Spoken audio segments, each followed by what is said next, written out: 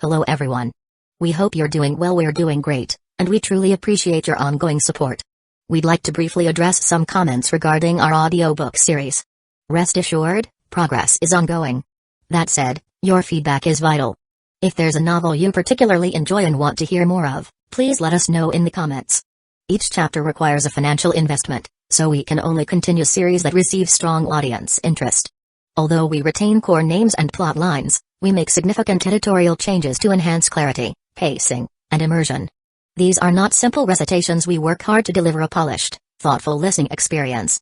Without sufficient feedback or engagement, we may need to discontinue a series. So if you're enjoying something, don't stay silent. Your input truly matters. Note, our default audio speed is 3x. If that's too fast, let us know. We're happy to adjust it. Interested in early access to unreleased audiobooks? Visit our Patreon.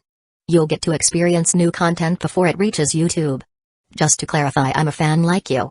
I've purchased these novels and adapted them with care, while respecting all rights and guidelines. For updates, follow us on Facebook and Twitter, X. YouTube update: recently, YouTube flagged some of our content for including mature themes, realistic violence, and darker story elements. As a result, we've decided to stop uploading anything that violates YouTube's guidelines. If you'd like access to the full, uncut versions including the more intense or mature content, you can find them on our Patreon page, where we upload everything first. Available now on Patreon: Shattered Innocence transmigrated into a novel as an extra. Transmigrating over 10,000 years late, I was forced to become a mighty presence. I, the celestial dragon, rule the heavens through the double gate, reigning supreme in countless worlds with peace taming, Tower of God sequence strength, cultivation when you take things to the extreme. Naruto is an Uchiha with cyst. WTF, the centuries-old ancestor in our family take concubine again.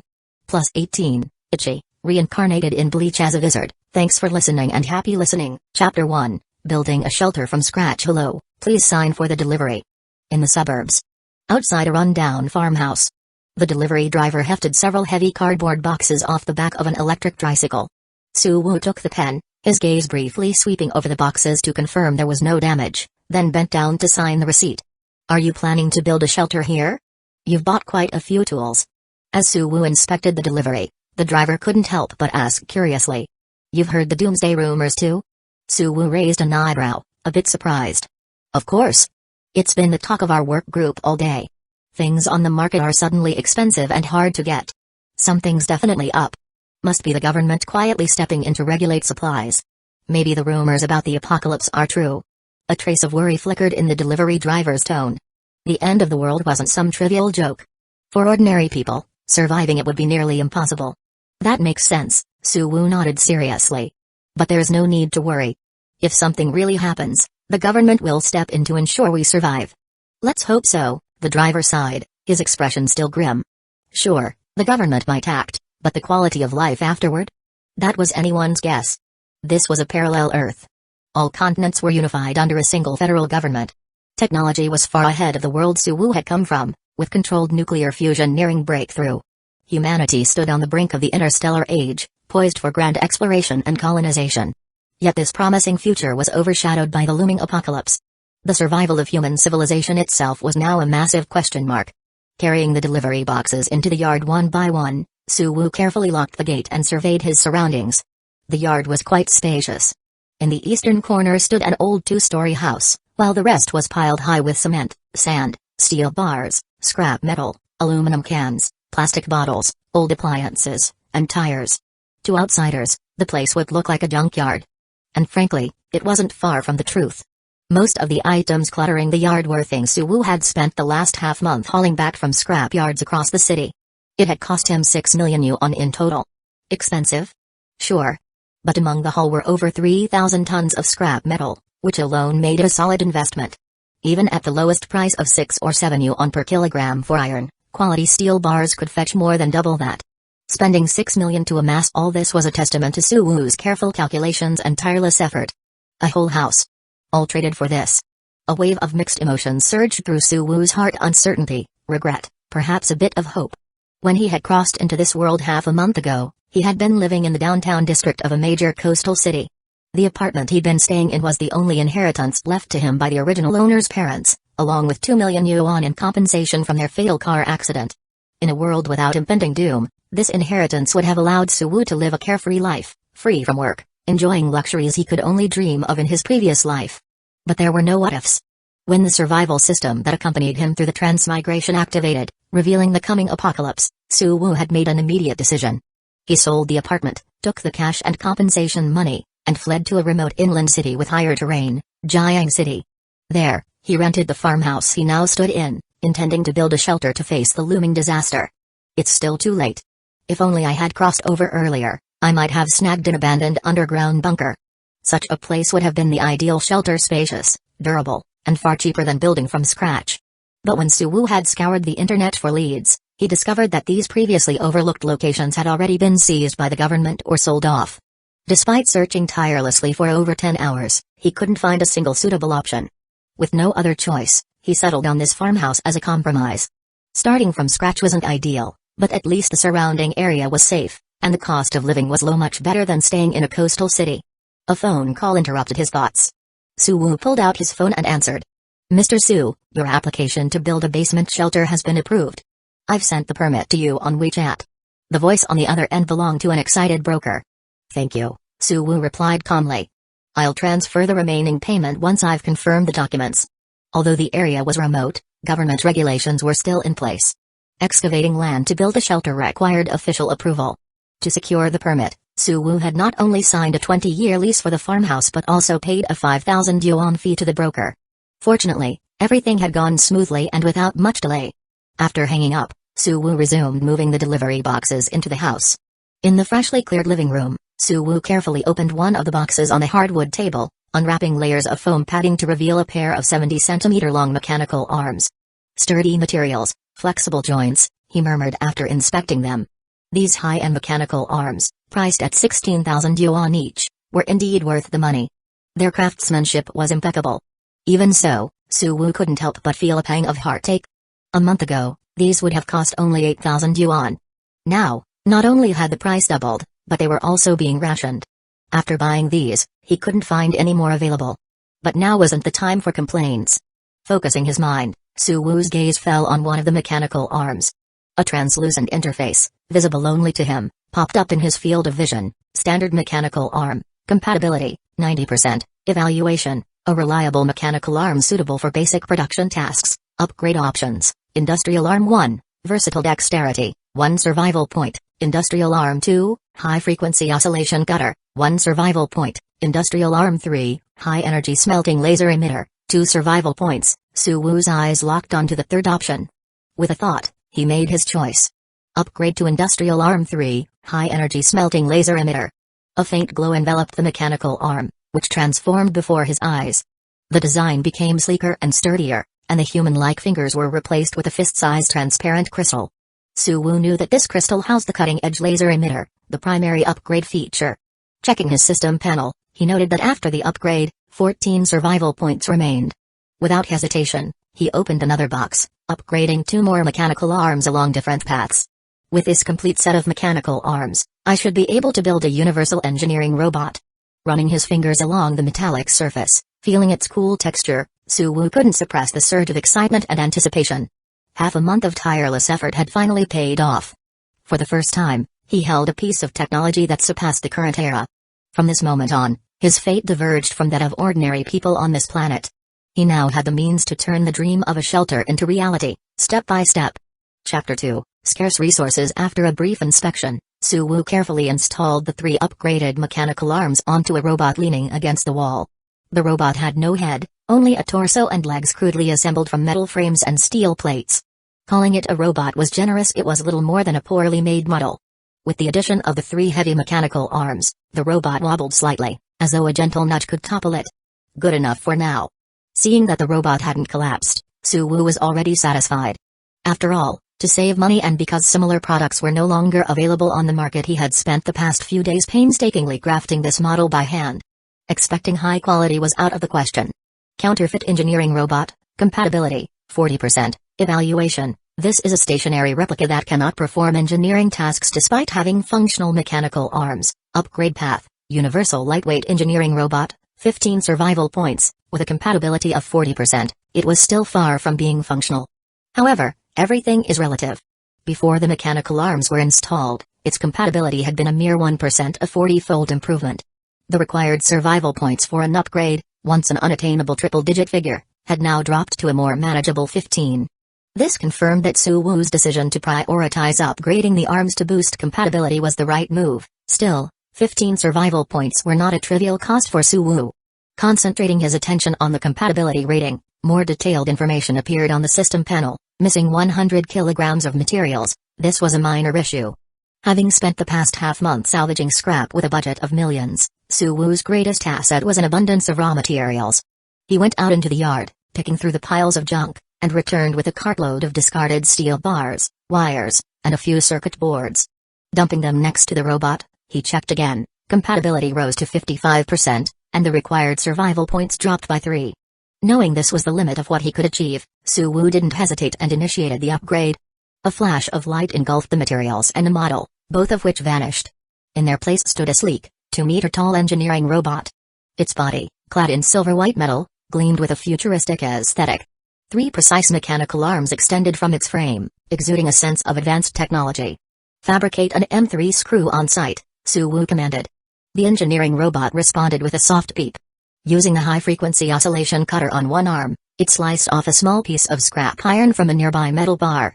Another arm, equipped with a versatile manipulator, picked up the scrap and suspended it midair using magnetic force. The third arm, featuring a high-energy smelting laser emitter, emitted a deep red beam, meticulously shaping the material. Within seconds, a standard screw took form. Watching the robot's seamless operation, Su Wu nodded in satisfaction. Efficiency and material quality aside, this engineering robot could fabricate most industrial parts and perform welding and assembly tasks. It effectively combined the capabilities of a lathe and an assembly line. Finally, I'm free. No more hands-on labor for me. Recalling the ordeal of handcrafting the robot model, Su Wu's fingers still ached at the memory. For someone unskilled in manual labor, even assembling a simple robot model had been a monumental challenge. It was an experience he had no intention of repeating. After confirming the robot's functionality, Su Wu eagerly opened his laptop and pulled up the schematics for a drilling rig and a geothermal generator. These were the next pieces of equipment he needed to construct. The first step in building the shelter was ensuring a stable and sufficient power supply. Relying on external electricity wasn't feasible. Half a month ago, the federal government had imposed strict limits on civilian and commercial electricity use. Civilian electricity was rationed to the point that a single household couldn't even run an air conditioner continuously for a month. While commercial electricity wasn't rationed, its price had increased tenfold, and qualifying for access required meeting stringent criteria. For someone in Su Wu's position, obtaining approval was practically impossible. Generating electricity independently seemed like the only viable option. Diesel generators were the cheapest solution, but diesel and gasoline were also under strict regulation. Private purchases were prohibited, and even refueling vehicles required advance registration. Without such approval, a single vehicle could refuel no more than twice a month, barely enough for regular travel, let alone power generation. Other options, such as wind, hydro, and solar power, were either too costly to implement or too unreliable in an apocalyptic environment. After weighing all possibilities, Su Wu concluded that a geothermal generator was the best choice. But, of course, material restrictions were still an issue. High-end equipment like geothermal generators was impossible to purchase under current regulations. Drilling rigs were technically available, but their prices had skyrocketed by hundreds of times. Even if Su Wu pooled all his remaining funds, he couldn't afford one. The only viable solution was to build it himself. This was why Su Wu had spent so much time and effort assembling the engineering robot. It was the cornerstone for all his future plans. Uploading the schematics to the robot, Su Wu sent it to the yard to begin work. Settling into a comfortable position in his chair, he watched the progress bar on his laptop screen as the robot transmitted updates on its material cutting and fabrication process. A sense of relief and satisfaction washed over him. Ever since the survival system revealed the imminent apocalypse half a month ago, Su Wu had lived in a state of constant tension. Searching for a suitable shelter location, gathering materials, and navigating bureaucracy had consumed every waking moment. Each second felt like an eternity, with the fear of making a fatal mistake looming over him. Now, with the first fully automated engineering robot at his disposal, that relentless pressure finally dissipated. The robot's professional capabilities and tireless work ethic far exceeded what any human could achieve. Even during the dead of night, it would continue working without pause, free from the risk of error. Chapter 3, Powering half a town with enough materials and a robotic assistant, I'm effectively on the fast track. The shelter is bound to be completed without a hitch. If something still goes wrong, that's no longer on me. Freed from the constant busyness and anxiety, Suwoo finally had a moment to think about the future. He didn't know much about the details of the apocalypse, only that it was vaguely related to extreme climate conditions, as hinted by the apocalypse survival system. It could be intense heat or freezing cold, or perhaps viral radiation, earthquakes, or floods. Regardless of the type, the common denominator was the extinction of surface life on a global scale. Underestimating such a catastrophe would mean turning to ash beneath nature's wrath. As for when the apocalypse would arrive, Suwoo only knew it would be within 6 months. Whether it was precisely 6 months, 1 month, or just a couple of weeks away was left up to speculation. This uncertainty had been a major source of pressure on him. If not for the fact that he no longer needed to perform manual labor, his body might have already collapsed from constant worry before the apocalypse even arrived. The government must already know something about the coming apocalypse.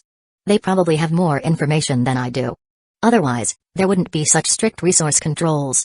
Even buying extra sugar or rice requires signing a guarantee form. Suwoo recalled his initial struggles to stockpile supplies. Unable to shop online due to restrictions, he had resorted to raiding supermarkets and grain stores for essentials. However, buying more than 40 kilograms of sugar and 10 bags of rice in one go had drawn the attention of the local security administrator, who personally visited him. Just thinking about it made Suwoo's face darken. They're leaving ordinary people no way to prepare. Even if you get the news early, there's no way to hoard enough supplies for survival. Rice isn't a big deal. 10 bags, or 500 kilograms, will last a long time. Once the hydroponic farm in the shelter is up, I won't even need to worry about that. But sugar is trickier. That stuff has so many uses in an apocalypse. I'll need to find a way to stockpile more. Suwoo had already been working on this. Though buying sugar required ID registration and was limited by quotas, most people didn't consume much. By hiring a few individuals to make small, staggered purchases and reselling it through intermediaries, it wasn't too hard to amass several hundred kilograms. Plus, sugar wasn't the only high-sugar product. Sweeping up unsold candies was something no one would pay attention to. Besides sugar, other valuable commodities included salt, vitamin tablets, common medicines, alcohol, cigarettes, and condiments. These were slightly less restricted but still expensive, and Suwoo's limited funds meant he couldn't buy them in large quantities. Nonetheless, for personal use and minimal trade, what he had was more than sufficient. After sorting out his plans for his own shelter, Suwoo couldn't help but sigh. The government is controlling so many resources. I hope their shelters are well prepared. Otherwise, who knows how many people will die when the time comes. Suwoo wasn't particularly soft-hearted, but imagining a future where he was the only survivor wasn't a pleasant thought.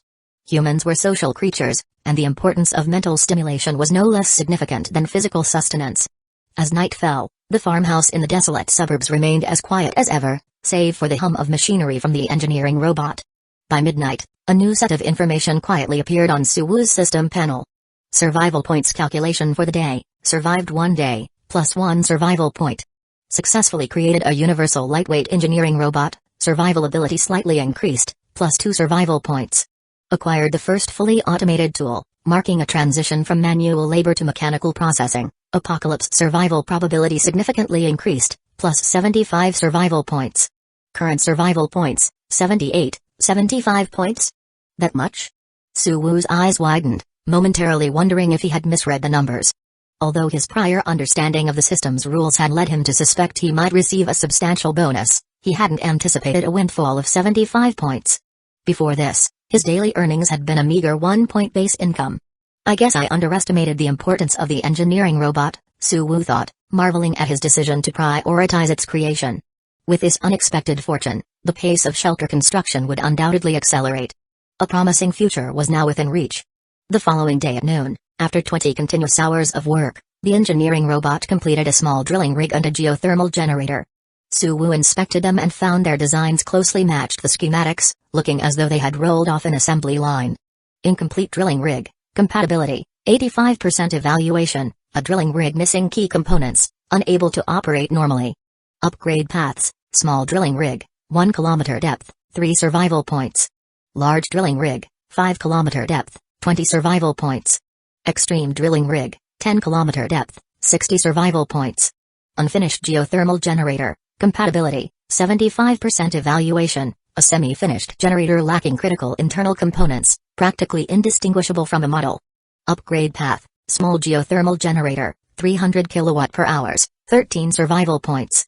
Both pieces of equipment were incomplete and non-functional, which didn't surprise Suwu. It was by design. While the engineering robot could theoretically create most components, precision parts took significantly more time. Striving for perfection would have required at least 10 days to complete the rig and generator, by which time the apocalypse might already have arrived. Instead, Suwu opted to produce semi-finished products and fill in the gaps using survival points. This method saved both time and resources, achieving maximum cost efficiency. After some hesitation and research, Suwu gritted his teeth and upgraded to the 10-kilometer extreme drilling rig. It wasn't a luxury but a necessity.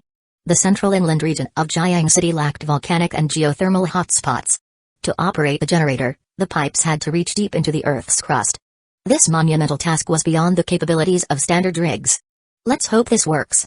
Watching his survival points dwindle, Suwu couldn't help but grimace, but he knew this step was inevitable.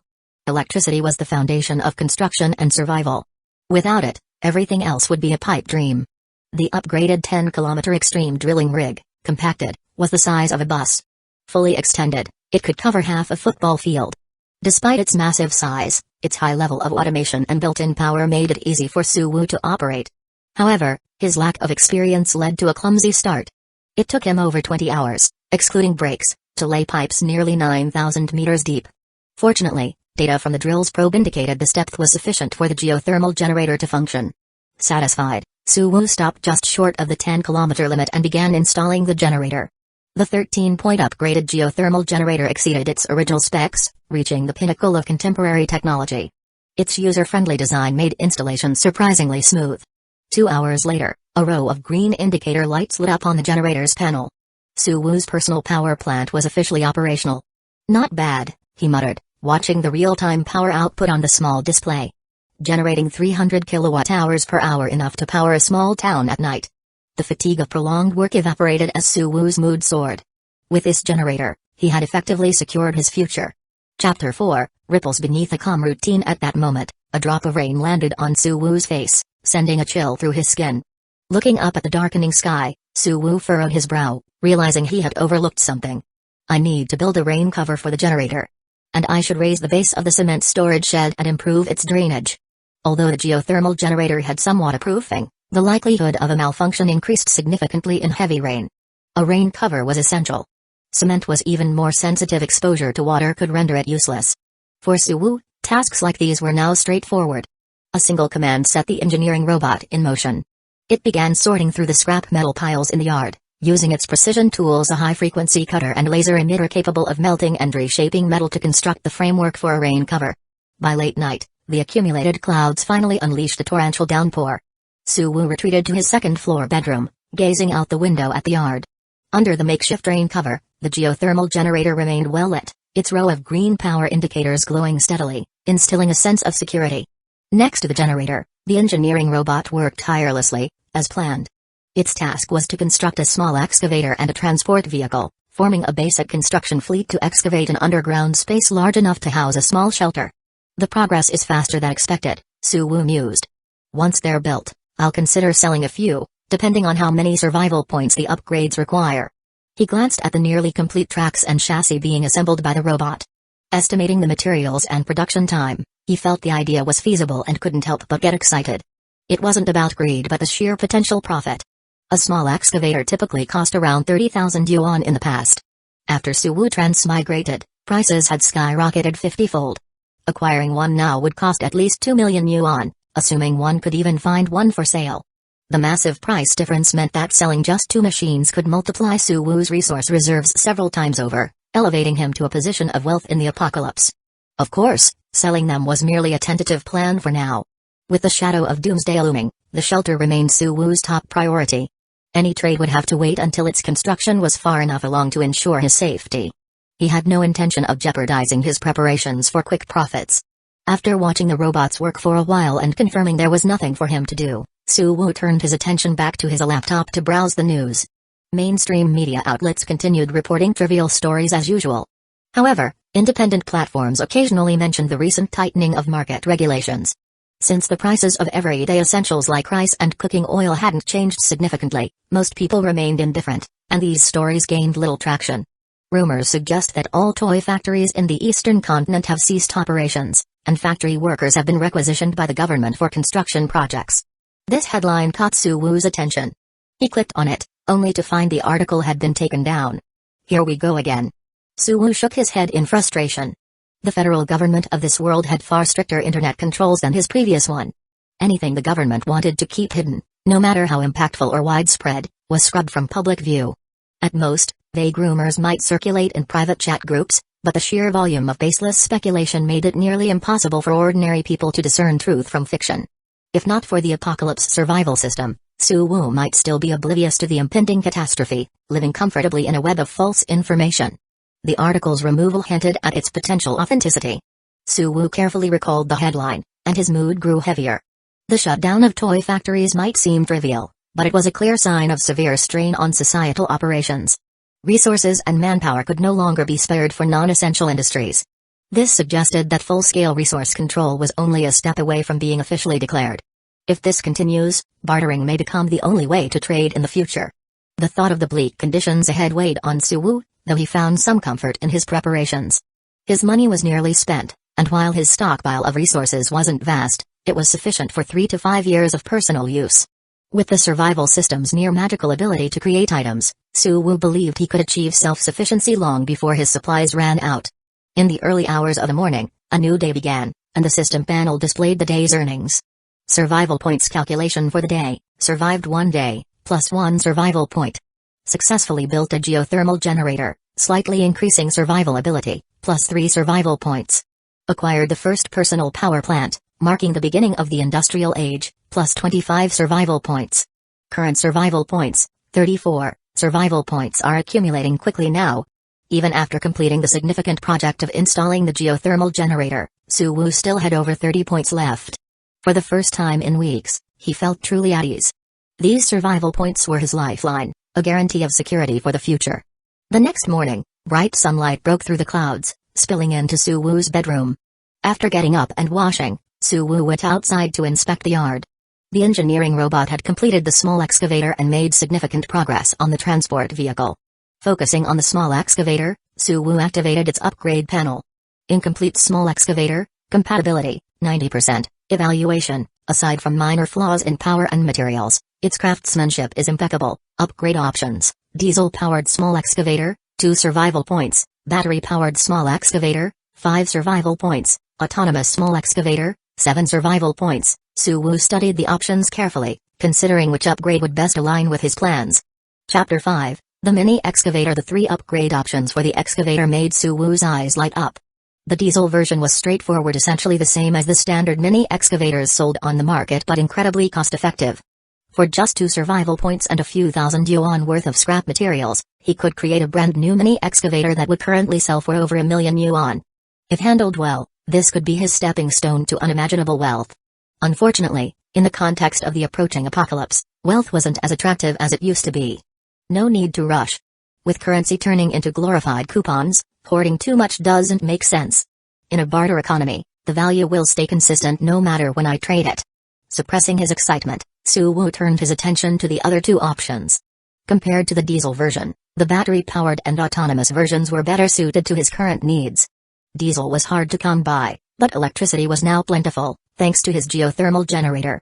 As for the autonomous version, it offered a comprehensive feature package: battery power, autonomous driving, and automated construction. The latter 2 were especially critical for Suwoo, who was working alone and couldn't afford to hire workers for secrecy and cost reasons. The autonomous version would solve these immediate challenges. Upgrade to the autonomous version. Without much hesitation, Suwoo made his choice. With the 29 survival points he had earned yesterday, he felt confident enough to indulge in this slightly luxurious option. In an instant, the mini excavator transformed. The new machine, less than 1.5 meters in track and chassis length, had a sleek, futuristic design and lacked a driver's cabin. Suwoo inspected it up close and discovered that his laptop could wirelessly connect to the excavator's onboard computer. Through this interface, he could remotely issue commands and assign tasks to the excavator. Total weight, 1.5 tons. Full power operation consumes 2 kilowatt-hours per hour. Onboard battery capacity, 40 kilowatt-hours, with a maximum charge time of 2 hours. The specs were impressive. Compared to standard market models, the excavator had at least half a generation's worth of improvements. Checking the detailed stats through the Apocalypse survival system, Suwoo confirmed that both the battery capacity and charging speed were double those of similar products on the market. While it wasn't groundbreaking, the advanced tech level justified its higher upgrade cost, 3 times that of the diesel version. If society were stable, reverse engineering just the battery could make someone a regional tycoon. Satisfied, Suwoo connected his laptop to the excavator and uploaded the shelter's design schematics, which he had acquired from a second-hand market. After a brief data synchronization, the excavator's onboard computer confirmed a successful match. The machine roared to life, its engine starting as it began digging into the ground according to the plans. Meanwhile, Suwoo's laptop displayed a virtual 3D map of the shelter's underground structure. The interface included the outlines of the farmhouse above, geological details of the ground below, the excavator's current position, the construction progress, and the estimated time remaining. The level of automation was both detailed and intuitive.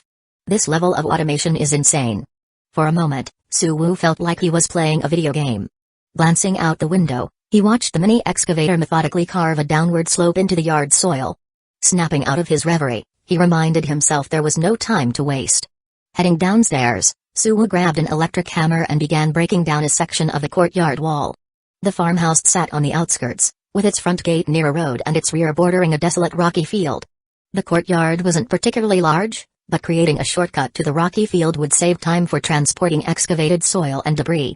Despite the plan, execution proved more challenging than anticipated. The task, which seemed simple on paper, turned out to be a test of stamina. By the time Suwoo had managed to break a 2 to 3 meter gap in the wall, 3 exhausting hours had passed. He was so drained that he could barely lift the electric hammer.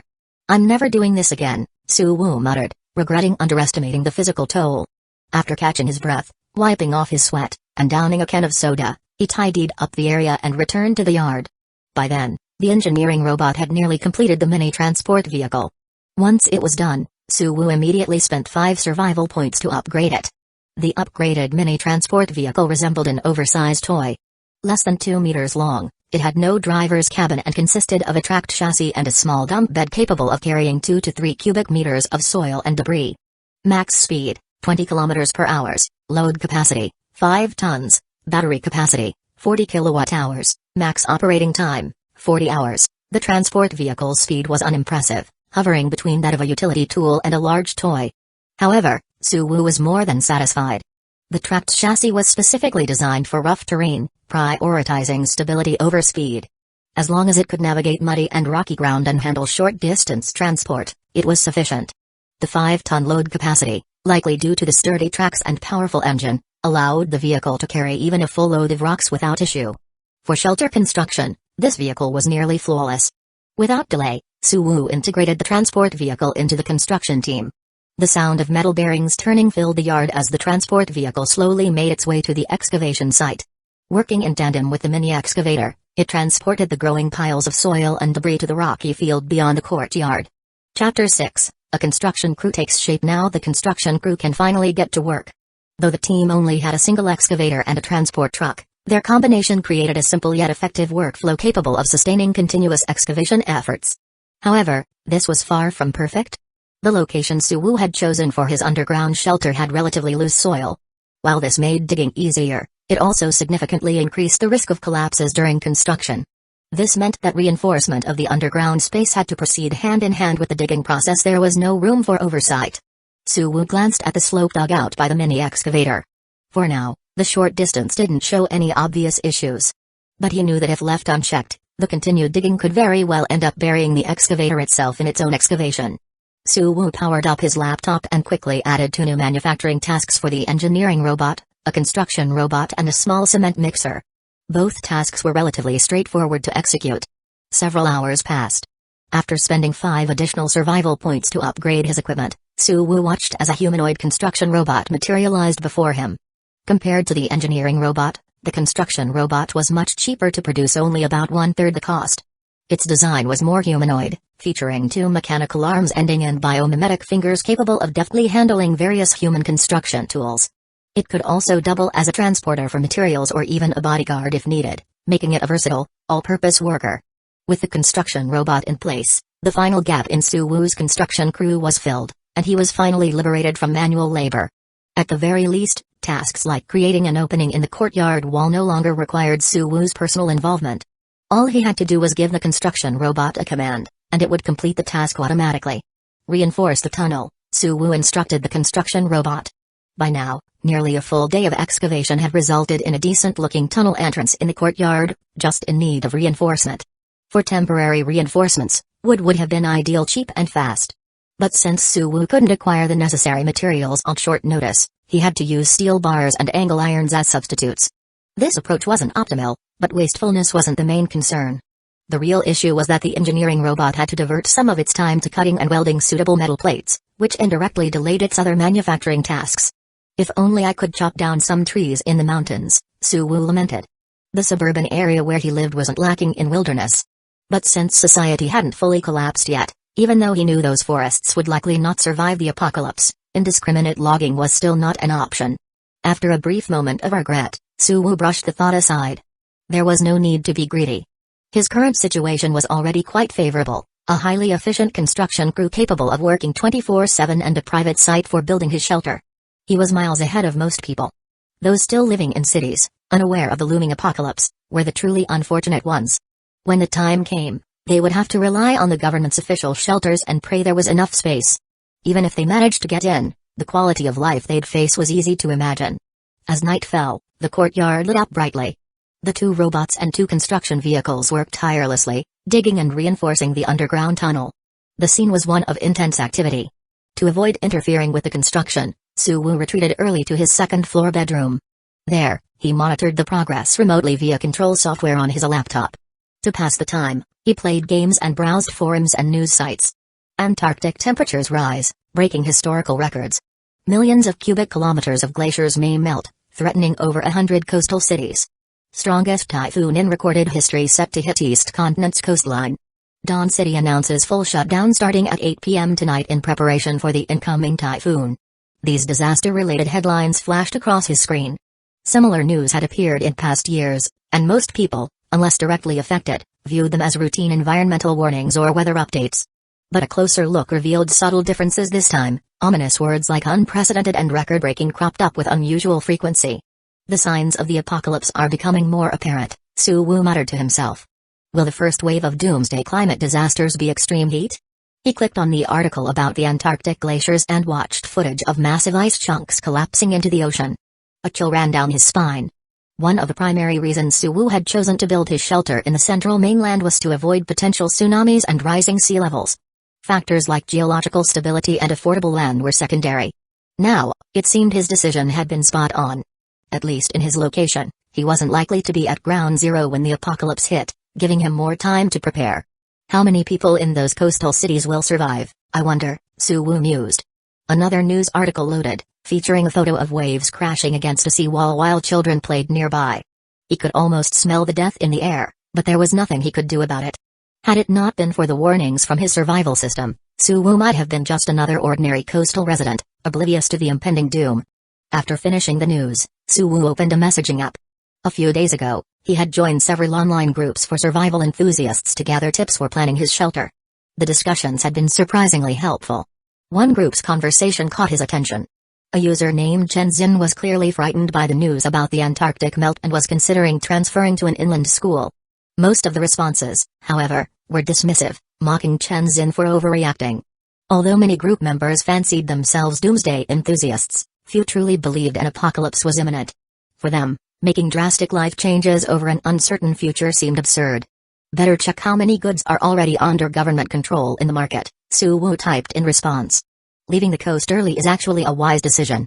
After sending his reply, Suwu ignored the flood of opposing opinions that followed and closed the group chat, turning his attention back to his game. It was only 2 sentences. If they could save a life, so be it. If the person was too foolish to act on the advice, Suwu wouldn't lose any sleep over it. In the apocalypse, the survival of human civilization itself was uncertain. One ignorant individual more or less wouldn't make much difference. Chapter 7, The Requisition Call. By evening, Suwu, tired from gaming, decided to treat himself to a lavish meal. Before shutting down his laptop, his eyes casually scanned the screen and noticed a private message from the user named Chenzin, thanking him. It seemed Chenzin had made a decision based on his advice. Suwu smiled, feeling unexpectedly uplifted. In the following days, the excavation for the underground shelter gained momentum. After adding a cement mixing and pouring machine to his construction crew, progress accelerated. The 10-meter-deep entrance passage was completed, and the first underground layer of the shelter was partially excavated, creating a space of roughly 50 to 60 square meters. According to the plan, the full first layer of the shelter would be a rectangular cuboid, 30 meters long, 20 meters wide, and 6 meters high. The ceiling and outer walls would be reinforced with concrete and steel to form a 1-meter-thick protective shell. The floor, connecting to the second layer below, required less protection and would only be 30 centimeters thick. Though it might not seem like much, Su Wu's former 6 million yuan coastal apartment had an indoor area of just 100 square meters and a ceiling height of under 3 meters. The first layer of the shelter would be equivalent to 6 of those apartments combined, and with the added height, it offered over 10 times the usable space. It was spacious enough to comfortably house a dozen people without feeling cramped. As construction advanced, unforeseen challenges from inadequate preparation began to emerge. "You really don't know until you start building," Su Wu muttered. "It's only when the work begins that you realize a standard shelter is a bottomless money pit. This is nothing like building a rural house." On May 15th, Su Wu sat at his laptop, watching bags of cement being fed into the mixer on the surveillance feed. He couldn't help but feel a headache brewing. Despite leveraging survival points to cut corners much like he had when manufacturing the robots, he had already minimized costs wherever possible. For the outer shell, he used discarded steel and construction waste, like fragmented concrete, to fill the structure. Only the outermost layer was coated with a thin layer of cement for temporary reinforcement. Even so, the consumption of cement and sand had far exceeded his expectations. At the current rate, it seemed unlikely that the first layer of the shelter could be completed without running out of materials. Sand isn't too hard to deal with, but cement. I can't buy it from regular suppliers anymore. Su Wu opened a second-hand trading platform online and searched for terms like cement and building materials. After filtering out fake listings and unreliable sellers, he finally found someone with available stock. 300 yuan per bag of cement, not including delivery fees? Despite bracing himself for bad news, Su Wu was still shocked by the quote. The price was nearly 15 times higher than usual, bordering on outright robbery. Worse, the seller was located over 400 kilometers away. Su Wu would have to arrange transportation himself. "Don't complain about the price," the seller replied. "You should know how things are now. Cement is a controlled commodity. Most of the stock has been requisitioned by the government. Anything new is seized right out of the factory. What I've got is hidden inventory, and even I don't have much left." The seller's attitude was casual, even dismissive, with no intention of offering a discount. "Fine. You've got 1,000 bags, 50 tons, right? I'll take them all," Su Wu decided, rubbing his temples. He might as well clear out the seller's inventory. As money would lose value over time, Su Wu figured it was better to spend it now. He emptied his remaining funds, knowing he could always barter with his excavator for future needs. After finalizing the deal, Su Wu arranged for 2 large trucks to pick up the cement. Though hiring strangers was pricier than using connections, it saved time, and Su Wu didn't want to bother negotiating further. Let's just hope nothing goes wrong on the way. Transporting goods from over 400 kilometers away made Su Wu uneasy, but aside from hoping for the best, there was little he could do. On May 16th, the sky darkened, and rain began to pour without warning. The 2 trucks carrying the cement were naturally delayed, and their arrival became uncertain. Su Wu sat in his second-floor bedroom, inhaling the faint moisture drifting in through the window. Feeling restless, he opened the map and repeatedly calculated the remaining distance for the trucks, hoping they'd arrive soon. Instead of a call from the drivers, Su Wu unexpectedly received an official phone call. "You want to requisition my cement?" Su Wu's mood sank. He hadn't anticipated that the cement he had painstakingly secured would attract the government's attention. "This isn't a mandatory requisition," the official on the line said politely. "We're working on an urgent city project and are short on cement. If possible, we hope you can support us." The official's tone was courteous, devoid of arrogance or coercion. "Sorry, but this batch of cement is crucial for me as well. I can't give it up," Su Wu replied firmly, sighing. "We're not requisitioning it for free," the official clarified. "Once the project is complete, you'll be compensated with contribution points. I assure you, you won't regret it." The voice on the other end remained calm and sincere, subtly implying that Su Wu's contribution could earn him better treatment in a government shelter later on. "I understand, but my shelter construction depends on this batch of cement. I can't compromise," Su Wu said, making the purpose of the cement clear. "I see. Best of luck with your construction," the official replied after a brief pause, ending the call without further persuasion. Su Wu turned off his screen and fiddled with his phone, feeling a mix of emotions. His decision might seem selfish, But he was just an ordinary person. He couldn't change the world, he could only focus on improving his own chances of survival. Chapter 8, Charging Station and Artificial Intelligence. Suwoo raised his head and glanced at the open laptop on his desk. The screen displayed a live feed of the construction site outside his window. Despite the torrential rain, the construction crew worked steadily. Digging, reinforcing, and transporting materials all proceeded in an orderly fashion, gradually shaping the underground shelter. After watching for a while, a notification popped up on the screen: the engineering robot has completed manufacturing the large battery pack. Suwoo stood up, grabbed an umbrella, and stepped into the storm. In the courtyard, the wind whipped through the rain, sending cold tendrils of moisture down his collar. He hunched his shoulders against the elements and slowly made his way to the makeshift work shed. Inside, he located the freshly completed battery pack. Placing his hand on it, he silently triggered the upgrade process. A flash of white light illuminated the space. When it faded, a suitcase-sized silver metallic cube stood in its place. High-energy battery pack, maximum power storage, 10,000 kilowatt-hours. Wireless charging module, capable of wirelessly charging devices within a 100-meter radius. Notes: a simple, portable mini-power station. The system interface showed that the upgrade had only cost 5 survival points less than Suwoo had anticipated. I should dismantle a few more batteries in the future, he mused. The more battery packs I can upgrade, the better. This upgrade wasn't part of Suwoo's original plan, it had been an impromptu decision. Yet, its necessity was undeniable. A high-energy battery pack provided a backup for the shelter's power supply. Even if the geothermal generator failed, it would ensure the shelter's operations weren't immediately compromised. Additionally, it served as a power reservoir, storing excess electricity generated during downtime and preventing waste. The earlier such batteries were implemented, the greater the benefits. Suwoo connected the battery pack to the geothermal generator's output terminal, allowing it to charge, then returned indoors. After a quick shower and a change into dry clothes, he went upstairs to his bedroom.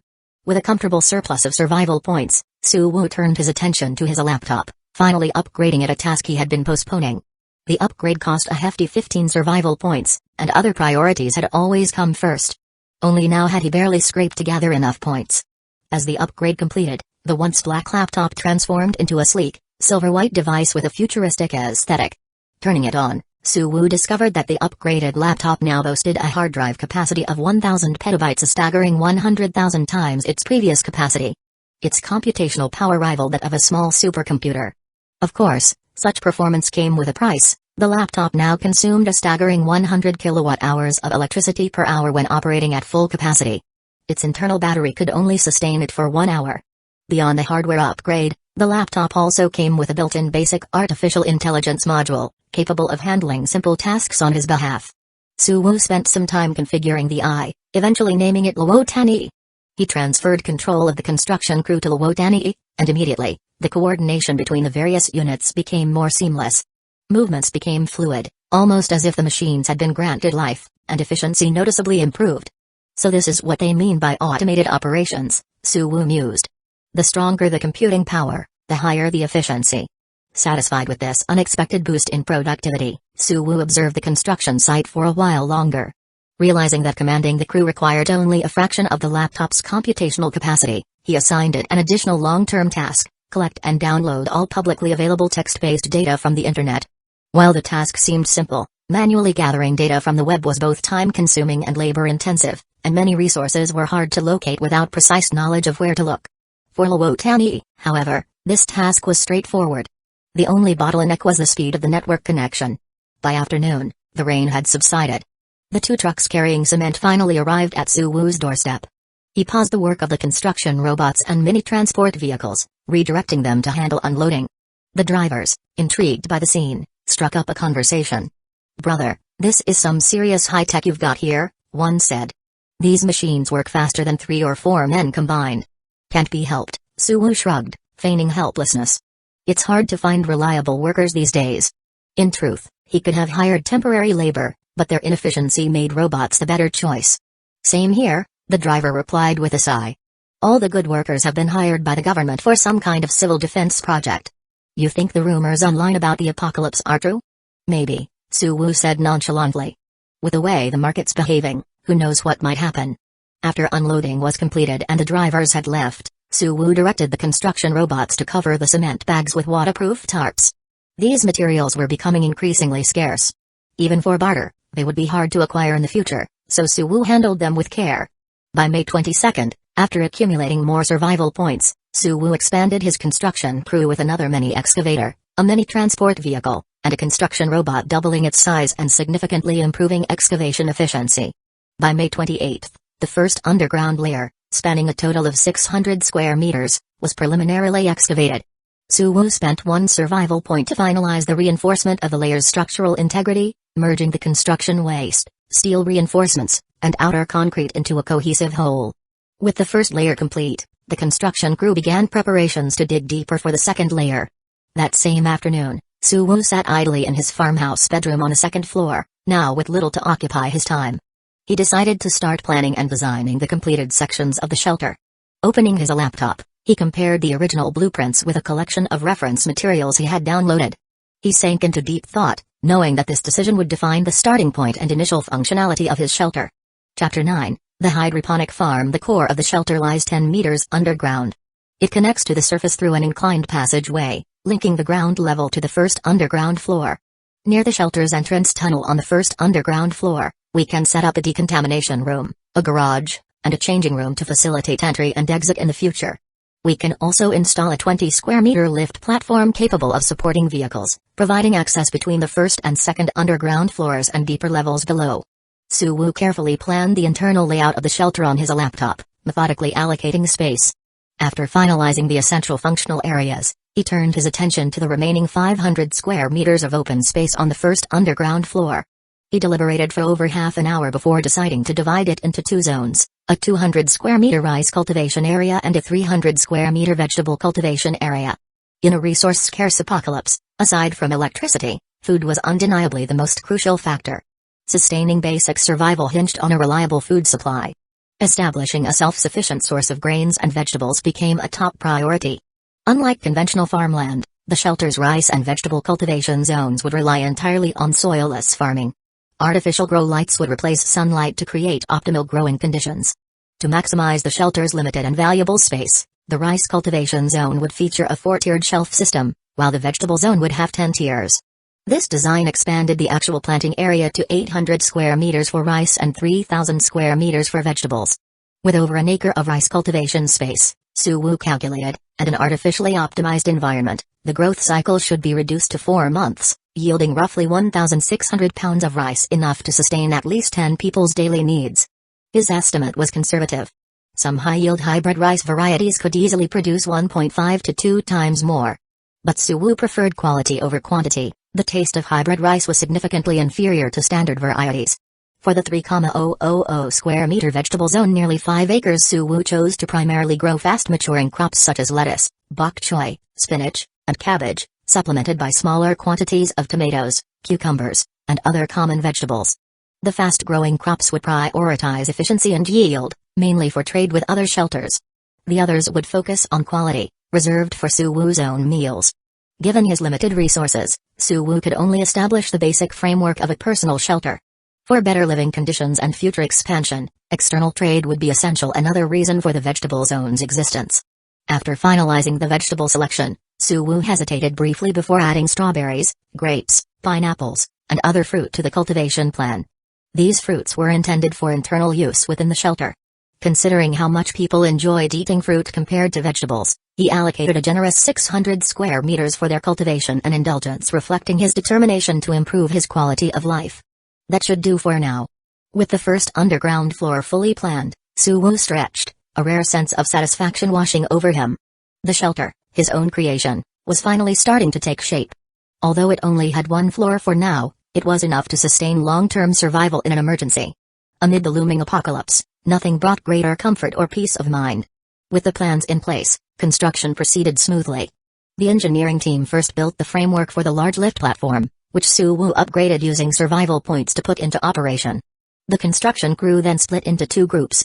Excavators and transport vehicles continued digging the second underground floor, while engineering robots and 2 construction robots began building the decontamination room, changing room, and garage near the lift platform on the first floor. Occasionally, they reinforced the newly excavated spaces on the second floor. Since the second floor neared the bedrock layer, where excavators were less efficient, Su Wu used additional survival points to upgrade a rock crusher vehicle to join the team. After 24 hours of non-stop work, the 3 robots had transformed the first underground floor into a functional space. All basic infrastructure pipes, wiring, partition walls, and ventilation ducts was completed. Only the hydroponic cultivation zones remained untouched. On May 31st, the final day of the month, the first underground floor of the shelter was officially completed. Su Wu spent 5 survival points to install a semi-automated, unmanned management system in both cultivation zones. He named the floor hydroponic farm and initiated its operation, planting the plant crops, rice, vegetables, and fruits.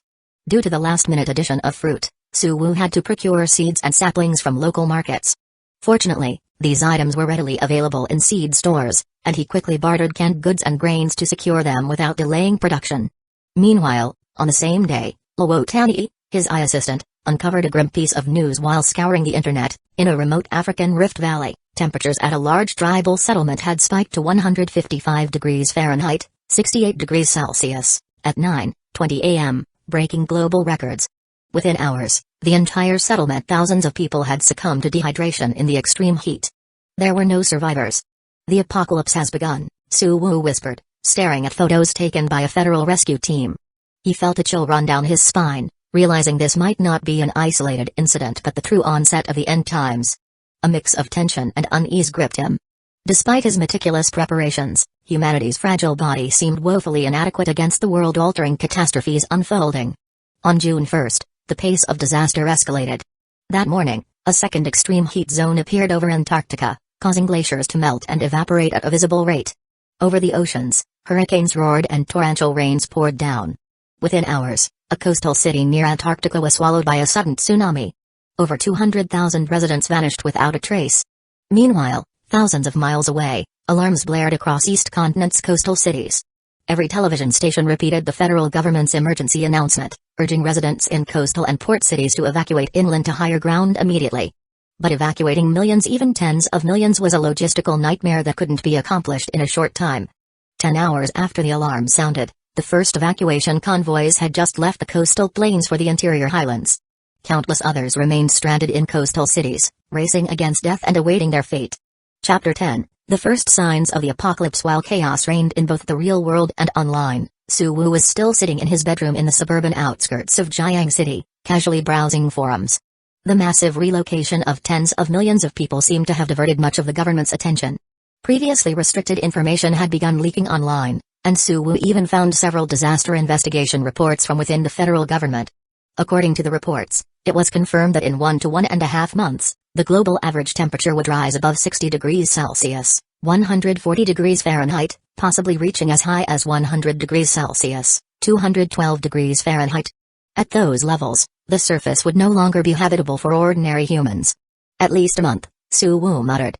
It wasn't good news, but it wasn't the worst either. Knowing the timeline was far better than being left in the dark. After some calculations, Su Wu concluded that, at the current construction pace, both the second and third underground floors would be completed in time, ensuring his readiness to move in. This realization calmed him significantly. With the shelter construction on track, Su Wu found himself with little to do. The engineering crew, managed by the eye assistant Luotani, was handling everything. The only tasks left for him were external trade and gathering more information. Deciding to stay productive, Su Wu opened his chat group. The Doomsday Prepper group was buzzing with activity, like an ant colony in turmoil. Messages were flying in at a rate of dozens per second as members discussed the shocking relocation of millions of people from coastal areas. Once the initial excitement waned, the conversations turned more substantive. Su Wu noticed several wealthy individuals with shelters posting requests to trade for scarce resources. In the current environment, where the impending apocalypse was an open secret, few were still dealing in cash. Bartering had become the norm.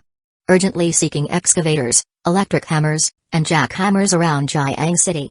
Will trade steel, rubber, or food. Details negotiable. One particular message caught Su Wu's eye. He was located in Jiang City and had the capability to manufacture excavators. Steel, a critical material for building shelters and machinery, was a resource he could never have too much of. Su Wu decided to send a private message. Are you interested in mini excavators? He attached several images and specifications of the mini excavators he could produce. Yes, absolutely. I'll trade 20 tons of partially processed steel for one mini excavator. I'll take as many as you can provide. The reply was almost instant, revealing the sender's urgency. By normal market standards, 20 tons of steel, valued at about 1.2 million yuan, was roughly equivalent to 8 mini excavators. Trading that amount for a single excavator was a significant concession. This was understandable. While steel was a raw material requiring further processing, excavators were immediately useful survival tools for expanding shelter space. For those who received the apocalypse news too late, excavators were worth any price. "Do you have scrap metal?" Su Wu asked next.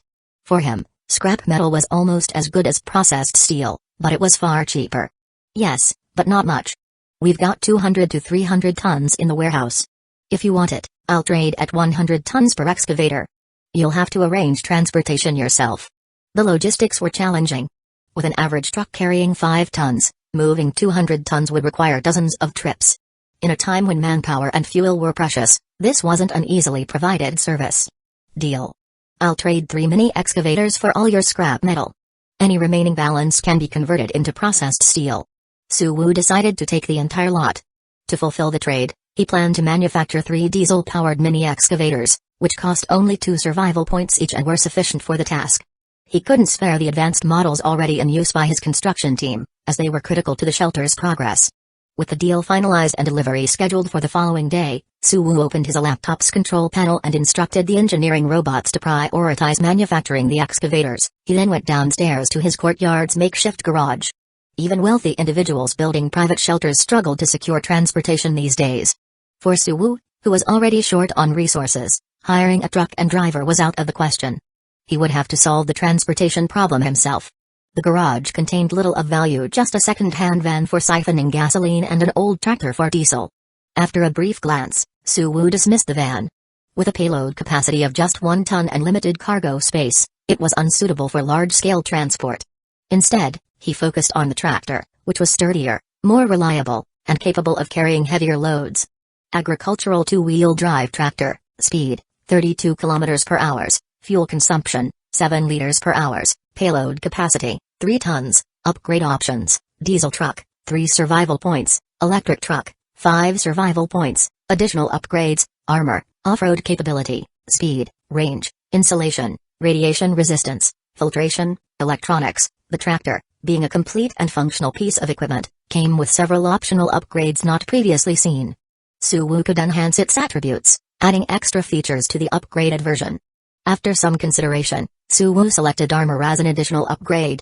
This choice cost him an extra 3 survival points and about 2 tons of steel. For the main upgrade, he opted for the electric truck. Diesel and gasoline were in critically short supply, and relying on them would render the vehicle useless after a few trips.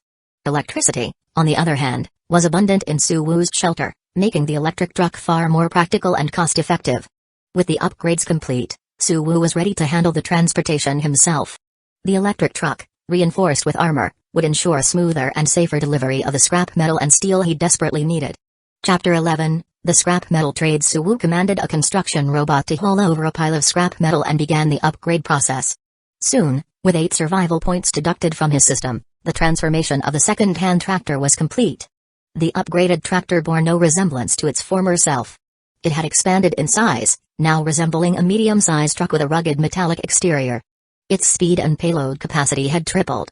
Thanks to the armor upgrade, its tires were replaced with solid cores, and the driver's cabin became heavily reinforced, featuring bulletproof glass capable of withstanding attacks from knives, hammers, and even light firearms. Safety shouldn't be an issue now, Su Wu thought, feeling a newfound sense of security. However, defense alone wasn't enough. Real security came from having the ability to counterattack. After some thought, Su Wu returned to his bedroom, pulled up a design for a hand crossbow on his laptop, and sent it to the construction robot for immediate production. This particular crossbow design, downloaded by Wotani from a niche website, was a rare 3-shot model with an effective range of 50 meters. Under federal law, owning or distributing such blueprints was illegal, and carrying the finished product was strictly prohibited. Under normal circumstances, Su Wu wouldn't have risked it. But with the apocalypse looming and law enforcement likely preoccupied with bigger issues, a discreetly crafted crossbow seemed like a reasonable precaution. The next day, armed with the newly manufactured metallic crossbow and a quiver holding 30 bolts, Su Wu loaded 3 freshly upgraded diesel mini-excavators into the truck bed. Accompanied by a construction robot as his assistant, he climbed into the reinforced driver's cabin and set out for the steel mill, about 30 kilometers away. The construction robot wasn't just for loading and unloading the scrap metal. Its humanoid design made it capable of carrying heavy loads and even functioning as a makeshift bodyguard if needed, providing additional security for the trip. The electric truck, with its silent and smooth operation, drove like a dream. Suwoo quickly reached the city center. The situation in the city was slightly better than expected. While the news of the apocalypse had spread rapidly in the past day, leading to widespread closures of shops and a noticeable decrease in pedestrian traffic, order remained intact. Government-mobilized trucks were busily transporting supplies to official shelters, creating an atmosphere of tension but not chaos. This relative stability was largely due to the government's timely announcement of evacuation plans and shelter allocations, which kept the populace calm enough to avoid riots. Blending in with the convoy of supply trucks, Suwoo made his way across the city and reached the steel mill on the outskirts. The handoff went smoothly.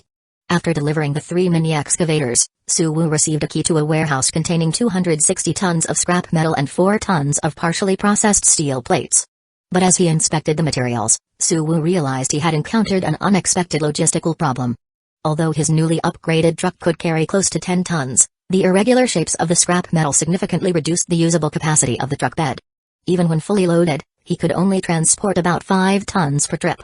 This meant that transporting all the materials would require 50 to 60 trips. Factoring in the time needed for loading and unloading, it seemed unlikely he could finish before the apocalypse fully unfolded.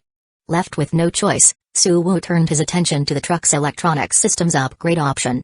This upgrade bundled features like autonomous driving, remote communication, and terrain radar scanning. The cost was 3 survival points. Once upgraded, Suwoo would be able to control the truck remotely through his laptop and Luotani. The truck could then autonomously drive to the steel mill, where it would serve as a communications hub for directing the construction robot to load the scrap metal, enabling fully automated operations. Not wanting to personally run dozens of trips, Suwoo quickly decided to proceed with the upgrade. To minimize suspicion, he also applied a one-way film to the truck's windows, concealing the absence of a driver. Although this approach skirted the edges of legality, with the apocalypse looming, Suwoo figured no one would bother enforcing minor regulations. The newly autonomous truck blended seamlessly into the busy traffic of supply vehicles, making round-the-clock trips between Suwoo's farmhouse and the steel mill. Slowly but steadily, the scrap metal was transported to his base. A few days later, in the days that followed, Suwoo kept a low profile in his farmhouse. He spent his time scrolling through news updates, chatting in forums and groups, and occasionally playing games. Despite the dire context, life felt oddly relaxed. If not for the occasional apocalyptic updates, Suwoo might have mistaken the situation for the peace of his previous life. One notable development from the steel mill trade was that Suwoo's demonstrated capabilities earned him a new status within the Doomsday Prepper group. He was promoted to group administrator. He was also invited to join a smaller, exclusive group called the Jiang City Doomsday Survival Alliance. This group, with only about 20 members, consisted of private and corporate shelter owners from Jiang City and neighboring areas. The group's purpose was to facilitate local resource exchanges and share critical intelligence among shelter operators. Through this network, Suwoo began to access information unavailable to the general public, providing him with a clearer understanding of the situation and an edge in navigating the unfolding apocalypse. Chapter 12. The heat of summer. At this point, the first wave of residents had started moving into official shelters across major cities on every continent. Unsurprisingly, these early occupants consisted mostly of political leaders and scientists. Wealthy elites, though qualified, were underrepresented.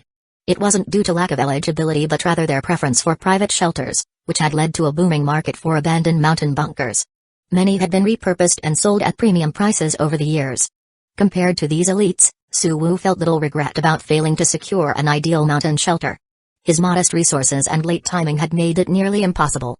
In Jiang City, most of the official shelters are finally complete, remarked Wang Jiango, the steel mill owner who had invited Suwoo to the Doomsday Group.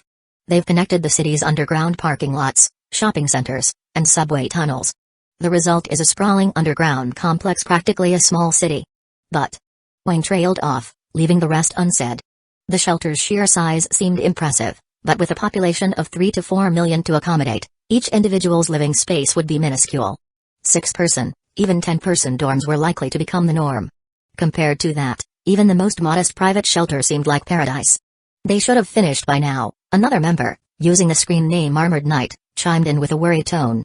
It's already the 9th. Any more delays could spell disaster. Relocating millions of residents, complete with families and belongings, to an underground shelter might sound straightforward.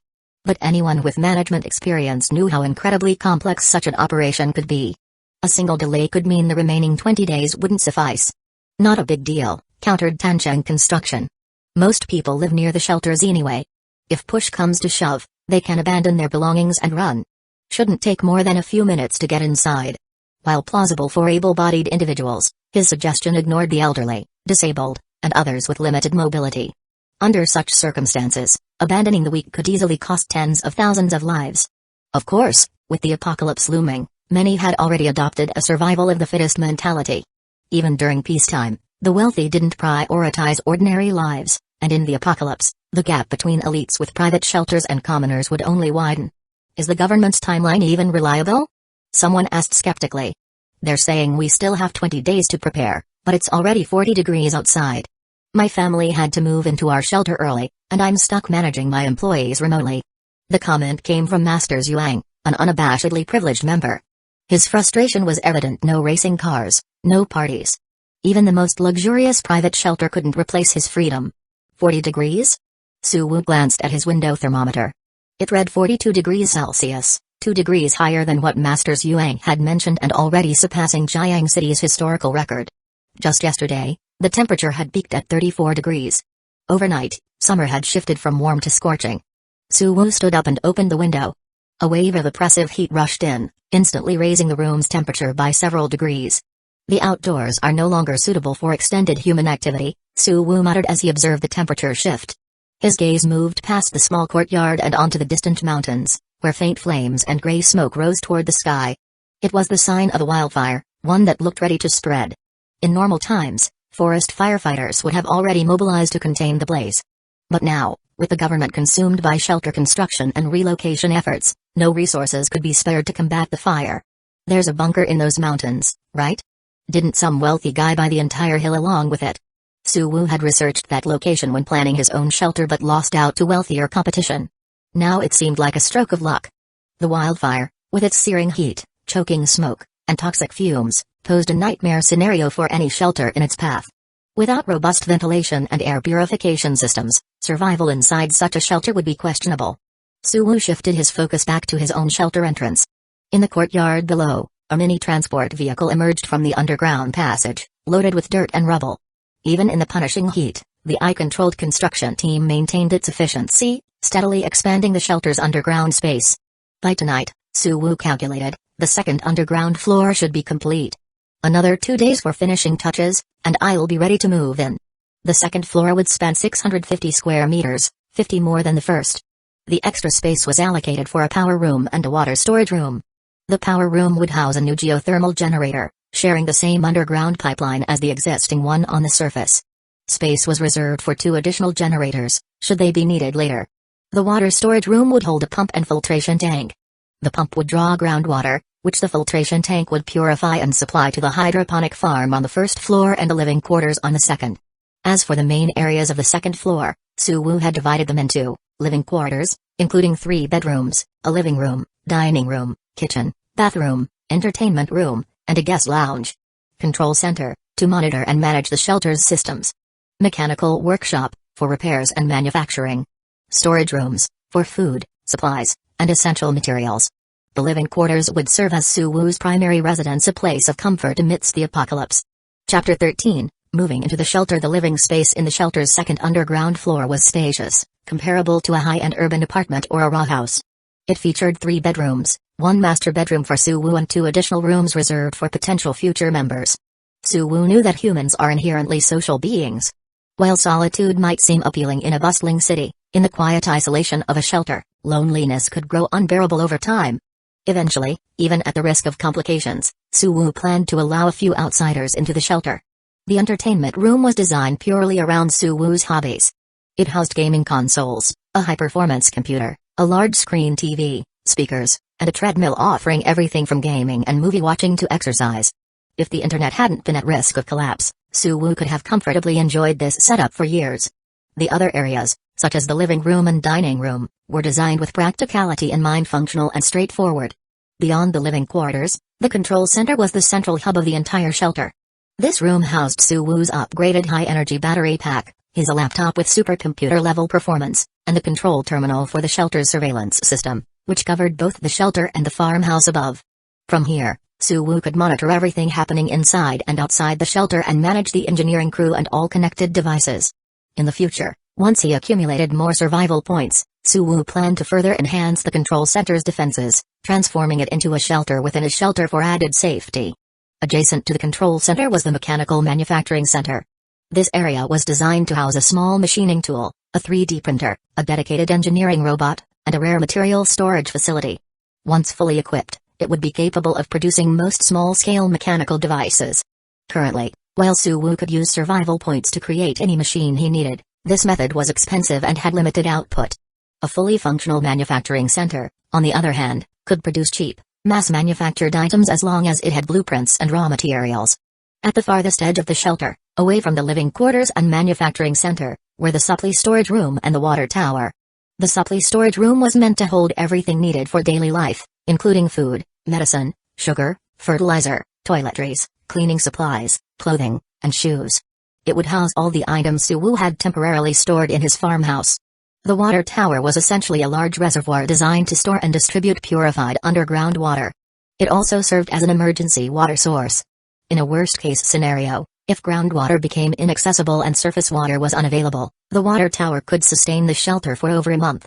The second underground floor was designed to meet all the requirements for Suwu's long-term survival. With its completion, the core of the shelter was essentially finished. Any future work would be enhancements or expansions, more of a luxury than a necessity. Closing the window, Suwu wiped the sweat from his forehead, already heated by the brief exposure to the outdoor air. On June 11th, the second underground floor was finally completed and fully furnished. Everything valuable from the farmhouse, including items in Suwu's bedroom, was moved into the shelter. Naturally, Suwu himself relocated along with the items. As he settled into the living quarters, a bright light flashed across the ceiling as the survival point activated air circulation and purification system and central air conditioning came online.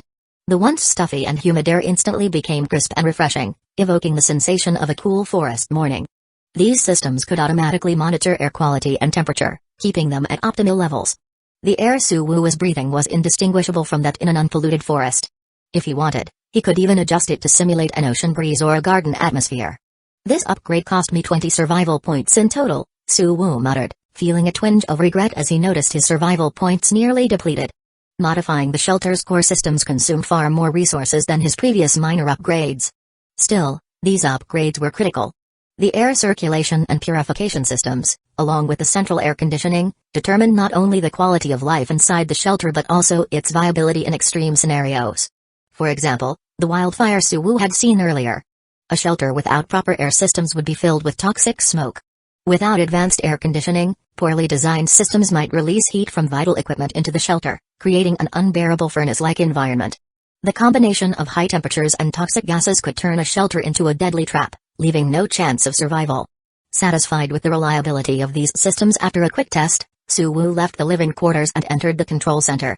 The control center was a futuristic-looking hall, dominated by silver and white tones.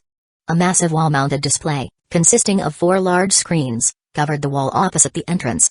These monitors were already powered on, displaying live footage from 96 surveillance cameras scattered throughout the shelter and the surrounding property. In the center of the room was a sleek, white operations console.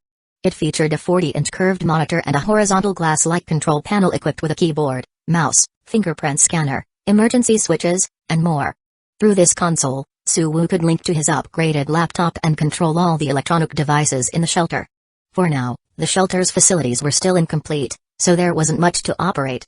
The console served more as a symbol of potential than a functional tool at this stage. The console had cost Suwu 5 survival points to build an indulgence for the current state of the shelter. However, its top-tier configuration ensured it wouldn't need upgrading in the future. Chapter 14, Inspection. Sitting in the control center's sleek chair, Suwu placed his hand on the console's fingerprint scanner to power it up.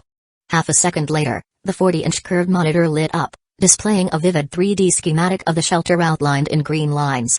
Suwu's eyes scanned the display, quickly identifying markers for the construction team. By analyzing their movement patterns, he deduced that this was a real-time map showing the shelter's current state. Amazing, he murmured. Whether the underlying mechanism was simple or complex, the visual presentation was stunning, filling the room with a science fiction ambience. Swiping his finger across the panel, Suwoo minimized the 3D schematic and moved it to the screen's right side. He then accessed the control software to check in on the medium-sized truck currently driving autonomously in the city. The truck's camera feed displayed desolate streets. Compared to his last trip to the city, the place now looked even more abandoned. Stores on both sides of the road were shuttered, and the windows of residential buildings were tightly sealed. Not a single person was in sight. The truck's onboard thermometer showed an outside temperature of 52.3 degrees Celsius. At such temperatures, most standard air conditioners would have failed, and even those still functioning would have little effect. For the average person, Suwoo thought, life must be incredibly unbearable now. This was just the beginning. In Jiang City, the apocalypse hadn't truly started yet. Taking a final glance at the temperature reading, Suwoo disconnected the truck's video feed and turned his attention to the surface situation. The farmhouse courtyard, previously packed with 3,000 tons of scrap metal, had significantly emptied. Building the 2 underground floors had consumed about 800 tons, along with additional material used for constructing the drill, geothermal generator, vehicles, and robots. The once crowded space was now noticeably sparse. Under normal circumstances, constructing the shelter wouldn't have required such a massive amount of steel. However, Suwoo's lack of a sense of security had led him to over-engineer. In addition to the 1-meter-thick concrete walls, he had added an extra layer of thick steel plates, ensuring the shelter could withstand even unprecedented earthquakes. While this made the structure exceptionally sturdy, it also caused steel consumption to far exceed the original plan. It looks like the steel I got from the mill won't be enough, Suwoo thought. I need to find more sources of raw materials. This task wouldn't be difficult. Unlike food, steel required no special storage conditions. After the apocalypse, abandoned buildings, vehicles, and even small, unused mines could become excellent sources of raw materials. The real challenge was figuring out how to collect and transport them back to the shelter.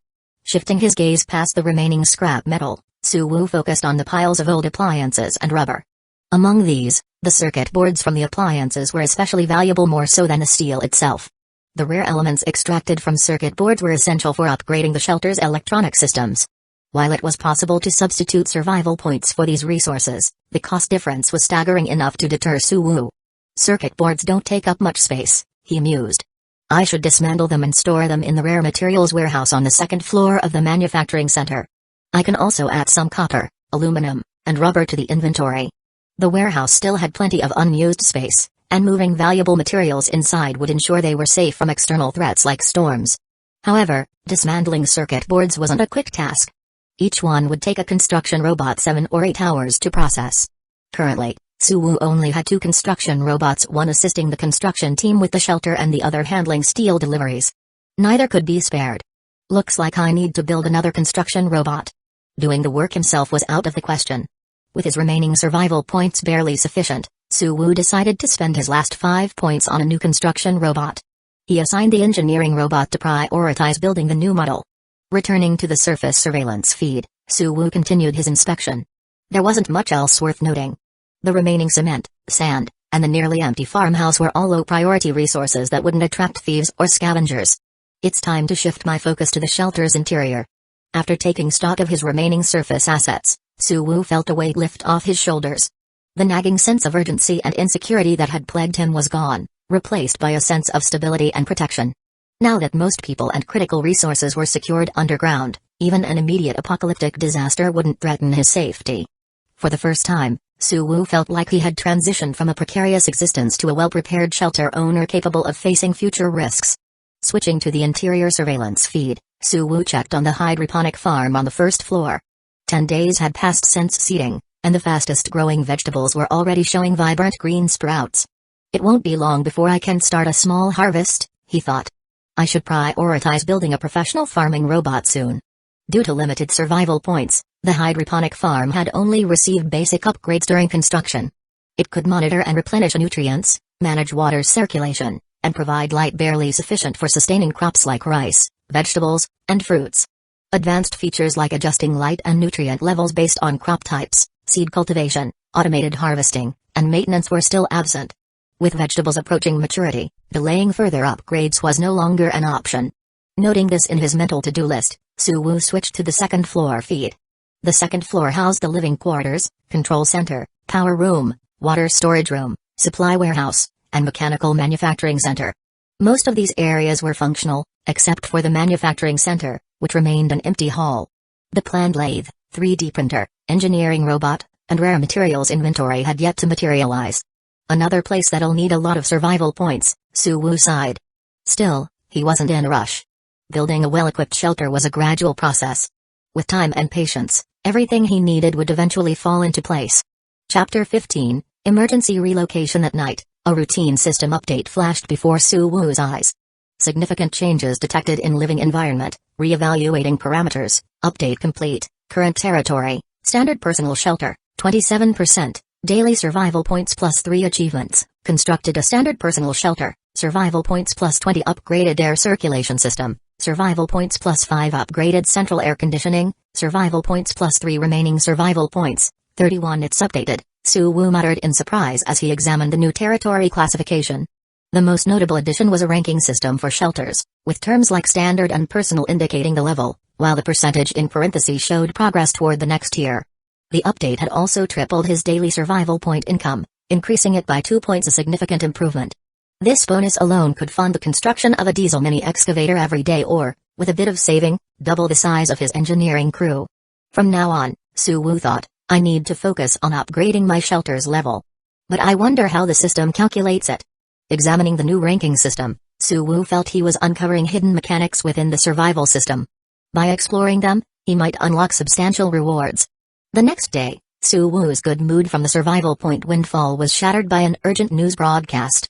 Federal Government Emergency Directive No. 1, all continents, provinces, cities, districts, and counties are to immediately cease all surface-level activities and evacuate to the nearest shelter. Repeat, all tasks must be abandoned, and evacuation to shelters must begin immediately. Within hours, increasingly severe warnings were broadcast through every available channel: TV, radio, the internet, and more, reaching every corner of the world. In Jiang City, streets that had been deserted except for government supply trucks suddenly came alive with activity.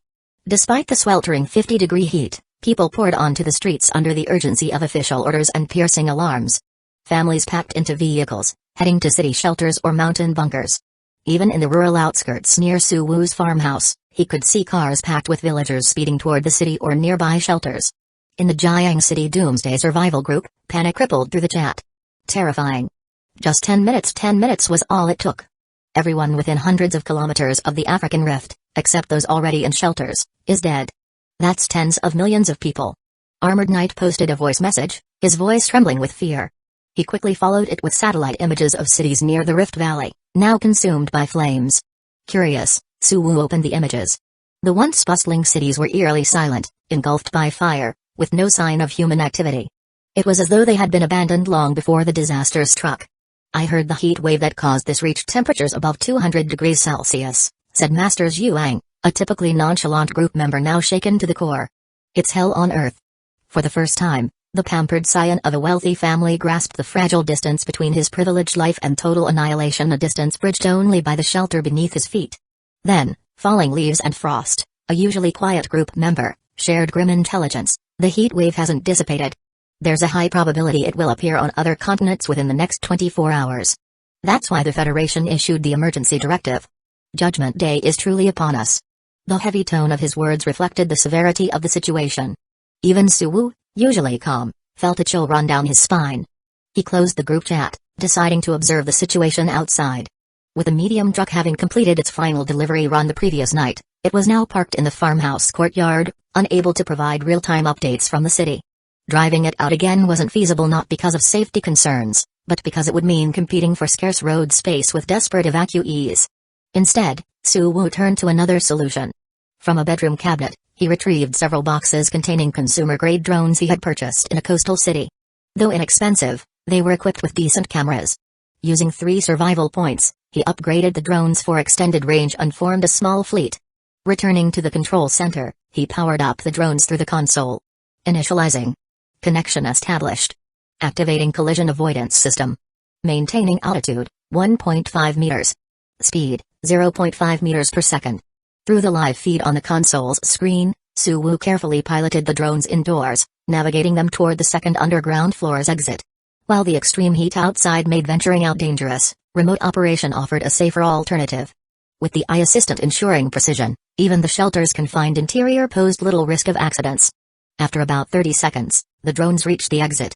The final isolation door slid open, and the drones ascended to the first underground floor before following a sloped passage to the surface.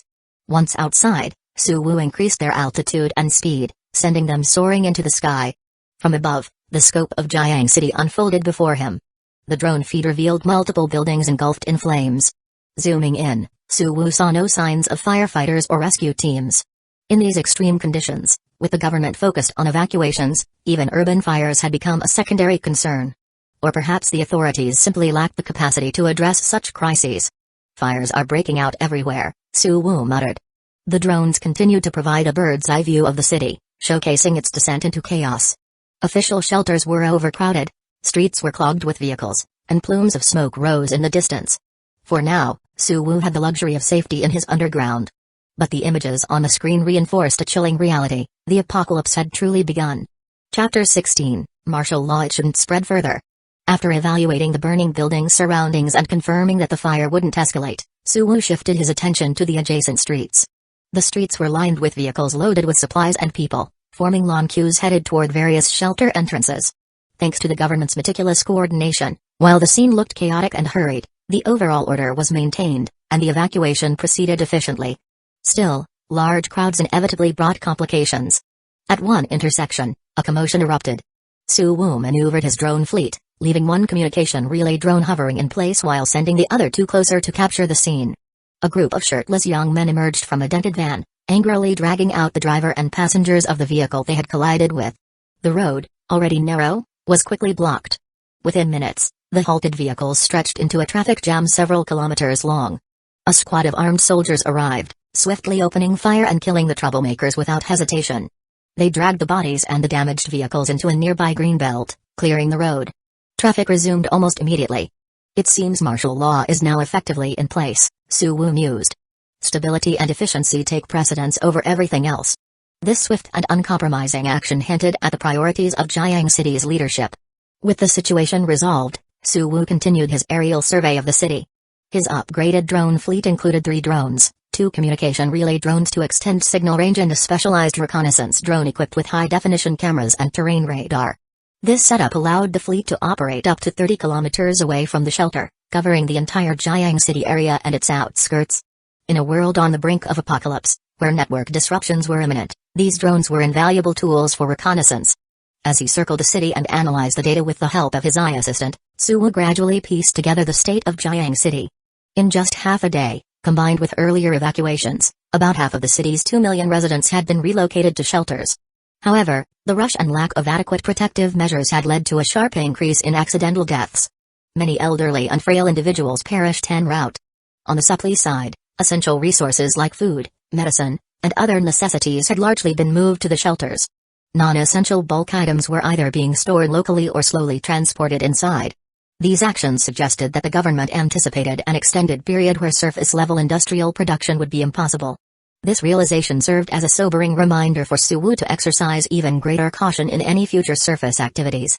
As night fell, cloaking the city in darkness, the evacuation showed no signs of slowing. If anything, it seemed to accelerate under the government's urging. Having gathered enough intelligence, Suwu retrieved his drone fleet and resumed upgrading his shelter as planned. No matter how chaotic the outside world became, his shelter remained his foundation for survival.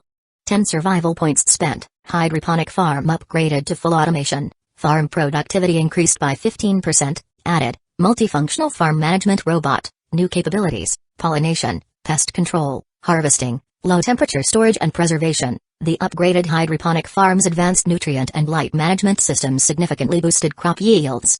With the addition of the farm management robot, Suwu was fully freed from manual labor. Now, every step from seeding to harvest could be handled by the robot, all remotely managed from the control center. Suwu's only task was to choose the crop types and collect the harvest from storage. Once this batch of vegetables is harvested, I won't need to replant all of it as food. Looking at the farm statistics on the monitor, Suwu considered diversifying. Given the likelihood that the surface environment would soon render most plants and animals extinct, he felt a responsibility to preserve some biodiversity. Growing flowers not only improved shelter aesthetics but also boosted morale, making life underground less oppressive.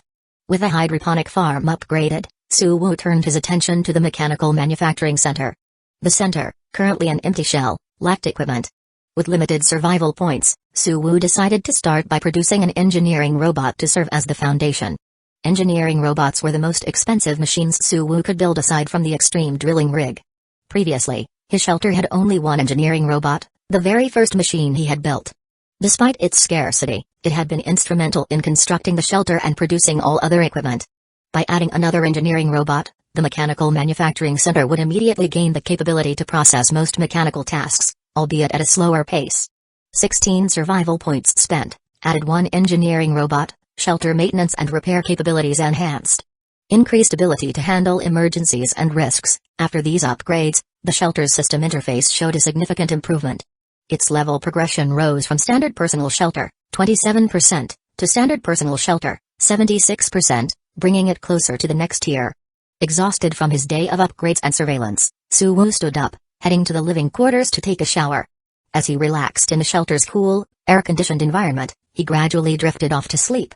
Outside, the world was in turmoil, with desperate evacuations and Pendant uncertainty. But within his underground haven, peace and tranquility reigned. Chapter 17, Heat and Cooling Systems. The next day, temperatures outside continued to rise. By midday, the thermometer read 55 degrees Celsius. Through drone surveillance, Suwoo observed that nearly all wild plants and crops in Jiang City and its surrounding areas had withered, facing imminent extinction. The surface-level agricultural collapse meant large-scale crop failures and a grim future for food supplies. The situation outside is dire. Thankfully, most people here seem to have made it to shelters without major issues. In the Doomsday group chat, Suwoo shared the drone footage. The barren streets and desolate farmlands sparked widespread commiseration. "We've all moved into the official shelter here too," someone said.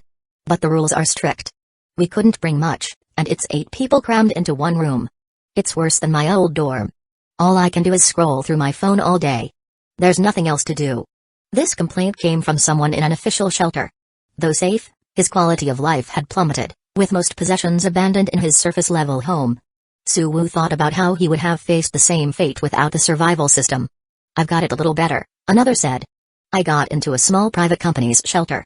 I have my own bedroom, and I could bring as much as I could fit. But everything costs money, water, electricity, everything. The company's wages don't cover it, and I have to barter just to get by. I don't know how long I'll last." This person had better living conditions, with photos showing a private room equipped with a washing machine, fridge, and television. However, private shelters were profit-driven, unlike official shelters, which had a baseline of government support. The higher cost of living came with increased vulnerability. A single raid could spell disaster. "Your drones are amazing, boss," someone interjected. "I sent out 3 drones today, and all 3 broke down from overheating." Many in the chat were fascinated by the photos Suwoo had shared. Having access to real-time information about the outside world was a rare privilege, marking him as someone of significant means. Those asking questions clearly had some authority themselves. Ordinary people wouldn't even have permission to use drones during such times. "You need drones with better cooling systems," Suwoo replied casually. His interest peaked. The rising temperatures were starting to affect electronic equipment. Switching to the shelter's 3D map, Suwoo noticed signs of wear in the construction team's vehicles, particularly the micro-transport vehicles frequently traveling between the surface and the shelter. Some internal components were beginning to overheat and malfunction. The high temperatures were clearly taking a toll on the automated equipment. "It looks like I'll need to upgrade the cooling systems for the vehicles. And that geothermal generator on the surface, it needs to be moved underground. If the heat keeps rising, it's only a matter of time before it fails." Faced with these challenges, Suwoo began brainstorming solutions. Adding new cooling systems wasn't difficult. The AI assistant had downloaded comprehensive schematics for such systems, and the engineering robot could handle the modifications quickly. The challenge lay in the cooling system's energy demands. The vehicle's batteries would require frequent recharging. To fix this, I can use the high-energy battery pack's wireless charging feature. All I need to do is equip each vehicle with a power receiver to integrate with the system.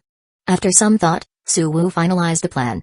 Wireless charging technology in this world was highly advanced. While not as impressive as the upgraded high-energy battery pack's 100-meter range, the principle was the same. Adapting it for vehicle power receivers was straightforward. With the construction team's equipment issue addressed, Suwoo turned his attention to refining the shelter's overall design. A survival-oriented shelter needed to meet 3 fundamental requirements: water, air, and safety. For water, the shelter already had a system for sourcing, filtering, storing, and distributing water. However, this wasn't enough. A complete water cycle also required drainage, wastewater treatment, and quality monitoring. This meant constructing a separate drainage system and multiple specialized wastewater treatment pools to handle domestic, industrial, and laboratory waste with tailored filtration processes. Each stage of the water cycle would also need electronic monitoring to detect contaminants like unknown viruses or radiation. For air, the shelter had an upgraded air purification system, which worked well in theory. However, it was a passive device installed at the shelter's ventilation points, meaning it reacted with some delay. If a breach occurred, such as a crack in the shelter's walls allowing toxic or radioactive substances to flood in, the purification system might not act quickly enough to prevent catastrophic contamination. To address this, Suwoo planned to install a network of sensitive air quality monitors throughout the shelter. These would detect abnormalities and automatically seal off affected areas, providing a critical safety net. For safety, once water and air issues were resolved, the most significant remaining threat was fire. Fortunately, fire prevention and suppression systems were relatively simple. The iAssistance database already contained numerous mature solutions, eliminating the need for costly upgrades. Chapter 18. The small merchant Suwoo meticulously refined the details and safety mechanisms of his shelter. Before long, a near-perfect blueprint for a fully self-sufficient and isolated shelter materialized in his hands. With anticipation, he uploaded the blueprint to the iAssistance task list. Half a second later, the system feedback came. Completing the upgrades without interrupting ongoing expansions would take 1,227 hours, an unexpectedly long time. Why so long? Suwoo frowned at this unwelcome surprise. Upon reviewing the detailed report, he realized the primary delays were due to a shortage of suitable circuit boards, detector components, and, critically, chips. Circuit boards can be salvaged and modified from the old electronics file. That won't take too long. The problem is the chips. Manufacturing those from scratch is incredibly difficult. The multifunctional engineering robot, while versatile, excelled at mechanical work, not fabricating advanced electronic components. In the past, Suwoo had resorted to using survival points to bypass such obstacles. However, applying this costly method to relatively minor upgrades seemed like a waste, especially given his limited points. I'll have to buy them from someone else. Determined not to squander his engineering robot's capabilities on low-end chip production, Suwoo posted a procurement notice online, targeting Jiang City's local survivalist groups and forums. Bulk chip order? That's a pretty niche request. It's not like there's much use for those right now. The notice quickly caught attention due to Suwoo's attractive payment terms. Many approached him to negotiate trades for other goods instead. Suwoo chatted briefly with a few but found nothing he urgently needed and politely declined. Now wasn't the time to trade freely. Strictly speaking, the apocalypse was still in its early stages. Even with sporadic heat storms and surface temperatures over 50 degrees Celsius, the situation hadn't yet reached lethal levels. Most people, even unprepared, could survive brief surface activities by gritting their teeth. As a result, most people hadn't fully adopted a post-apocalyptic mindset and were still pricing trades using peacetime valuations. In the afternoon, Suwoo finally received a promising lead from a small merchant on a local forum. "You've got a batch of L3 washing machine chips. Roughly how many?" Suwoo's interest peaked. While designed for home appliances, these chips were among the higher quality items in Suwoo's inventory and had versatile applications. They were exactly the type of resource that could reduce both build times and survival point consumption. "About 10,000 pieces, the seller replied. "They were part of a factory's material payment and are still in unopened packages. If the price is reasonable, I'll take the lot." "What do you want in exchange?" Suwoo asked. The seller responded cautiously. 10 pounds of fresh lettuce, some sugar, chocolate, vitamin tablets, and a few painkillers or hemostatics. Apart from the lettuce, you can decide the quantities for the rest, but I need at least a bit of each. Prices can be calculated at twice the current market rate. The offer was astonishingly low. Fresh vegetables, the bulk of the request, cost Suwoo almost nothing. While the other items were valuable in the apocalypse, the small quantities requested were negligible compared to their worth. "Deal. How do we trade?" Knowing he was getting a bargain, Suwoo didn't haggle and moved straight to logistics. "Well, the chips are stored in a warehouse on the outskirts. I'm stuck in the official shelter and can't leave. Can you pick them up yourself?" The hesitation in the seller's message was obvious. They seemed worried Suwoo might refuse. "You mean I have to deliver to your doorstep too?" Suwoo quipped. "I'm sorry for the trouble. If transportation costs are an issue, the warehouse also has some tools and metal sheets you can take as compensation." After a brief exchange, Suwoo agreed. He'd anticipated something like this. Under current conditions, most people couldn't leave their shelters, let alone travel across the city for trade. Suwoo had expected he'd have to handle the logistics himself. Reviewing the seller's list of requested items, he could vividly picture an ordinary person with no influence or connections, hurriedly evacuated into the official shelter. Fine. I'll deliver the goods to the shelter entrance. With the deal finalized, Suwoo saved the warehouse's address and access code. He walked to a corner cabinet, retrieving a black, metallic hand crossbow, his only weapon. Since he planned to head out, he wasn't taking any chances. Even so, this alone didn't feel secure. After some thought, Suwoo used the control console to summon one of the construction robots working on the third underground floor. A few minutes later, the summoned robot arrived at the control center's entrance. Take this crossbow and quiver of bolts. Wait for orders in the cargo truck's cabin, Suwoo instructed. Handing over the weapon, he watched the humanoid robot leave before closing the door and returning to his console. No rule stated that he had to physically leave the shelter for the trade. A fully autonomous medium cargo truck, a construction robot capable of manual labor, and a remote communication and monitoring system were more than sufficient for the task. Of course, there were drawbacks. A robot lacked the flexibility of a human operator, and diverting one of his 3 construction robots from its work would inevitably slow the shelter's progress. Once the second underground floor upgrades are complete, and I save up more survival points, it might be time to add another construction robot. At just 5 survival points per unit, the benefits were well worth the cost.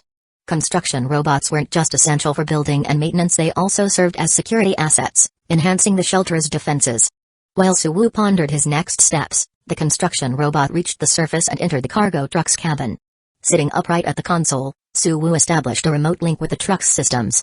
Chapter 19, a remote-controlled expedition. Half a second later, the large screen on the control console displayed lines of real-time data alongside a live feed from the truck's front-facing camera.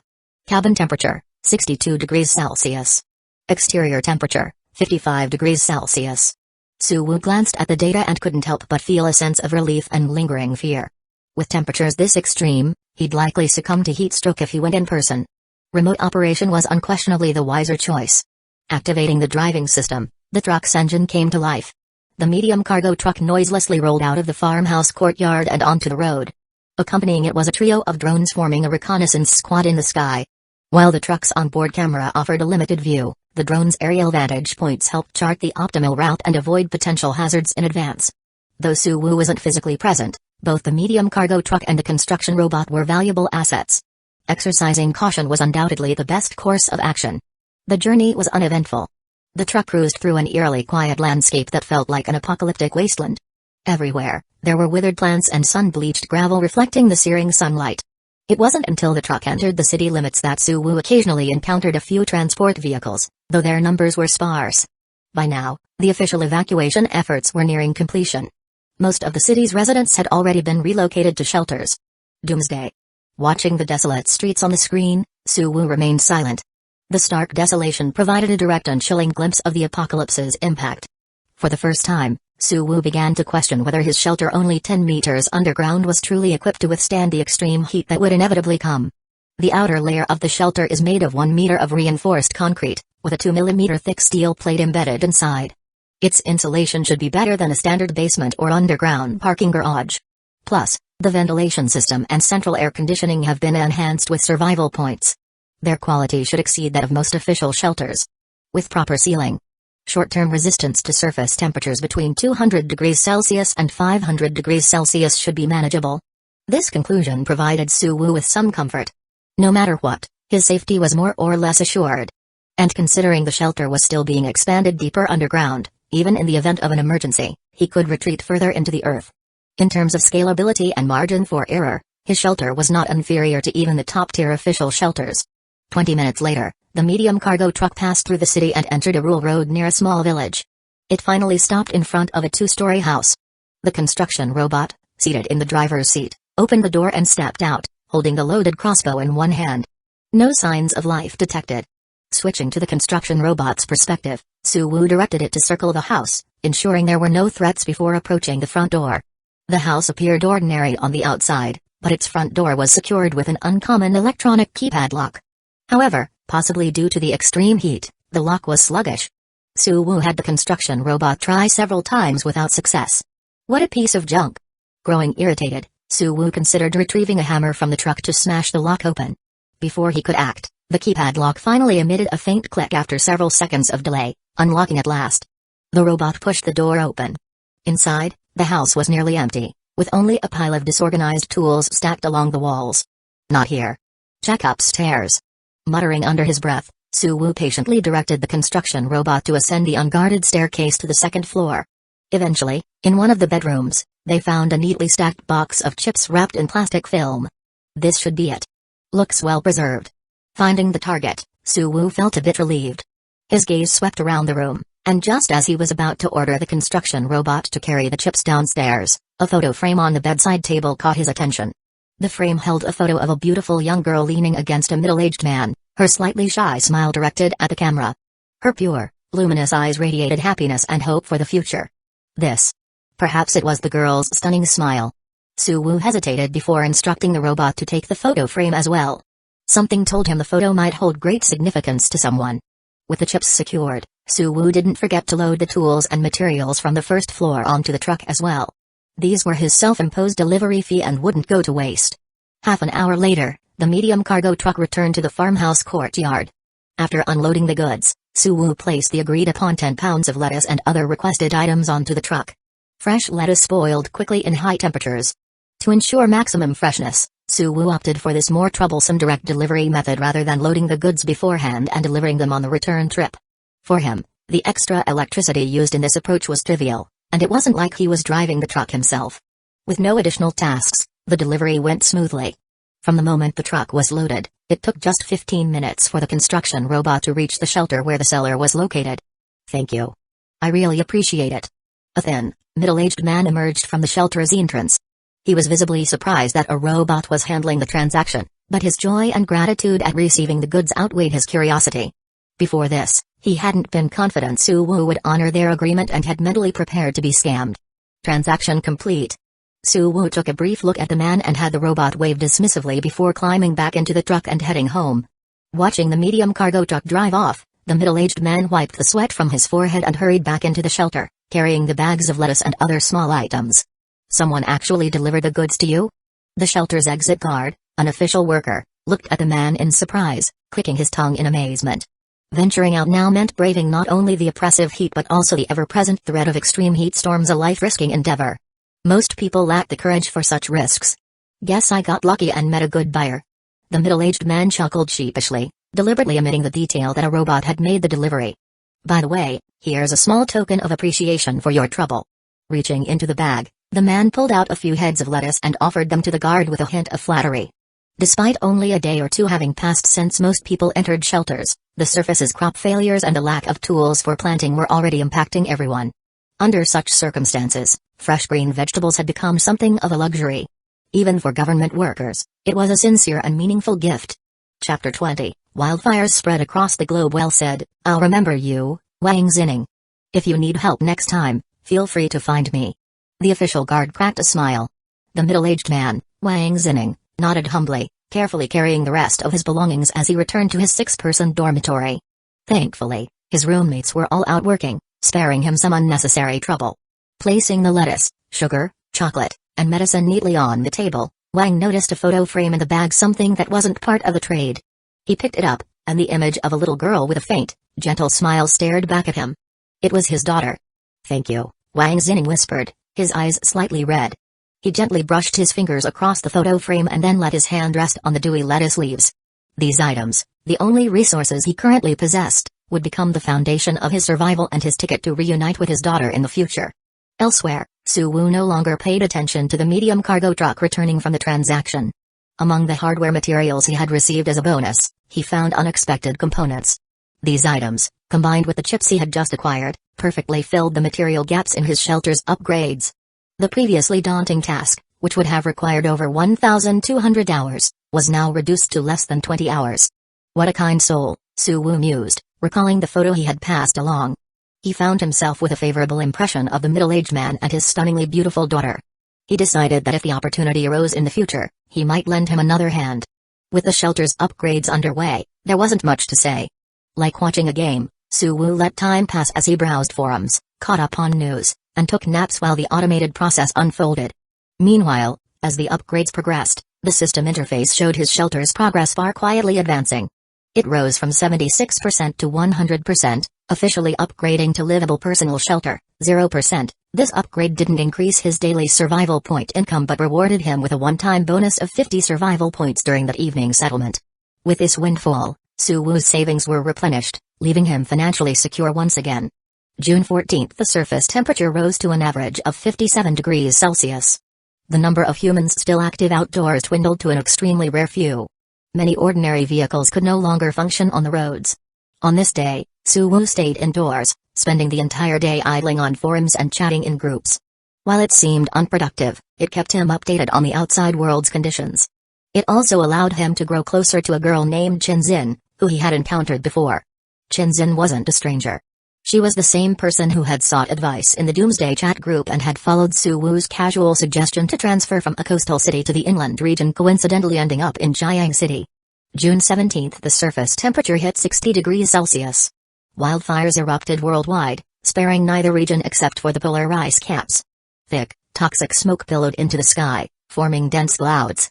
In areas near forests where the fires raged most intensely, the skies turned an eerie shade of fiery red. In the outskirts of Jiang City, near Suwoo's farmhouse, the scenery had drastically changed.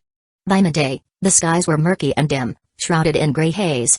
Even high-beam headlights couldn't illuminate more than 100 meters ahead. No exception was made for Suwoo's surroundings. The raging global fires reached the nearby mountains surrounding his farmhouse.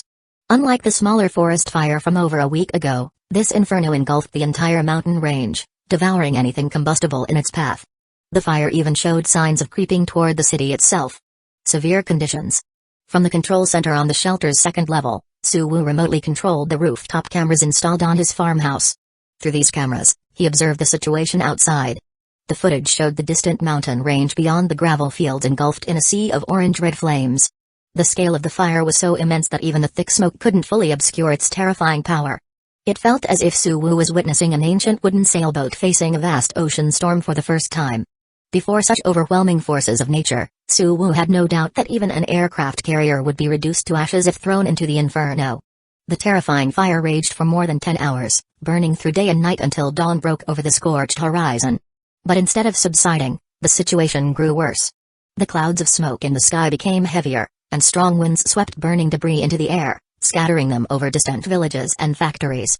Sparks began falling in the city itself. At first, they were scattered embers, but soon they ignited lines of fire, which expanded into sprawling infernos. In less than half a day, the entire city had turned into a fiery furnace.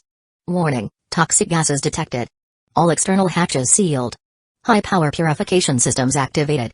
Thanks to the gravel field surrounding his shelter, Suwoo's farmhouse narrowly avoided the fire spreading from the mountains and city. However, it couldn't escape the toxic smoke carried by the wind or the falling ash. The dangerously high concentration of toxins in the air pushed the shelter's ventilation system to its limits, triggering constant alarms in the control center.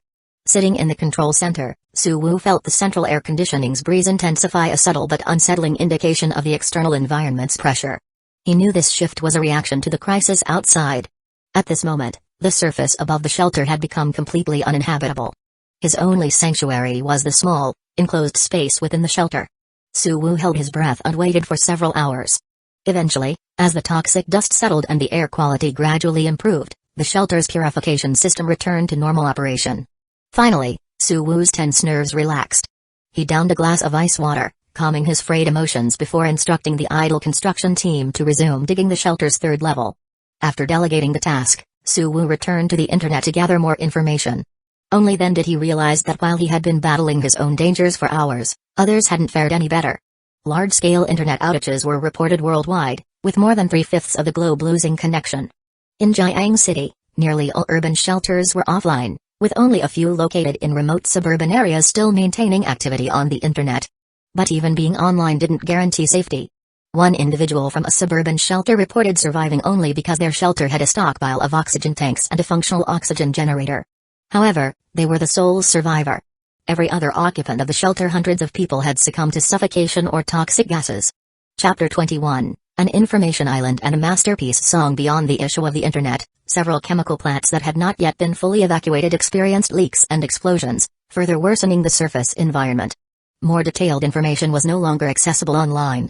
Suwoo switched to his chat groups, only to find that even the private group of bunker owners was eerily silent, with no messages or updates.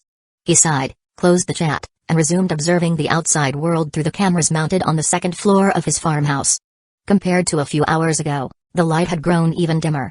Fine, feather-like gray-white ash began to fall from the sky. These were the crystallized remnants of smoke from the massive fires, condensed in the clouds before drifting down. The only good news was that there were no longer visible flames on the distant mountains. Whether they had been completely extinguished or simply obscured by the ashfall was uncertain. Let's wait a bit longer. For now, there was little Suwoo could do. Drones were out of the question, as were his unmanned trucks, though they could theoretically be dispatched. However, relying solely on the cameras mounted on the truck would provide limited intelligence. If fires in the city were still out of control, discovering danger might come too late to escape. While Suwoo gave up on probing the outside world, the construction team continued excavating the third level of the bunker. They worked methodically, crushing, digging, and hauling away rock 24/7, steadily expanding the bunker's capacity. High temperatures, toxic gases, and falling ash had no impact on the machines. By evening, the relentless ashfall finally began to ease. With the sun setting, the temperature dropped slightly, stabilizing at 58 degrees Celsius. Suwoo deployed his drone reconnaissance team, sending them directly toward the city center. Soon, a city devastated beyond recognition appeared on the drone's cameras. Skyscrapers were burned to skeletal frameworks. Residential areas were gutted, doors, windows, and furniture had either melted or turned to ash, leaving behind only warped ruins. Streets were cracked and barren, while parked cars had become hollow shells, some reduced to skeletons, others crushed by falling signs. The only reassuring sight was the still functional entrances of some bunkers, where ambulances and fire trucks stood intact, their presence hinting at surviving personnel within. Despite the devastation, the city's underground residents had not been entirely wiped out. Suwoo directed the drones to hover silently above the city for a while before quietly recalling them. The next day, the intermittent internet connection was completely severed, leaving Suwoo's bunker an isolated information island. This disconnection wasn't due to worsening environmental conditions but because the signal tower near his area had exhausted its backup power and ceased functioning. Even without the internet, however, there was still radio. After some tinkering at the control center, Suwoo managed to tune into official broadcasts from nearby. Ironically, the information provided via radio was even more comprehensive than before.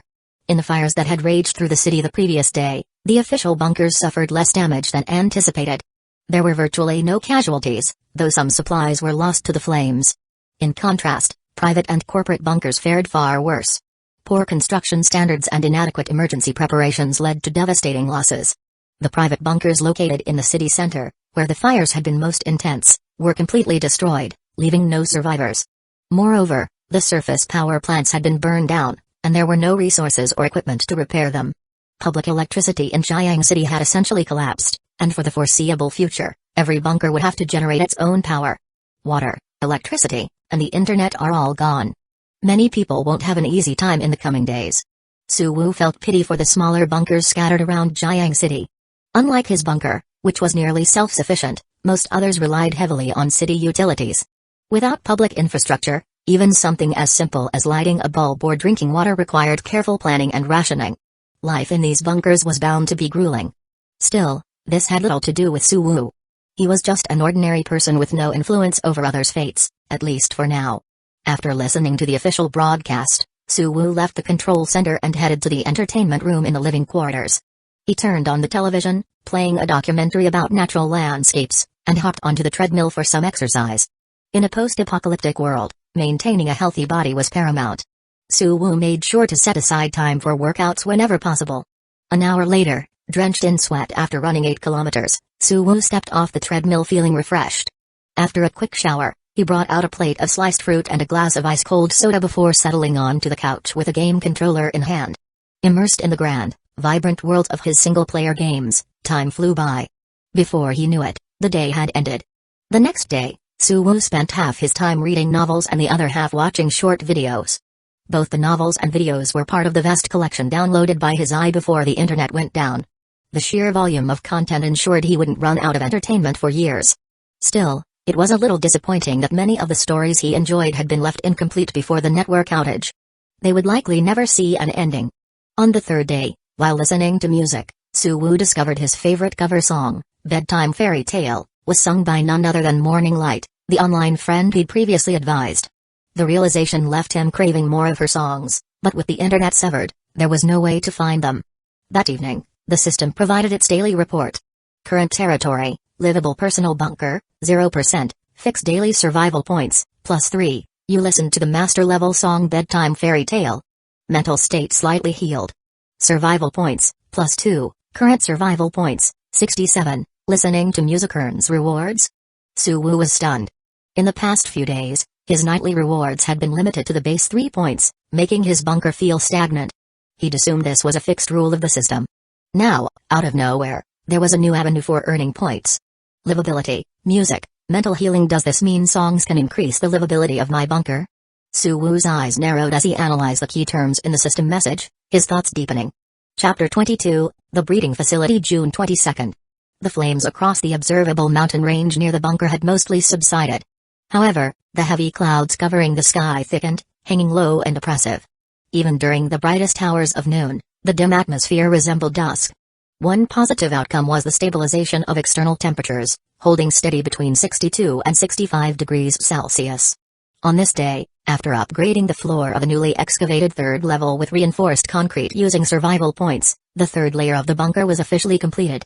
The third level of the bunker, Suwu murmured as he admired the updated map on the control center's large display, will be named the breeding facility. From the comfortable cool of the control room, Suwu gazed at the real-time 3D rendering of the bunker, feeling a deep sense of accomplishment. His sanctuary was growing more sophisticated and resilient every day. After marveling at the structure for a moment, he opened a pre-prepared document and uploaded its design to the eye. This next stage would bring the breeding facility to life. The new third level was dedicated to raising chickens, ducks, and fish to provide a steady supply of meat and eggs. While the concept seemed straightforward, its implementation was one of the most complex undertakings in the bunker, effectively creating a self-contained ecological system. From cultivating feed crops to adjusting temperature and lighting, breeding, feeding, and disease control, every step was interconnected. Any issue in a single area could disrupt the entire facility or even affect the rest of the bunker. Breeding rooms, chicken coops, duck coops, fish pools, and the slaughter and processing lines, Suwu muttered, glancing over the various sections of the design separated by reinforced concrete walls. The facility was meticulously planned. Out of the available space, only the fish pools took up 100 square meters, while the combined area for the chicken and duck coops capable of housing 2,500 birds was similarly modest at 100 square meters. The remaining 500 square meters were dedicated to racks of hydroponic systems for growing barley and other fast-growing crops for feed. Despite the massive space allocated for feed crops, it was a necessity. Without external sources for feed, the facility required this capacity to maintain a sustainable operation. Currently, I don't have live chickens, ducks, or fish. I'll need to procure them later from other bunkers. The renovation of the third level doesn't need to be rushed. I'll assign the engineer robot from the mechanical manufacturing center and the security construction robot to handle the project slowly. The primary construction team can continue digging the fourth level. Although the construction of the breeding facility was intricate, Suwu didn't need to oversee the details. With a well-prepared blueprint and the eye managing the process, he focused on broader strategies while the project proceeded smoothly. At night, there was intermittent restoration of network connectivity. Suwu was able to access fragmented information about the outside world. Many official personnel were risking trips above the ground to perform emergency maintenance on critical infrastructure and transportation routes. Some private and corporate bunkers struggling with emergencies were even receiving government rescue efforts, such as transferring residents to official bunkers or providing essential resources like clean water and medical supplies. However, the city's electrical grid remained down with no foreseeable recovery. Electricity had become the most precious resource for all bunkers. After gathering some external updates, Suwu attempted to reconnect with others. In a public doomsday chat group, nearly every avatar was gray, indicating inactivity. However, the smaller group for private bunker owners in Jiang City was lively, filled with active discussions. Suwu's here. How's it going on your end? Asked Wang Jiango, the head of the steel bunker, who was on familiar terms with Suwu. Not bad. My bunker is in the outskirts, surrounded by gravel plains. I haven't encountered any significant threats, Suwu replied. In terms of safety, Suwu's location was among the best. His remote farmhouse was far from rivers, situated on elevated land with nothing flammable nearby except for a few abandoned rural houses. The surrounding gravel provided an excellent natural barrier against fire. Lucky for you, Wang Jiango sighed. Poor old Li didn't make it. His bunker was right in the mountains. The fire and toxic fumes overwhelmed them for days. When the rescue team finally arrived, they didn't find a single survivor. Wang Jiango's tone carried a sense of loss. Old Li was one of the wealthier members of the group, known for purchasing a 5,000 square meter decommissioned military bunker in the mountains. He had poured over 1 billion yuan into its renovations, making it one of the most advanced and luxurious shelters in the region. Yet despite his extensive preparations, he couldn't survive the first wave of disasters. Su Wu fell silent, feeling a wave of relief. He had once considered mountain bunkers to be ideal locations. Only his lack of funds and connections had led him to abandon the idea. In hindsight, his forced compromise had saved his life. How's your situation, old Wang? Your location is pretty solid, isn't it? What good is solid ground? The fire still reached our windbreak forest and burned down several factory buildings. On top of that, we didn't prepare for toxic fumes, and over 100 people were knocked out. Wang Jiango sounded frustrated. Chapter 23, an order from the officials. Wang Jiango sighed heavily. His steelworks bunker was neither too big nor too small, housing about 2,000 people, mostly factory workers and their families. In the past, it could have been considered the size of a small town. By the way, I remember you mentioning that your bunker uses geothermal generators. How's that working out for you? Pretty well. Each generator provides a stable output of 300 kilowatt-hours per hour, more than enough to keep the bunker running smoothly. This wasn't a secret, so Su Wu answered candidly. His geothermal generator's design was based on blueprints he had found freely available online. Although enhanced with survival system upgrades incorporating advanced technology, the core principles were straightforward. Even if the upgraded versions were sold openly, the most anyone could say was that it was technologically advanced, nothing particularly unusual. 300 kilowatt-hours. That's almost as much as a small-scale hydroelectric plant. Su Wu's answer left Wang Jiango amazed, and it quickly drew the attention of other group members. Small hydroelectric plants might not sound impressive, but their electricity output was a considerable asset even in peacetime. In the post-apocalyptic world, this amount of power could sustain hundreds of mid-sized bunkers and tens of thousands of people. It was a quintessential symbol of wealth and status in this new era. Would you sell me some electricity? My bunker is barely functioning, we're running out of power for even basic lighting. A group member named Heavy Knight, the owner of another private bunker, couldn't resist asking. Like Su Wu's bunker, Heavy Knight's was a small private operation, but it was much smaller, housing only him and his family. The smaller the bunker, the less room there was for error. When the only diesel generator in his bunker broke down the previous night, his family faced a power crisis. Fortunately, the toxic gases outside had mostly dissipated, or he might have been forced to seek refuge in an official bunker. I could, but I'm quite far from you. It's not like I can string an extension cord that far. Su Wu was open to the idea. His geothermal generators rarely operated at full capacity, most of the surplus energy went to waste. If he could trade some of that for other resources, it would be a win-win. However, in a world like this, the biggest challenge wasn't having resources, it was the logistics of exchanging them. That's fine. I have plenty of battery packs. As long as you can charge them for me, it'll work. Heavy Knight replied eagerly. Having a stockpile of charged batteries would keep his family afloat long enough to repair their generator. As for transporting the batteries to and from Su Wu's bunker, he had no choice but to take the risk himself, braving the sweltering heat and the looming threat of extreme heat storms. Alright, we'll discuss the details in private. Su Wu sensed a bigger business opportunity in Heavy Knight's predicament. For Heavy Knight, transporting batteries required a perilous trip that put his life at risk. For Su Wu, it was far easier. With an automated electric truck and a robot capable of loading and unloading, delivery costs for him were effectively zero within the Jiang City area. This difference in risk and cost was enough for Su Wu to charge a premium for his delivery service, potentially turning a tidy profit. After settling the deal with Heavy Knight, Su Wu received no further inquiries about trades. While many group members envied Su Wu's abundant electricity, most didn't have Heavy Knight's stockpile of batteries, nor were their situations desperate enough to warrant such a dangerous exchange. In the post-apocalypse, survival came first. Everything else was secondary. After chatting in the group for over half an hour, gathering a mix of useful intel and idle gossip, Su Wu was about to log off and play some games when he received a private message from a somewhat unfamiliar group member, Yil Wo Xiuang. Would you be willing to sell your geothermal generators? You're interested?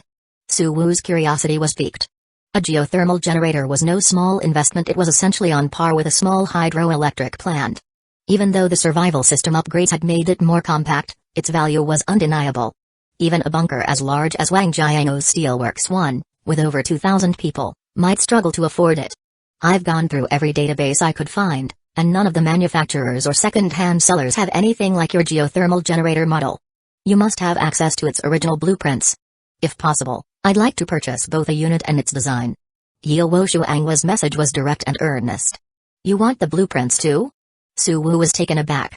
The request was unusual. Asking for the blueprints meant the other party was confident in their ability to replicate the generator, which suggested they had not only the necessary engineering capabilities but also a team of skilled technicians, something ordinary bunkers couldn't maintain, even those owned by billionaires. I can sell you a generator, but the blueprints are another matter. Even if you had them, they wouldn't be much use. Many of the core components require manufacturing capabilities that only a few companies could provide before the apocalypse. After some thought, Su Wu declined to sell the blueprints. His geothermal generator designs were originally public domain.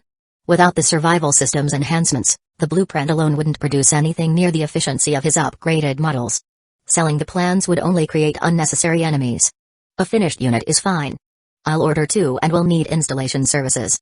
If transportation is an issue, I can send a convoy to assist. Yilwo Shuangwa didn't press the issue and promptly placed an order. For him, the blueprints weren't a priority. While the generator wasn't cutting-edge technology, having a functional unit in hand would make reverse engineering it much easier. His primary concern was securing professional installation services. Building the generator wasn't the hard part. The real challenge lay in drilling a pipeline 10 kilometers into the Earth's crust to tap into geothermal energy, a task that required specialized skills and equipment. What's your price? Yilwo Shuangwa's confident tone practically screamed, money is no object. Su Wu's interest was fully piqued, sensing that this might be the opportunity he had been waiting for. Chapter 24, The Resource Mall. How about setting the price based on market rates from 7 months ago?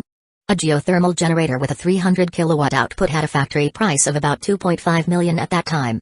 Considering your generator's advanced features and the difficulty of installation, we can offer 3.5 million per unit.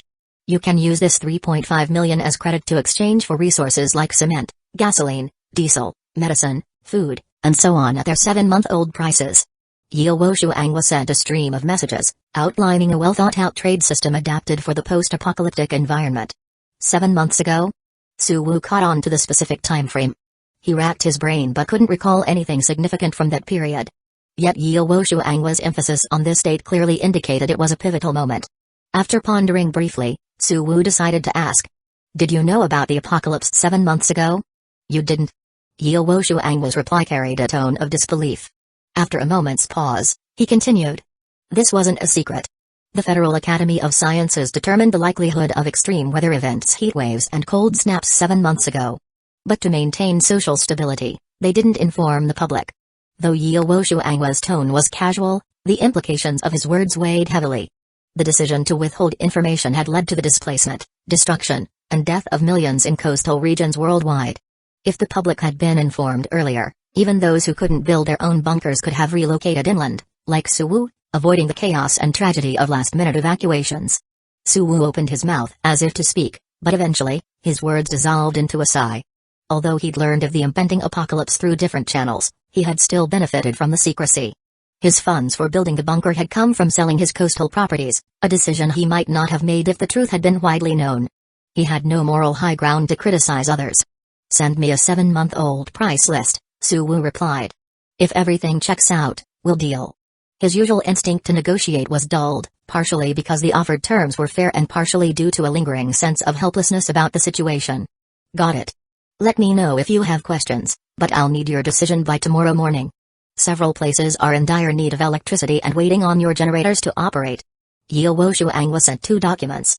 Su Wu opened them and found a detailed price list and a set of restrictions on quantities and adjusted prices for certain items. This setup wasn't surprising. While most trades adhered to historical market prices, certain goods, such as live poultry and livestock, came with steep maintenance costs in bunkers. Pricing these items too low would be unsustainable. Similarly, the listed restrictions ensured the finite inventory of the trading parties wasn't depleted recklessly. It was, after all, a barter system at its core. Despite the constraints, the prices in the documents were remarkably reasonable. Live poultry was priced only about 3 times higher than pre-apocalypse levels. Medication costs were comparable to regular pharmacy rates. Cement was a steal at 20 yuan per bag, almost matching its factory price. Sugar, salt, alcohol, fuel, these two were listed at near normal rates, and the available quantities were staggering. So this is the official inventory. Incredible, Su Wu muttered, scrolling through the list. The sheer volume of goods available, measured in tons, made his prior struggles to secure basic supplies seem laughable. After half an hour of careful review, Suwu concluded that Yilwo Shuangwa wasn't trying to take advantage. The deal was not only feasible but significantly more lucrative than his initial plan to sell excavation equipment. This is a golden opportunity. I'll finalize the trade tomorrow. 2 geothermal generators totaling 7 million credits worth of resources. If I play my cards right, my bunker could leap into the ranks of Jiang City's wealthiest small-scale shelters. With excitement bubbling under the surface, Suwu instructed the engineering robot in his mechanical manufacturing center to pause its work on the third underground floor's renovations and prioritize fabricating the 2 generator models. Upgrading both generators required 26 survival points, a significant amount, but one he could manage. The resources he'd gain in exchange would exponentially expand the bunker's capacity. Empty facilities, like the mechanical manufacturing center with its lone engineering robot and the vast but barren third-floor farming zone, could finally be brought to life. After coordinating further details with Yilwo Shuangwa and confirming the delivery time and location, Suwu stretched, feeling the day's fatigue catch up with him. He decided to take a shower and rest, preparing for the task-heavy day ahead. The night passed peacefully. The next morning, Suwu woke to simulated sunlight radiating from his bedroom ceiling. Sitting up groggily, he took a moment to shake off the remnants of sleep. Once fully awake, he reached for the tablet on his bedside table to check the bunker's activity logs. According to the logs, the second geothermal generator would be ready in 3 hours. Guess I woke up early, Suwu muttered with a yawn. Instead of going back to sleep, he used the tablet to issue new instructions to the artificial intelligence. He directed a construction robot to prepare the electric truck parked outside to visit Heavy Knight's bunker and complete their battery charging deal, a task Suwu had almost forgotten amidst the chaos of the previous day. With time to spare, he decided to resolve that trade before diving into the day's larger mission.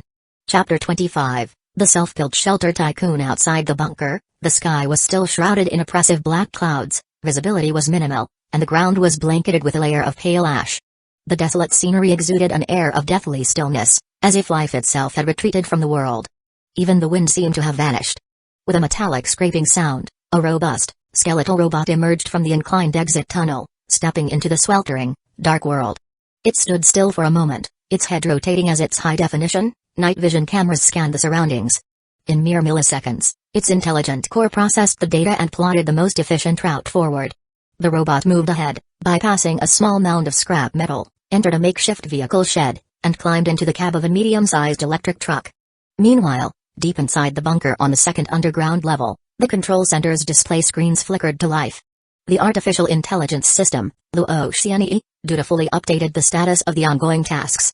Building robot A04 is entering the lift. Exiting the bunker. Entering the truck's cab. Environmental scan complete. No threats detected. Route planning underway. Destination, Heavy Knight's bunker. When Suwu finally dragged himself out of bed, completed a quick wash, and finished a hearty breakfast, he arrived at the control center to find the truck nearly at Heavy Knight's doorstep. "Hey, I'm here. Are you ready to step out?" Suwu sent a voice message to Heavy Knight through the chat software. A few seconds later, the call connected. "Give me 30 seconds. I'll head up to unlock the door," Heavy Knight replied, his words accompanied by the sound of hurried footsteps as he sprinted to the entrance. "I'll wait," Suwu replied, appreciating Heavy Knight's straightforwardness. Through the truck's onboard cameras, he soon spotted a nondescript storefront's rolling door creak open, revealing a forklift carrying a well-packaged load.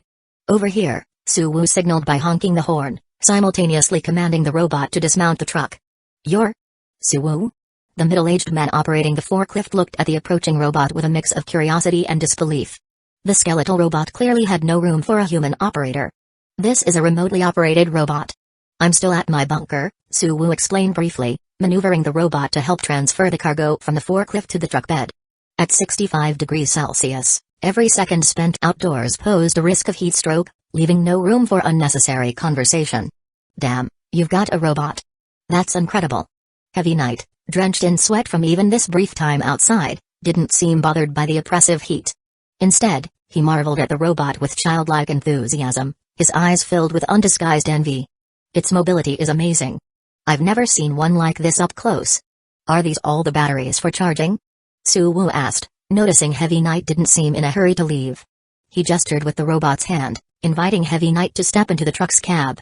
As a vehicle enhanced by survival points, the truck's cab was equipped with a high-performance air conditioner capable of functioning even in extreme heat. While it couldn't match the cool comfort of Suwoo's bunker due to inadequate insulation, it still offered significant relief compared to the oppressive outdoors. "Thanks," Heavy Knight said, climbing into the truck's passenger seat. As the cool air washed over him, he let out a deep breath, his face reflecting sheer relief. The 60-plus degree heat outside was practically torture. "Yes, these are all the batteries," he confirmed. "I also included the payment, 20 kilograms of smokeless powder. High-quality stuff, military grade." The trade had been agreed upon the previous evening. Initially, Heavy Knight had proposed a replica military handgun and several boxes of ammunition as payment. However, Suwoo, knowing that firearms were simple enough for his engineering robot to produce, declined the offer and opted for the more versatile smokeless powder instead. "How powerful is it?" Suwoo asked, curious. As someone who had grown up in peacetime, he found military-grade explosives both fascinating and mysterious. "Handled properly, it could bring down a building," Heavy Knight replied with a slightly exaggerated expression.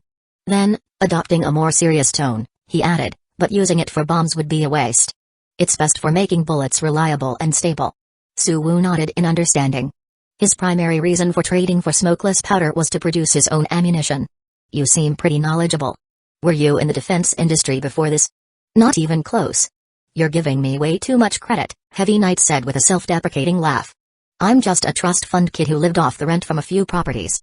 Pointing out the window at several 6- or 7-story residential buildings nearby, he continued with a mix of nostalgia and melancholy. "All these, those, and those over there, they're all mine. I used to complain about the hassle of knocking on every door to collect rent and dealing with so many people. Now, I'd give anything to go back to those lively days." Having spent just over 10 days in his underground shelter, Heavy Knight had already felt the crushing weight of solitude. During the days when the network had been down, he said it felt like he was trapped on an isolated island, abandoned by the world, a sensation so suffocating it was almost unbearable. Several buildings. Suwoo found himself at a loss for words. His own venture into building a bunker had been funded by selling a single 100-square-meter apartment. Had the apocalypse not struck, he might never have reached Heavy Knight's level of wealth in his lifetime. It was a stark reminder, those who could afford to construct their own shelters were far from ordinary. Chapter 26. The first automatic rifle. By the time the engineering robot returned from Heavy Knight's bunker, the model for the geothermal generators was nearly complete. After a moment's thought, Suwoo decided not to contact Yuluo Wang immediately. Instead, he instructed the construction robot to unload Heavy Knight's battery packs for charging and transport the packaged 20 kilograms of smokeless powder to the mechanical manufacturing center. New task: manufacture 1 assault rifle and 500 rounds of 7.62 mm ammunition. With the acquisition of the critical smokeless powder, the mechanical manufacturing center, equipped with engineering robots and ample metal reserves, was now capable of producing military-grade firearms and ammunition. Given the need for security while transporting goods, Suwoo opted to produce a fully automatic assault rifle. This transaction with the officials is worth a staggering 7 million credits, Suwoo mused. For any individual or small to medium-sized bunker, that's a fortune too big to ignore. I can't rule out the possibility of bandits attempting an ambush. The assault rifle will serve as a last resort, though I hope I won't have to use it. Manufacturing the weapon was relatively straightforward. Just over half an hour later, Suwoo held a pristine assault rifle and 2 boxes of ammunition, each containing 100 rounds. Not waiting for the remaining ammunition to finish production, Suwoo directed a construction robot to take the rifle and ammunition to the surface for testing.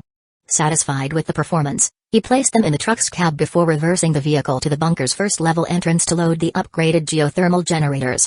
However, a new problem arose.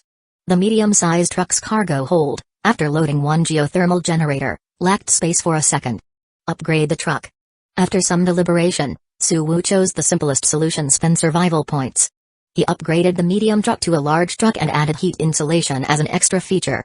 Temperatures will only get more extreme in the future, and trade between bunkers won't stop. Upgrading the transport vehicle early will pay off in the long run. The upgraded large truck could carry up to 20 tons. Its size had increased significantly, with a longer cargo hold that nearly filled the sloped exit tunnel, leaving just enough room for it to navigate. After the construction robots loaded both geothermal generators into the cargo hold, the large truck emitted a low hum as it started, autonomously climbing the exit ramp to the surface. Departure. Destination: District North, Bunker 9. Back in the control center on the second underground level, Suwoo opened the electronic map and located the address Yuluo Wang had provided. He sent the departure command to the fully loaded truck. Under the dim sky, the desolate rocky landscape of the outskirts was once again illuminated by the truck's glaring headlights. The massive steel truck, towing the drilling rig behind it, rumbled silently over ash-covered roads, heading toward the city. Half an hour later, the truck passed through a fire-scorched wasteland and stopped in front of a metro station. A group of young men and women in military uniforms, who had been waiting there, approached the truck. Yiluoshuai? Suwu operated the construction robot in the driver's seat, having it disembark to greet a striking young woman leading the group. "That's me," the woman replied with a smile. "My real name is Yizai." She glanced at the robot's rugged exterior with a hint of disappointment. "I was hoping to meet you in person, but I see you've sent a robot instead." "As long as it gets the job done," Suwu replied indifferently. His gaze swept over the group, noting portable cooling devices strapped to their waists. While somewhat effective, the sweat trickling down their foreheads suggested the devices weren't living up to expectations. "You should head inside, I'll unload the goods." "Need help?" Yizai offered. "No need," Suwu said casually. The construction robots accompanying the truck could easily manage the geothermal generators and drilling rig, all equipped with universal wheels for mobility. The only potential issue was whether the official bunker had enough space to accommodate the massive drilling rig. "All right, thanks for your hard work," Yizai said, not insisting. Truthfully, she was eager to get out of the oppressive heat. Standing outside was already unbearable. Before leaving, she seemed to remember something and provided Suwu with a code. "By the way, this is the wireless network password for our bunker. Make sure to switch over, otherwise, you might lose contact with your robot underground." Suwu raised an eyebrow in surprise. "You don't have direct internet access in the bunker?" "This is important," she explained. "Only management and external liaisons have access to the internet. The rest of us use a local intranet for internal calls, announcements, and public resources." Her explanation made sense. However, as a bead of sweat slid into her eye, Yizai winced and wiped it away before hastily heading into the metro station. "That's all for now. We'll be waiting below." "Got it," Suwu replied, watching her retreating figure thoughtfully. He tagged her as a pampered rich girl, given her demeanor and privileged background. He quickly brushed off the thought, turning his attention back to the task at hand. With the unloading left to the artificial intelligence, Suwu took the opportunity to pour himself a glass of ice-cold soda. The fizzy, chill drink invigorated him as it went down. Having seen enough of the bleak, scorching outside world, even the air-conditioned comfort of the control center couldn't entirely dispel the oppressive mood. Suwu needed this brief distraction to lift his spirits. Chapter 27, Deep Underground Bunker. After a brief rest of about 10 minutes, the two geothermal generators and a drilling rig were finally transported into the official bunker via a temporary wooden track, thanks to the tireless efforts of the construction robots. As the massive iron gate of the official bunker closed completely, Suwu noticed a brief lag on the control screen in the command center, which quickly stabilized. This phenomenon indicated that communication between Suwu and the construction robots now included an additional relay through the official bunker's internal network. Still a good speed, no noticeable impact. Looks like many communications are back online too. Suwu operated one of the construction robots, moving it through the bunker's corridors while observing his surroundings. The smooth feedback from the live video feed left him satisfied. At this data transmission rate, there would be no hindrance to his upcoming interactions and tasks with the official personnel. Additionally, he noticed that the official bunker's internal network allowed access to chat software. Many previously unreachable contacts were now active, including a name that caught Suwu's attention: Chenzin. "When I have a moment, I'll definitely reach out to her. Not just for reminiscing, but to get all her recorded covers." A few days ago, Suwu had gained an additional 2 survival points after listening to Chenzin's rendition of Bedtime Story. Though attempts to replicate the reward had failed, he had mentally marked her as special and worth pursuing any opportunity to connect. Walking through the corridor, the construction robot approached a large hall at the end. The cacophony of human chatter and machinery roared from within, overwhelming even Yizai's voice as she walked beside him. Adjusting the camera focus, Suwu spotted a clear sign on one of the hall's walls. "Jiang City Bunker Number 9, Zone 055 Construction Site. Why is there a construction site here?" Suwu asked, puzzled. Judging by the numbering, this wasn't a small-scale project but likely part of a massive initiative spanning multiple official bunkers in the city. "This is one of the logistics hubs for digging deep-level bunkers," Yizai explained, stepping aside to let a forklift pass. She pointed to an elevator in the corner of the hall. "The materials processed here, cut steel plates, mixed concrete, and so on, are transported via that elevator to a site 270 meters underground to support the expansion of new survival spaces." Following her gesture, Suwu saw a platform elevator loaded with freshly mixed concrete heading deep into the earth. He quickly grasped the scope of the operation. "They're expanding a bunker that deep? Is this to prepare for future disasters?" "Exactly. Yizai nodded, freely sharing sensitive information. According to the latest findings from the Academy of Sciences, surface temperatures may become far more extreme than initially predicted, averaging over 100 degrees Celsius. Only by creating new living spaces deep underground can we survive the apocalypse with minimal energy consumption. Then I'll need to make preparations as well. Suwu's expression turned contemplative.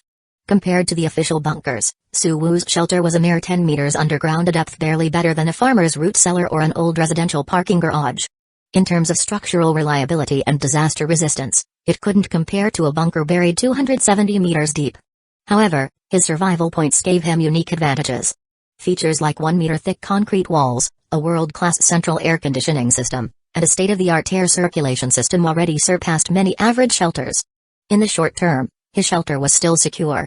For you, it shouldn't be a problem, Yizai reassured him. With the 7 million credit supply from this deal, you can easily build a private fortress that's both safe and luxurious. Even Yizai couldn't hide her envy. A 7 million credit resource stockpile could elevate anyone, along with their family and friends, to a lifestyle rivaling the world's elite. It would take years to exhaust such an abundance. I hope so, Suwu replied nonchalantly. Any further comment might come across as boastful, so he chose silence. After crossing the hall and walking further along the repurposed subway tunnel, they arrived at their destination, a material staging area. An older man, around 60, with a sharp and energetic demeanor, was waiting for them. Yizai handed over her responsibilities to him. So this is the geothermal generator supplier you found?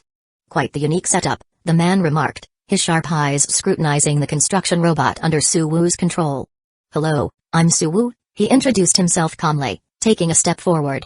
I'm Lee, the older man replied, nodding. I'm the electrical engineer responsible for this bunker. You seem young, mind if I call you kid? Sure. Lee's sharp gaze lingered. Kid, we've never used geothermal generators in Jiang City before. With the local geothermal resources, can your generator really deliver the promised 300 kilowatt-hours output? As a seasoned veteran of the electrical industry, Lee's skepticism was understandable.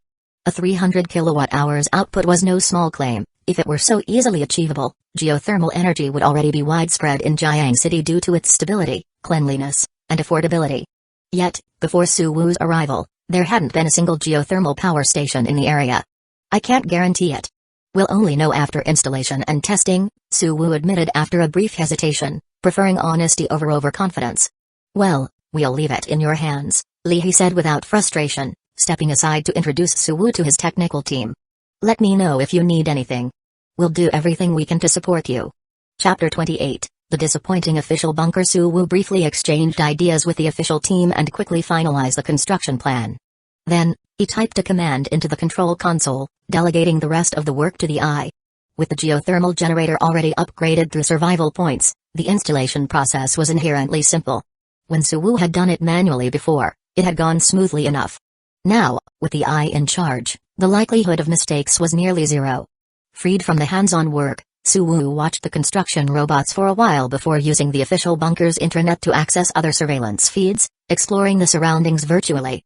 Suwu had long been curious about official bunkers, designed by teams of professionals. This was his chance to gain a deeper understanding. The Jiang City No. 9 bunker consisted of a complex network connecting 4 subway stations, 2 underground malls, 2 military shelters, and thousands of civilian underground parking lots and storage facilities. This labyrinthine city beneath the earth served as a refuge for 560,000 people, making it one of the largest bunkers in Jiang City. Its infrastructure included a large underground food production plant, 2 medium-sized wastewater treatment facilities, and a substantial inventory of electronic components, salvaged from industrial parks on the surface. Yet, as Suwu surveyed the scenes through the surveillance cameras, he reached a surprising conclusion. Is it just me, or does this official bunker seem pretty poorly managed? Aside from its size, the No. 9 bunker didn't appear significantly more advanced than Suwu's own private refuge. Despite its scale, the bunker hadn't achieved full self-sufficiency in food and water. Many of the elderly and disabled residents were visibly malnourished, their rations of insect and worm-based protein falling far short of their needs. Signs of mild hunger were already apparent. The living quarters were in disrepair. After just 10 days of occupation, areas with high population density were experiencing broken pipes and sewage leaks, creating appalling living conditions. What struck Suwu even more was the oppressive labor required of the bunker's residents. Everyone, save for a select few in the upper echelon, was burdened with grueling tasks, construction, material transport, animal husbandry, and more. Only in the residential zones reserved for senior officials' families did Suwu find people living in relative ease, with an apparent abundance of resources. "This is absurd," Suwu muttered, growing increasingly silent as he observed. It felt less like a freshly operational facility and more like a bunker that had been weathering apocalyptic conditions for years. The contrast between the abundant resources in the upper-tier residential areas and the struggles of the average resident was stark. Elderly individuals visibly weakened by hunger, laborers injured in workplace accidents crying out in pain without adequate medical care. These were the scenes that lingered in Suwu's mind. This wasn't a disaster dictated by nature but one exacerbated by human greed and mismanagement. If food supplies were running low, it might be understandable. But the reserves are hardly touched, and officials' families are wasting food to the point of throwing it away, Suwu thought. The divide between the ruling elite and the common residents was glaring. This wasn't safety or security, it was exploitation. "Good thing I'm not part of this," Suwu murmured, shaking his head. Any admiration or envy he had previously harbored for official bunkers dissipated entirely, replaced by a renewed commitment to developing his own refuge. While his private bunker might be smaller and less resource-rich, it was his, free from the tyranny of others. Within his walls, he controlled the resources, the space, and the destiny of his refuge. It was a sanctuary he could grow and improve at his own pace. While Suwu was observing the living conditions within the number 9 bunker, news of the geothermal generator deal reached the desk of the bunker's director, Ming Runshan. In his well-lit office, Ming Runshan opened the file with interest. Regarding the procurement of geothermal generators from the Shikura village refuge, the file referred to Suwu's bunker by the name of its geographical location since Suwu hadn't officially named his shelter. As Ming Runshan scanned the document, his curiosity grew. "Is this geothermal generator as reliable as they claim?" he asked his secretary. "Stable power output comparable to a small hydropower station, regardless of terrain or weather conditions?" Stability was Ming Runshan's top priority. A reliable power source could significantly impact every aspect of bunker operations, second only in importance to food production. The secretary hesitated briefly, then carefully responded. "Based on the reported data, that seems to be the case. The seller has already delivered the generators to Zone 055, where installation and testing are underway. They're expected to go online by tomorrow afternoon." Ming Runshan nodded, thoughtful. "Shikura village. That's not far from here. At least we won't need to worry about after-sales support," he remarked, penning his signature to approve the document, which authorized the sale of 7 million credits worth of supplies in exchange for the generators. Standing silently nearby, the secretary bowed slightly, avoiding unnecessary disruption. Having served under Ming Runshan for 4 or 5 years, the secretary had become well-versed in navigating the power dynamics. While they had previously shared a more casual working relationship, Ming Runshan's ascent to bunker director and the subsequent influx of tens of thousands of residents had elevated his authority to near-absolute levels. Now, the secretary moved with caution, acutely aware that a single misstep could jeopardize not just his career but his family's survival. At this moment, Ming Runshan wielded power akin to that of an ancient warlord, with the absolute ability to dictate the lives of everyone in his domain. Chapter 29, The Big Procurement. The next afternoon, at the 055 security warehouse in the number 9 official bunker, the 2 geothermal generators were successfully integrated into the bunker's power grid under the precise operations of Suwu's construction robots. At the same time, Suwu had just finished a call with a resident of the official bunker. From her, he obtained a data file containing a batch of recorded songs. After quickly downloading and saving the file, Suwu added all 29 songs to his music player and began playing them. The soft female voice filled the control room, breaking the silence and evoking memories of a vibrant summer full of greenery, life, and peace. "This song is pretty good," Suwu murmured as he felt a wave of nostalgia. By this time of year, it should have been the early days of summer. Normally, there would have been cool, sweet watermelon, lush green leaves filtering the sunlight, and a gentle breeze lulling people into midday naps. But now, all of it was a distant memory, a dream buried under the oppressive heat of a world with temperatures doubled, reaching 60 to 70 degrees Celsius. In such extreme conditions, almost all vegetation had withered. The global superfires, coupled with widespread drought and an impenetrable smog layer 10 kilometers thick, had left the world's remaining plant life at less than 1% of its original coverage. After a moment of reverie, Suwu noticed the geothermal generator installation had been completed. Shortly after, Yizai sent him a link, along with the username and password. When Suwu logged in, he found himself on an online marketplace filled with dozens of pages of goods available for trade. His account displayed a balance of 7 million credits, perfectly matching the proceeds from the sale of his geothermal generators. Time to reap the rewards, Su Wu thought, sitting upright and focusing intently. This was a critical moment. The potential growth of his bunker depended on how well he spent this windfall. He spent some time browsing the entire catalog, noting the inventory and prices. After careful deliberation, he drafted a plan. His bunker, now complete with 3 levels, had a solid foundation. The first level, a hydroponic farm, ensured a steady supply of rice, vegetables, and fruits. The second level served as the living quarters, with basic utilities and a small-scale facility for manufacturing and repairing mechanical parts. The third level, the livestock factory, was fully constructed but required inputs, livestock and feed to start producing fresh meat and eggs. For now, his most pressing need was to get the livestock factory operational. The first round of purchases included 5,000 hatching chicken eggs, 2,000 hatching duck eggs, 2,000 fish fingerlings of various species, 5 tons of emergency feed. Eggs were far cheaper than live chicks, though they required a longer incubation period to reach maturity. But Su Wu could afford to wait. His cold storage was well stocked with frozen meat and canned goods, providing ample protein in the interim. This batch cost a mere 30,000 credits, a drop in the bucket compared to his multi-million credit budget, but it solved a key bottleneck for his bunker's growth. Next, I'll need a lot of fertilizer, Su Wu thought. Both the hydroponic farm and the livestock factory's feed growing area required vast amounts of fertilizer. Although Su Wu had some reserves, he considered fertilizer a cornerstone resource for his bunker's sustainability. Additionally, fertilizer had dual-use potential. It could be used for making explosives. Even if he never needed to resort to such measures, simply having the option could mean the difference between survival and defeat. Better safe than sorry, Su Wu mused, doubling his original order of 50 tons to a staggering 500 tons, clearing out nearly half of the marketplace's stock. The cost? A hefty 1 million credits. Now for construction materials. Primarily, Su Wu needed cement and rebar. While he had been using construction debris and stones for most of his bunker's expansions, a thin layer of cement was always required to reinforce the outer walls.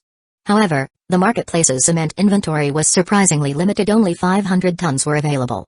Not ideal, but better than nothing, Su Wu reasoned, buying up the entire stock for 200,000 credits. Rebar, on the other hand, was plentiful. He ordered 1,000 tons without hesitation. That leaves about 1.7 million credits, Su Wu calculated. To maximize the value of his remaining balance, Su Wu turned his attention to essential consumables. Sugar, he ordered 20 tons to satisfy a personal regret from a previous, smaller purchase. Salt, gasoline, and diesel, he ordered 10 tons of each. Hygiene products, large quantities of toilet paper, soap, and similar items were also added to the list. Thinking long-term, Su Wu also stocked up on critical components for his bunker's automation, various drones, high and low-grade chips, electrical wiring and light fixtures. Piece by piece, Su Wu's purchases whittled away his balance until only 400,000 credits remained. Almost done, Su Wu thought. He decided to allocate the remainder to 2 categories, alcohol and cigarettes. Though he didn't personally indulge, he recognized their high trade value in a post-apocalyptic society. These items could serve as a de facto currency. Medicines, essential for survival, though their shelf life was limited. With his shopping spree complete, Su Wu leaned back, satisfied. Every credit had been strategically spent to prepare his bunker for the long haul. Chapter 30, The Bandits. After maxing out his account to purchase supplies, Su Wu encountered an unexpected issue. He couldn't afford the exorbitant shipping costs. 7 million worth of goods, and the shipping cost is 14 million? Frowning, he forwarded the invoice to Yizai, hoping for an explanation as to why transportation costs exceeded the value of the goods themselves. No choice, Yizai replied. You're talking about transporting several thousand tons of supplies. It would require an entire convoy of heavy trucks for several days. You've seen how bad things are out there. Every extra second on the surface is a risk to their lives. A large portion of the fees goes toward hazard pay. Her tone was tinged with helplessness. She wasn't trying to overcharge him. These were the harsh realities of the current world. After a moment's thought, Yizai offered a compromise. Don't you have a transport truck? An autonomous one at that. That should cut your costs significantly. If you'd like, we can store the goods for you for free. You can transport them back to your base yourself at your own pace. Transport them myself? Su Wu pondered the idea. It wasn't a bad solution. Compared to the outrageous shipping fees, slowly transporting the goods himself was far more feasible, even if it would take more time. Considering the relatively short distance between his bunker and the official shelter, combined with his upgraded 20-ton capacity truck, this arrangement was manageable. All right, let's do that, he finally agreed. With that, the massive transaction officially concluded. Hours later, on a desolate road leading out of the city, a heavy-duty truck rumbled silently through the ash-laden terrain. Its massive wheels crushed the thick layer of dust on the ground, leaving two distinct tracks illuminated by its tail lights. In a shadowy, abandoned house nearby, a pair of eyes observed the scene intently. "Boss, this is the fourth trip. Every time, it leaves full and returns empty. That truck must be carrying something valuable," whispered the thin figure into a radio. "Any idea how many people are inside?" came the reply through crackling static. "I can't tell for sure," the lookout replied. "But I'd guess just 1 or 2, 3 at most. That cab isn't large enough to fit more." As an amateur mechanic before the apocalypse, he could tell at a glance the approximate capacity of the truck's cab. "All right. I'll bring the crew over," the voice on the radio said. "Set up the trap. We'll hit them next time they head out." In a basement not far from the abandoned house, a scar-faced man with a fierce presence set down his radio and turned to his gathered crew. "Zhao-Chi's got a juicy target. Get ready, everyone. This might be our ticket to the good life." The scar-faced man, Lu Jiaofeng, was a recently escaped convict. During the chaos of a prison evacuation, he had slipped away unnoticed. With no legitimate options for refuge, he had rounded up a gang of like-minded criminals and raided an unguarded private shelter. After killing the shelter's original owners, they had taken over the place as their base. "Boss, should we bring the explosives?" a bespectacled man asked eagerly. "I've made some that could flip an armored car." Lu Jiaofeng considered this for a moment before nodding. "Bring them. We don't care if the truck gets damaged, as long as we get the cargo." Despite his rugged appearance, Lu Jiaofeng was a cautious and calculating leader. He knew that any group capable of transporting valuable goods repeatedly in this climate wasn't to be taken lightly.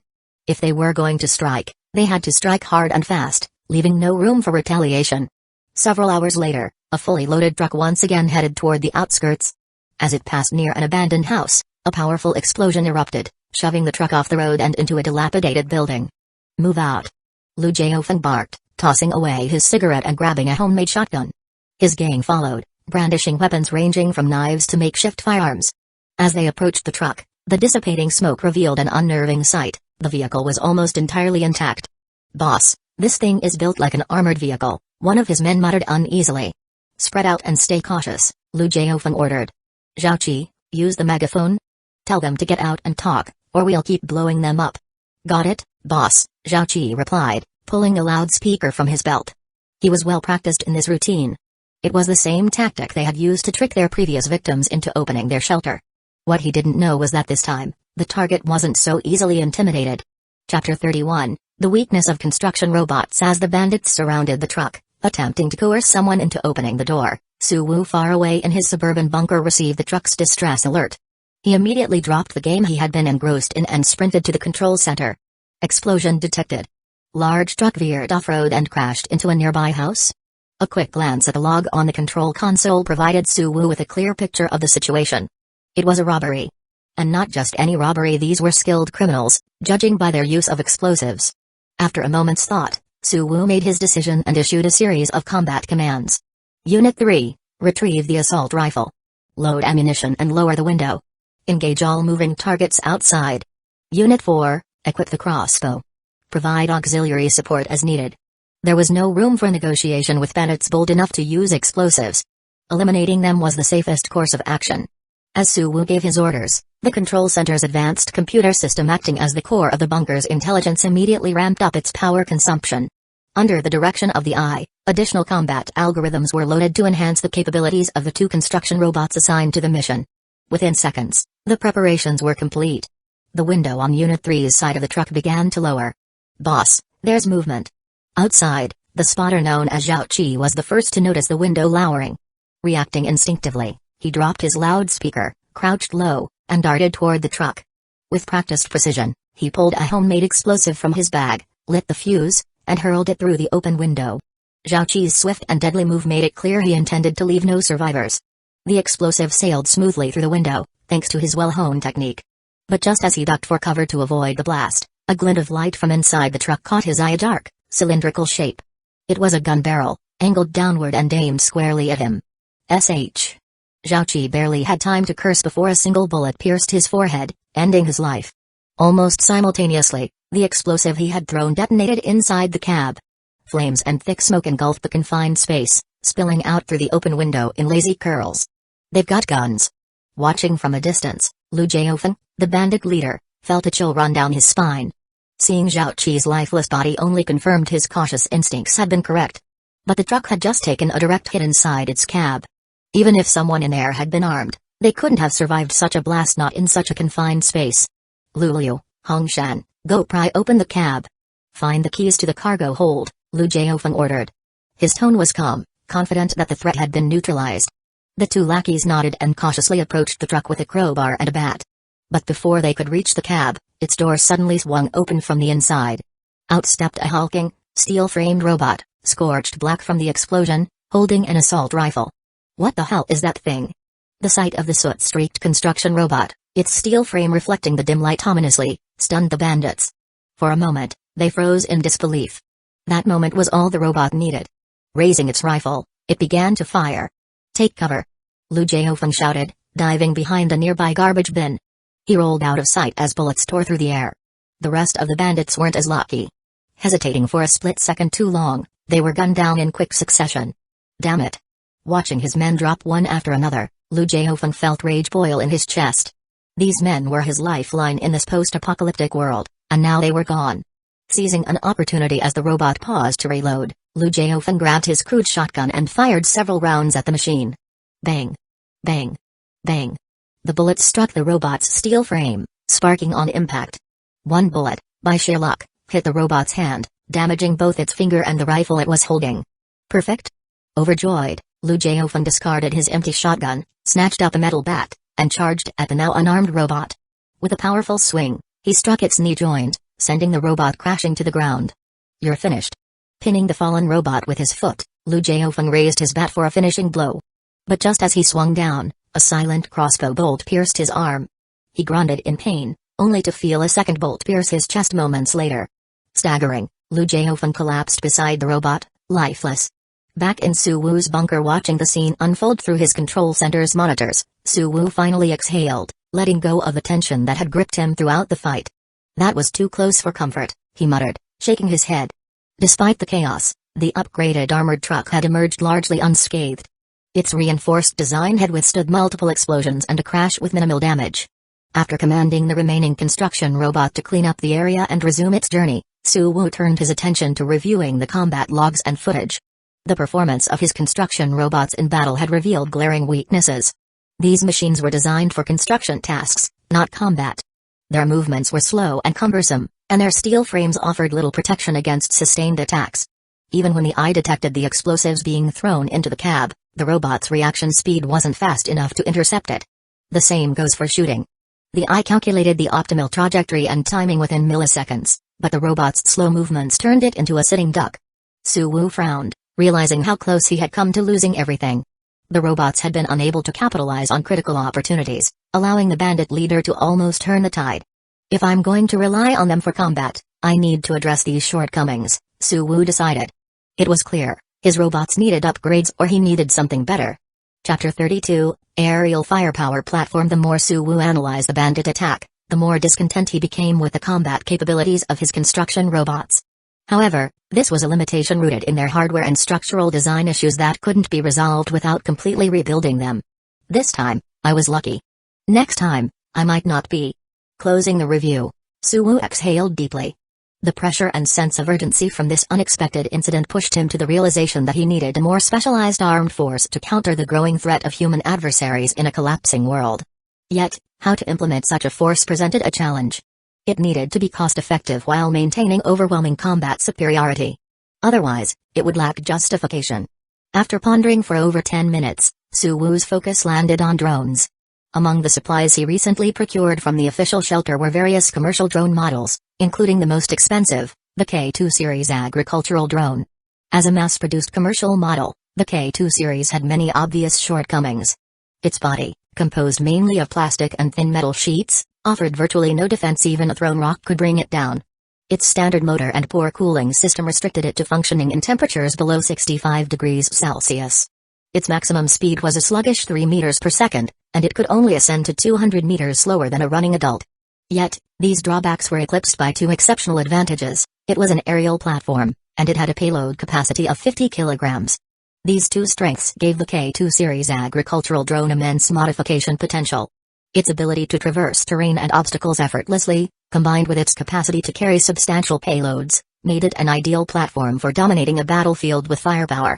This will do. Having decided, Suwu directed a construction robot to retrieve the two K2 series agricultural drones from storage and deliver them to the manufacturing center. Once there, he scanned, modeled, and created a highly detailed 3D blueprint to facilitate customization and upgrades. The primary function should be long-range bombardment. At least 40 kilograms of its payload must be reserved for explosives. Firepower trumps all. Against any opponent, a single salvo of explosives could guarantee battlefield supremacy. For explosives, Suwu had recently acquired hundreds of tons of fertilizer and chemicals from the official shelter. Extracting the necessary components for crafting explosives would be straightforward. While not as high quality as the military-grade gunpowder he obtained from the Heavy Knight, the materials were more than adequate for bomb making. With this goal in mind, the design process became clear.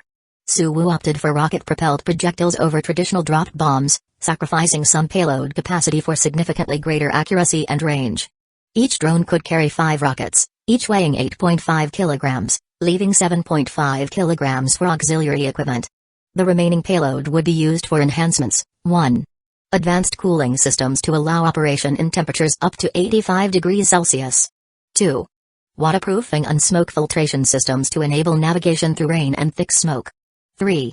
Structural reinforcements to help the drone recover balance and continue flying even after sustaining damage. These upgrades, designed and tested through eye simulations, were then fabricated by engineering robots and integrated into the K2 series drones. After hours of meticulous work, 2 modified K2 series agricultural drones, equipped with rocket launchers, stood ready in the manufacturing center. They were formally incorporated into the shelter's combat system as aerial firepower platforms. Finally, a proper fighting force. Suwu gazed at the console screen, where icons representing the drones gleamed. A wave of satisfaction and relief washed over him. This was only the beginning, and there was plenty of room for expansion. Thinking ahead, Suwu drafted another design: deployable shooting platforms. Each shooting platform consisted of an assault rifle, a large ammo box, a camera with infrared capability, a 360-degree rotating base, a miniature computer.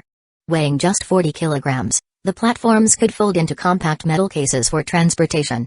The modified drones, after expending their rockets, could airdrop these platforms to designated locations.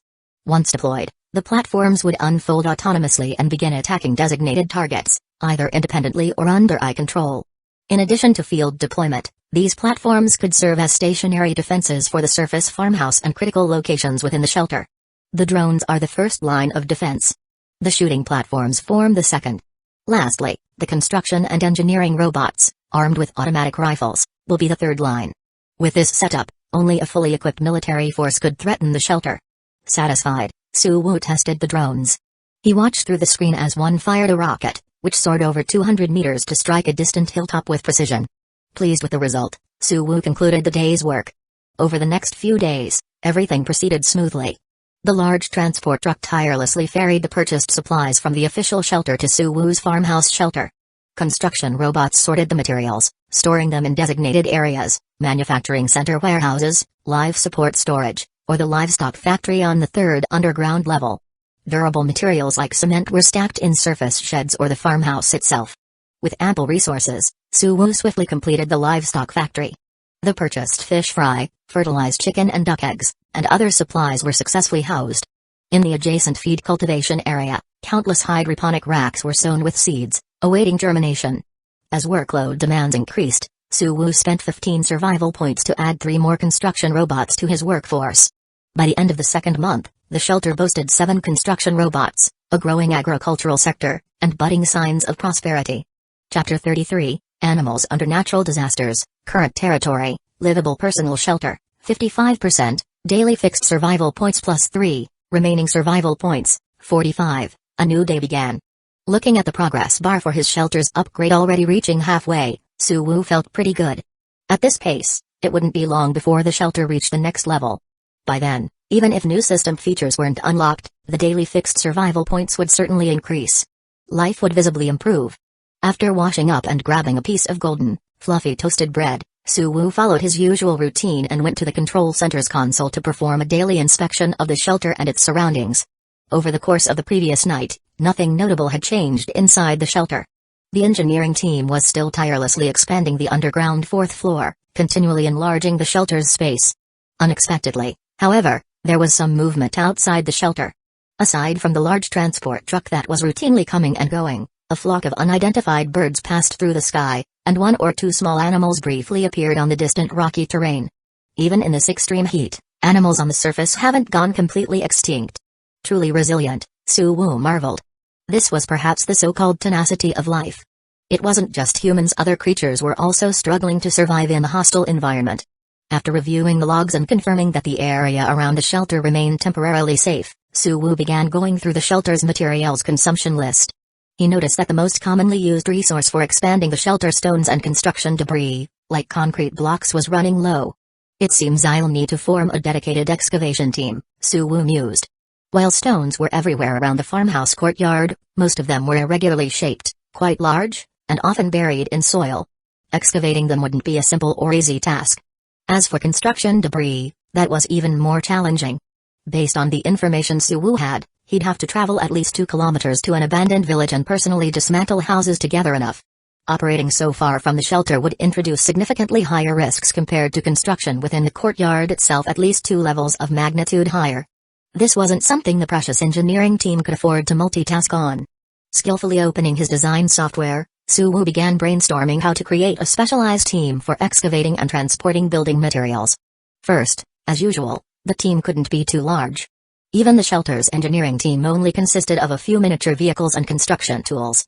An auxiliary team tasked with providing raw materials wouldn't need to be much bigger.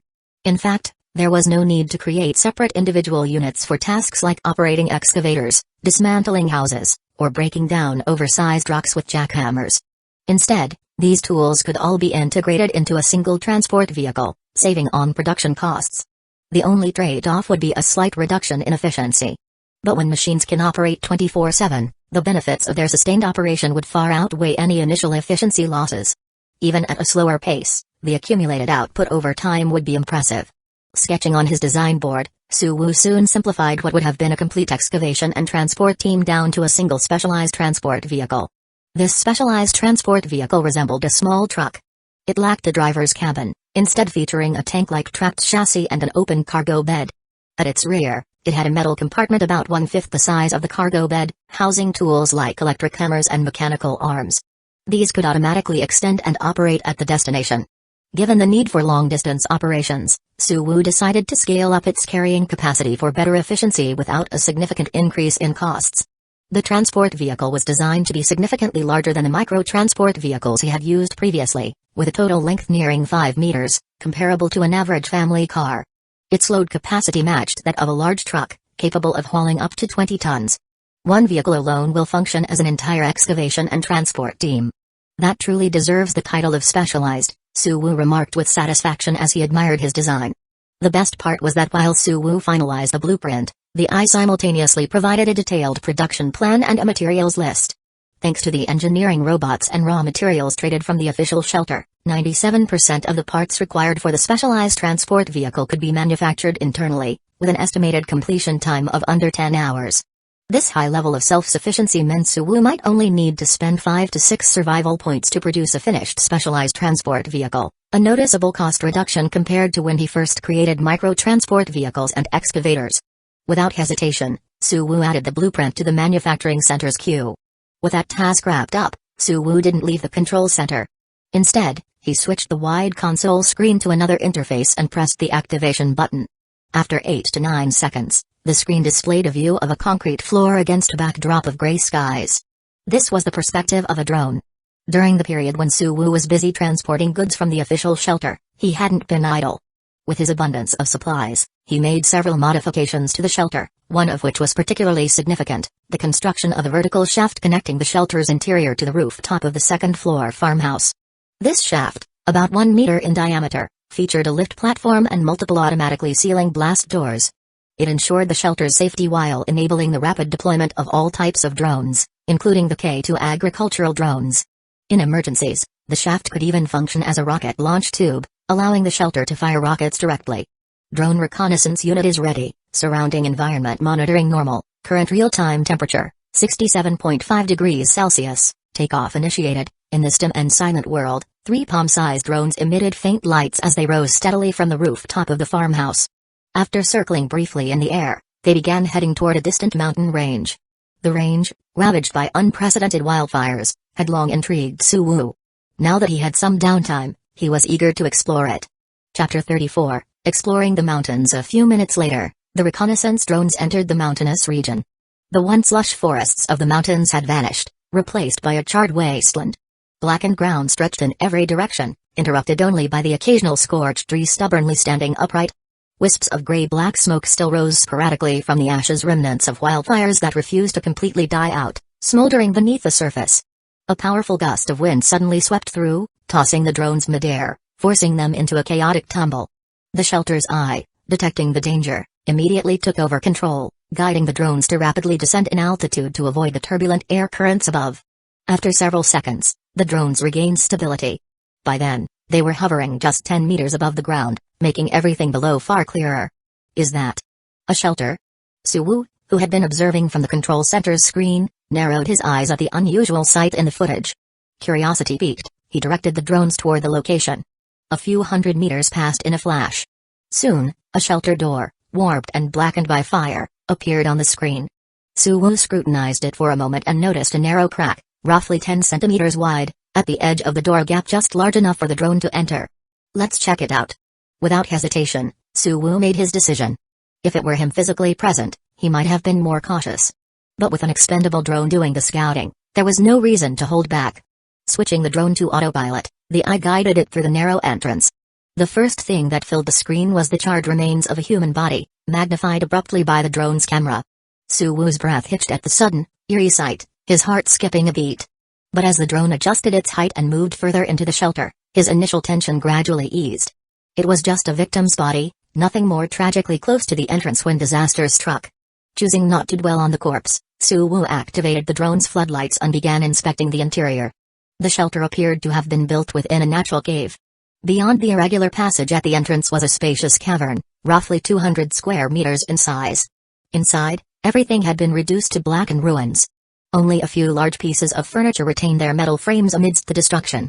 That fire must have been brutal, Suwu murmured, his brow furrowing as he envisioned the inferno that must have engulfed this place, turning it into a hellscape.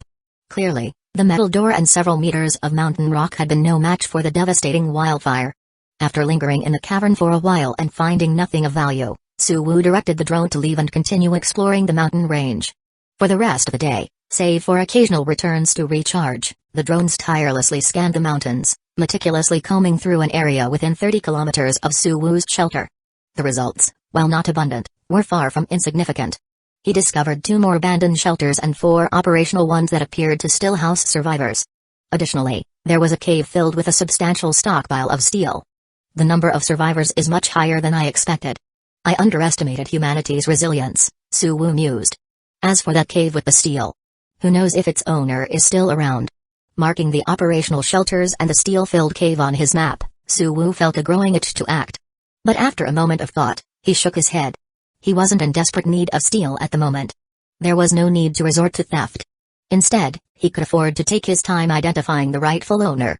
When the time came, he could either negotiate a trade or acquire the materials through legitimate means, ensuring peace of mind. July 1st. The seemingly endless haze began to show signs of clearing. Around noon, occasional beams of sunlight pierced through the sky to reach the ground. However, this wasn't a sign of improvement. On the contrary, it marked the planet's continued descent into a nightmarish state. By mid-afternoon, at precisely 2:27 p.m., the temperature in Jiang City officially reached 70 degrees Celsius. Workers still remaining outdoors found it nearly impossible to function, even with specialized cooling equipment, and were forced to retreat into shelters. Above the ground, the world had become eerily silent, as if all life had been erased. 2 hours later, an apocalyptic storm swept across the land. Fierce winds tore through the city, toppling street lights, signs, and even some poorly constructed buildings and warehouses. Countless grains of sand and stones fell from the sky, belting the ground like a torrential downpour, covering every inch of the landscape. Farmhouse courtyard. Underground shelter, level 2. Alerted by the eye's warnings, Suwu hurried to the control center, his expression tense as he observed the sudden, terrifying storm through external cameras. Under the howling winds, the distant mountains were already swallowed by a murky yellow haze. Closer to home, the rocky terrain showed signs of upheaval. Fist-sized rocks began to break free from the soil, rolling along the ground. Occasionally, stones were swept into the air by powerful gusts, crashing into the farmhouse's walls like bullets, leaving shallow dents. Crack! A sharp sound rang out. One of the cameras mounted on the farmhouse roof was struck by a falling rock. The impact shattered its lens, rendering it inoperable. Only its audio module survived, continuing to relay the storm's deafening roar to the control center. The wind speed is approaching 11 on the Beaufort scale, Suwoo muttered, shifting his gaze to another intact camera feed. His worry deepened. After some thought, he sealed all external passages and doors to the shelter, halting the excavation team's efforts to transport soil from the fourth floor. With their flimsy construction, the miniature transport vehicles would undoubtedly be overturned or worse, swept into the air if they ventured outside. As for the steel, cement, and old appliances stored in the courtyard, as well as the supplies temporarily housed in the two-story farmhouse, Suwoo could only hope for the best. The storm had arrived too abruptly for him to secure or relocate anything in time. Let's hope they can withstand it, Suwoo murmured to himself. Chapter 35, The Onslaught of the Storm. While Suwoo worried about the supplies stored above the ground, he was less concerned about the large transport truck still out on its delivery route. Loaded with over 20 tons of cargo, the steel behemoth was more stable and secure than most residential buildings. Nevertheless, out of caution, Suwoo halted its operations and directed it to a sheltered alleyway in the city to wait out the storm. The raging winds showed no signs of subsiding. Instead, they intensified further. Not far from where the transport truck was parked, a four-story building succumbed to the relentless gales. It collapsed with a deafening crash, blocking the street with its debris. Lighter fragments and rubble were swept into the air, pelting nearby buildings like a barrage of missiles. In the rural farmhouse's underground control center, Suwoo, monitoring the situation while exchanging information with other shelter owners in an online chat group, suddenly noticed the network becoming intermittent. The latency increased until the connection was entirely severed. Attempts to reconnect proved futile. The signal tower must have been knocked down by the wind, Suwoo muttered after some quick diagnostics. Signal towers, unlike fortified shelters, were ill-suited to withstand such a storm.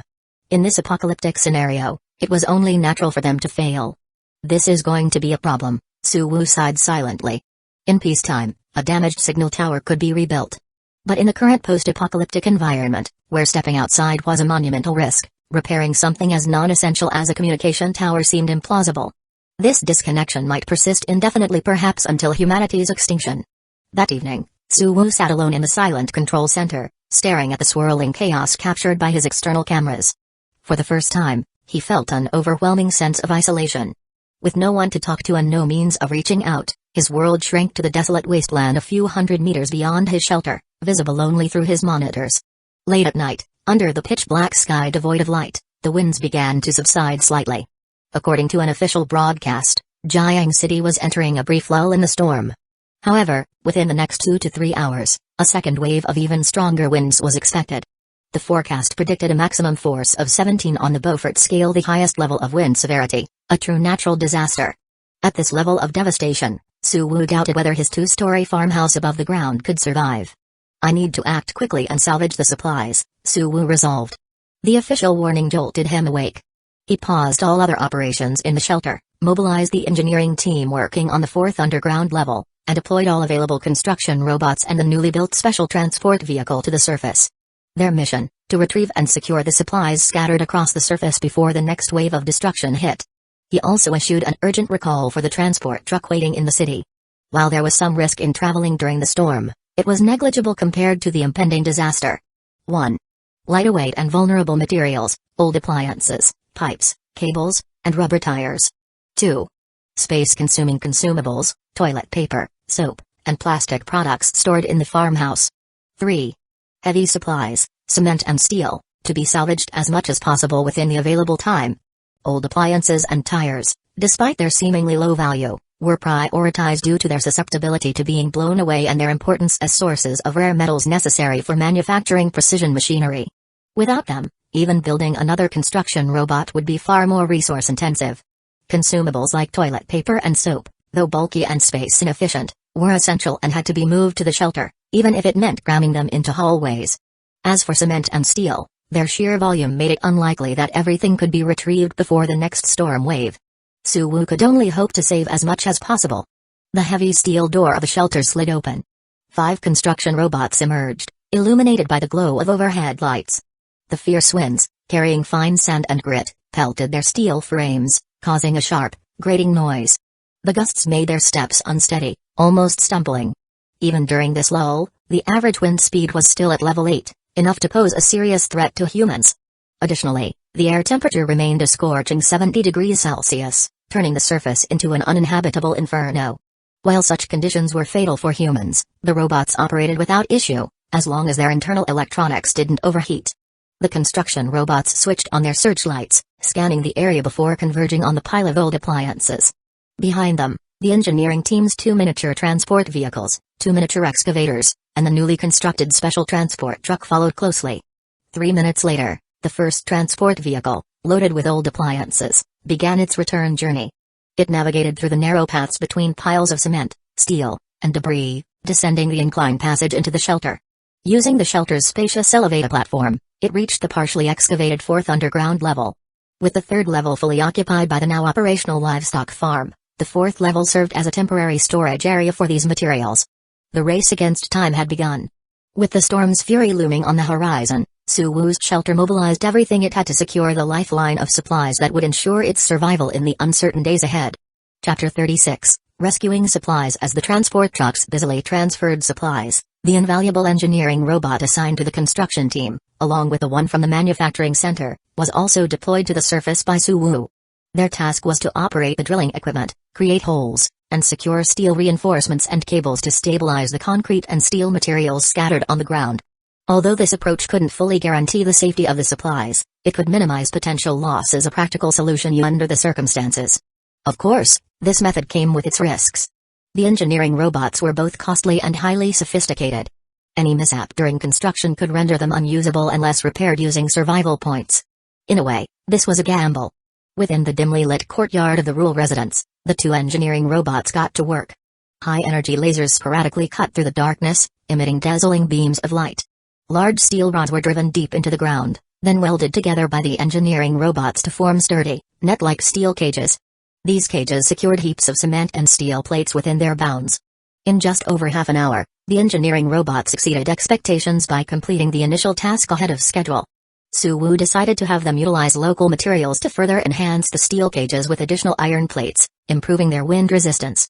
He also instructed the robots to begin reinforcing the 2-story residential house. The house, a natural shelter, would be invaluable in withstanding the storm. If possible, Suwu wanted to ensure it didn't collapse. By the 2nd hour of the material transfer operation, the previously mild gale had intensified. The wind speeds rose from level 8 to level 10, inching toward level 11. The construction robots still operating on the surface began to falter, their movements visibly distorted by the escalating winds. Their work efficiency dropped significantly. It's time to pull back, Suwu decided, not allowing greed to cloud his judgment. He promptly ordered the construction robots to secure the doors of the house and retrieve the van parked in the makeshift carport before retreating to the shelter with the construction team. After 2 hours of hauling, the courtyard's abandoned appliances and miscellaneous items were mostly transferred to the 4th underground level of the shelter. The supplies within the house were largely relocated to the 2nd underground level's living quarters and manufacturing center. With the ground reinforcements in place, Suwu felt that the upcoming storm was no longer a major concern. However, as he reviewed the situation, he realized something was amiss. The large cargo truck he had ordered to return earlier had yet to show any signs of arrival. An ominous feeling crept into his heart. Suwu immediately contacted the truck via the console, only to see a desolate expanse of debris illuminated by the truck's headlights appear on the screen. The road is completely blocked? His heart sank as he grasped the urgency of the situation. Judging by the scale of the rubble, clearing a path would take hours' time they didn't have. On the screen, 2 construction robots accompanying the truck struggled against the wind to move debris. Not wanting to waste another moment, Suwu quickly opened a map of Jiang City to plot an alternative route. Fortunately, the truck was still on the outskirts of the city, making it easy to identify another path. Take a detour immediately, he ordered, submitting the new route to the onboard eye without hesitation. The 2 construction robots stopped their work and returned to the truck's cabin. Moments later, the truck's taillights flickered as it turned around and headed down a longer, unfamiliar road. A few minutes later, the truck encountered another obstacle. A mass of billboards and debris swept onto the road by the howling wind, blocking its path yet again. Faced with this unexpected hurdle, Suwu paused in silence. Changing routes now was no longer an option. Outside, The wind had escalated to level 12. The roaring gusts slammed against the truck's body, causing the heavily loaded vehicle to shudder faintly. Further detours might be more dangerous than finding shelter within the city itself. Zooming in on the screen, Suwoo examined the debris blocking the road. Unlike the endless rubble from before, this obstruction covered only about 20 meters of the road. With swift action, it might still be possible to clear the path before the full brunt of the storm arrived. But there was a problem: how to clear it. The cargo truck, designed for transportation, lacked any specialized equipment. Sending out the construction robots in such severe weather was equally unwise. A single mistake could see the robots swept away, lost forever. Clang! A sudden crash startled Suwoo. Switching to the roof camera, he saw that a billboard had fallen from above, striking the truck's roof. Thankfully, the truck's reinforced armor, made of high-strength alloy, had absorbed the impact without sustaining significant damage. This incident, however, only reinforced Suwoo's decision not to send the construction robots outside. Losing them would mean a massive waste of precious survival points. If the truck can't solve this on its own, I'll have to send in reinforcements, he muttered. Abandoning the idea of relying on the truck, Suwoo turned his attention to the special transport vehicle parked inside the shelter. This tracked vehicle, capable of demolition, excavation, and transportation, was also highly efficient at clearing roadblocks. The only concern was whether the unpredictable storm would allow it enough time to complete the task. Let's hope we're not too late. A glance at the clock showed it was 2:47 a.m., with little time remaining before the forecasted storm's peak. Gritting his teeth, Suwoo decided to take one last gamble. On the surface, the thick iron gate partially buried in sand and gravel opened once more. A driverless tracked transport vehicle rolled out into the raging storm. Wind speed, 34 meters per second. Stability unaffected, the monitoring system reported. Seated in the control center, Suwoo let out a small sigh of relief. Despite weighing less than a cargo truck, the tracked vehicle's design ensured excellent stability, even in high winds. After a brief adaptation period, the transport vehicle accelerated onto the road, quickly reaching its maximum speed of 60 km per hour as it raced toward the stranded cargo truck on the city's outskirts. Chapter 37, Hope. The journey proceeded without incident. The specialized transport vehicle quickly entered the city and reached the roadblock obstructing the cargo truck, separated by only 20 or so meters. The headlights of the two vehicles pierced through the darkness, illuminating the surroundings as if it were daylight. Time to get to work, Suwoo murmured, maneuvering the transport vehicle into position. He deployed its operational platform, extending the jackhammer and shovel attachments to begin clearing the debris. To maximize efficiency, Suwoo didn't let the eye handle the entire operation. Instead, he took control himself. Debris that didn't significantly hinder the cargo truck's passage was ignored. Larger obstructions were handled selectively, either crushed into smaller pieces with the jackhammer or pushed aside with the shovel, varying the approach based on size, material, and position. He minimized unnecessary movements to save time. Under this meticulous manual control, the clearing process progressed rapidly. On average, Suwoo cleared a meter of road every minute. At the same time, the efficiency of his work created significant noise, overpowering the howling storm and echoing far into the dark, lifeless city. The mechanical sounds brought a semblance of life to the desolate streets. A couple of kilometers away, in a mid-sized corporate shelter, a group of employees in the monitoring room noticed the commotion. Someone still working out there at this hour? That's incredible, remarked a young employee in his 20s, unable to suppress his amazement. Maybe it's an official team on a critical mission, replied an older man in his 40s, whose experience led him to assume this was a government operation. As he spoke, his expression lightened noticeably. Regardless of who was responsible, the activity on the surface meant that humanity was still fighting back against the extreme climate. For those huddled in the shelter, it was a comforting reminder that they weren't alone. Let me check. The noise seems to be coming from Gonger Street. Found it, the operator announced. Using his experience, he quickly pinpointed the location. Through a functioning traffic camera, he captured distant footage of the specialized transport vehicle and the cargo truck on the street. Whoa, that vehicle is so cool. It looks like something straight out of a sci-fi movie, the younger employee exclaimed, leaning closer to the screen. The futuristic, high-tech design of the transport vehicle captivated him. They're clearing the roadblock, making way for the cargo truck to leave the city, the operator explained after a closer inspection. Noticing a basketball-sized stone rolling down the road, propelled by the wind before vanishing into the darkness, he couldn't help but comment, transporting goods in this kind of storm? Only the authorities would dare attempt something like this. Ordinary people wouldn't even step outside their shelter's gates. The older man joined in, marveling at the scene. This is good news for us. If the authorities have such advanced tools, It means they can navigate these extreme conditions. If something goes wrong here, we can hope for rescue. That's true. Knowing this, I'll probably sleep better at night, the younger employee agreed enthusiastically. The monitoring room buzzed with conversation, the oppressive atmosphere gradually lifting. The sight of the two vehicles on the screen brought a sense of calm and reassurance to everyone present. For the first time in a while, they felt a renewed sense of hope. On the surface, the transport vehicle's clearing operation was nearing completion. The wind, however, had intensified further, surpassing 37 meters per second and reaching level 13.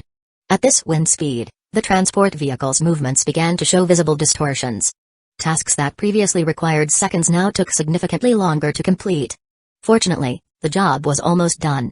With a final piece of debris smashed apart by the jackhammer, the transport vehicle and cargo truck successfully regrouped.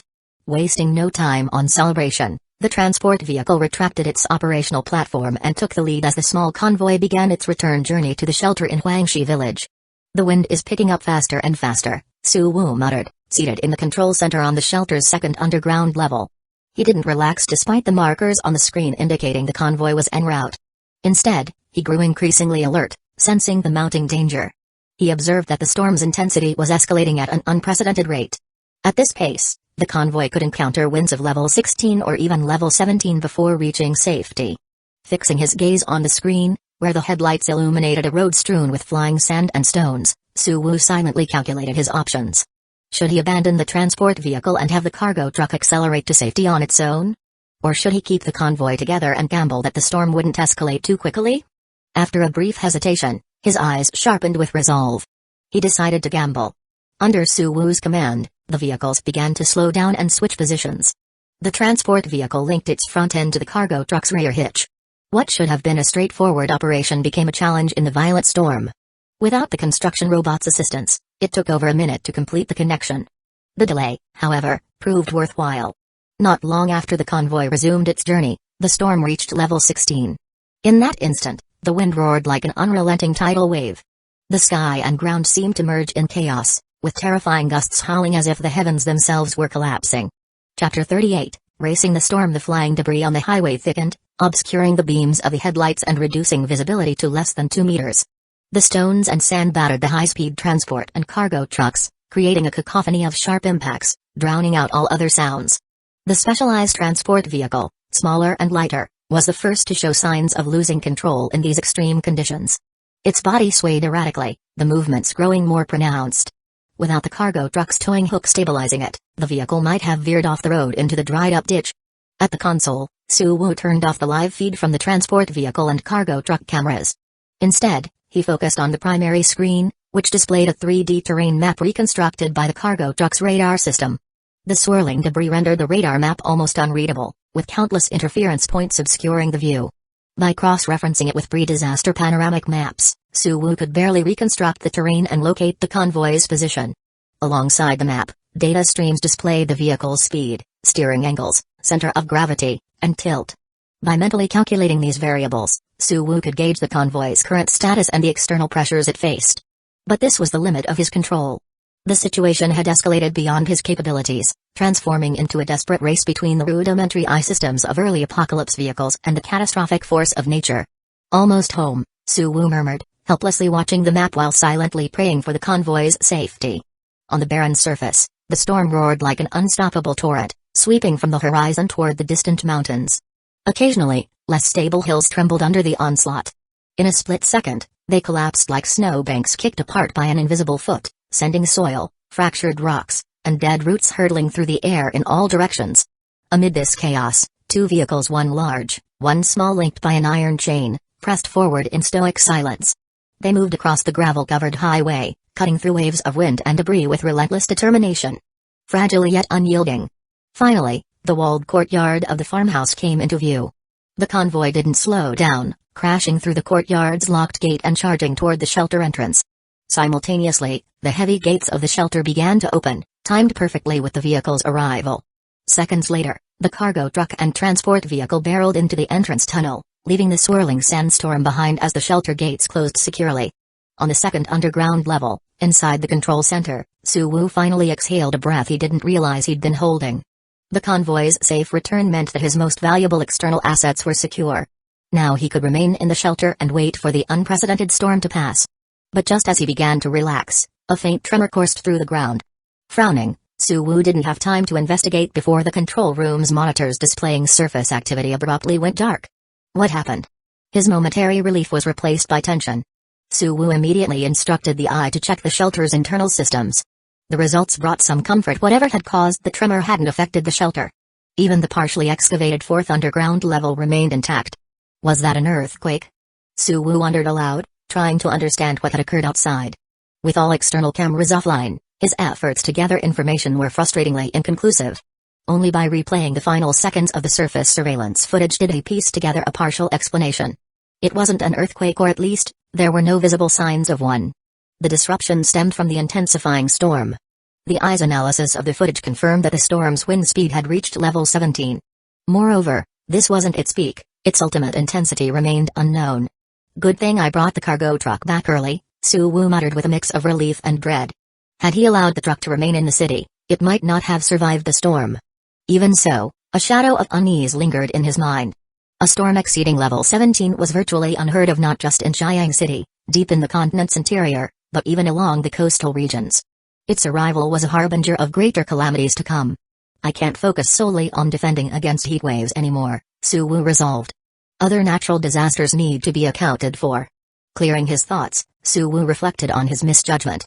This time, the losses seemed inevitable. If the storm had swept through with such force, the supplies left on the surface were likely destroyed. Still, thanks to the emergency transfers earlier, even in the worst-case scenario, the losses were manageable, painful, but not catastrophic. Glancing at the clock, Suwu noted it was almost 4 a.m. After reviewing the day's events and confirming there were no urgent tasks, he yawned, stepped away from the console, and decided to rest. The storm raging above couldn't touch the depths of the shelter. Likewise, Suwu couldn't influence the outside world from within.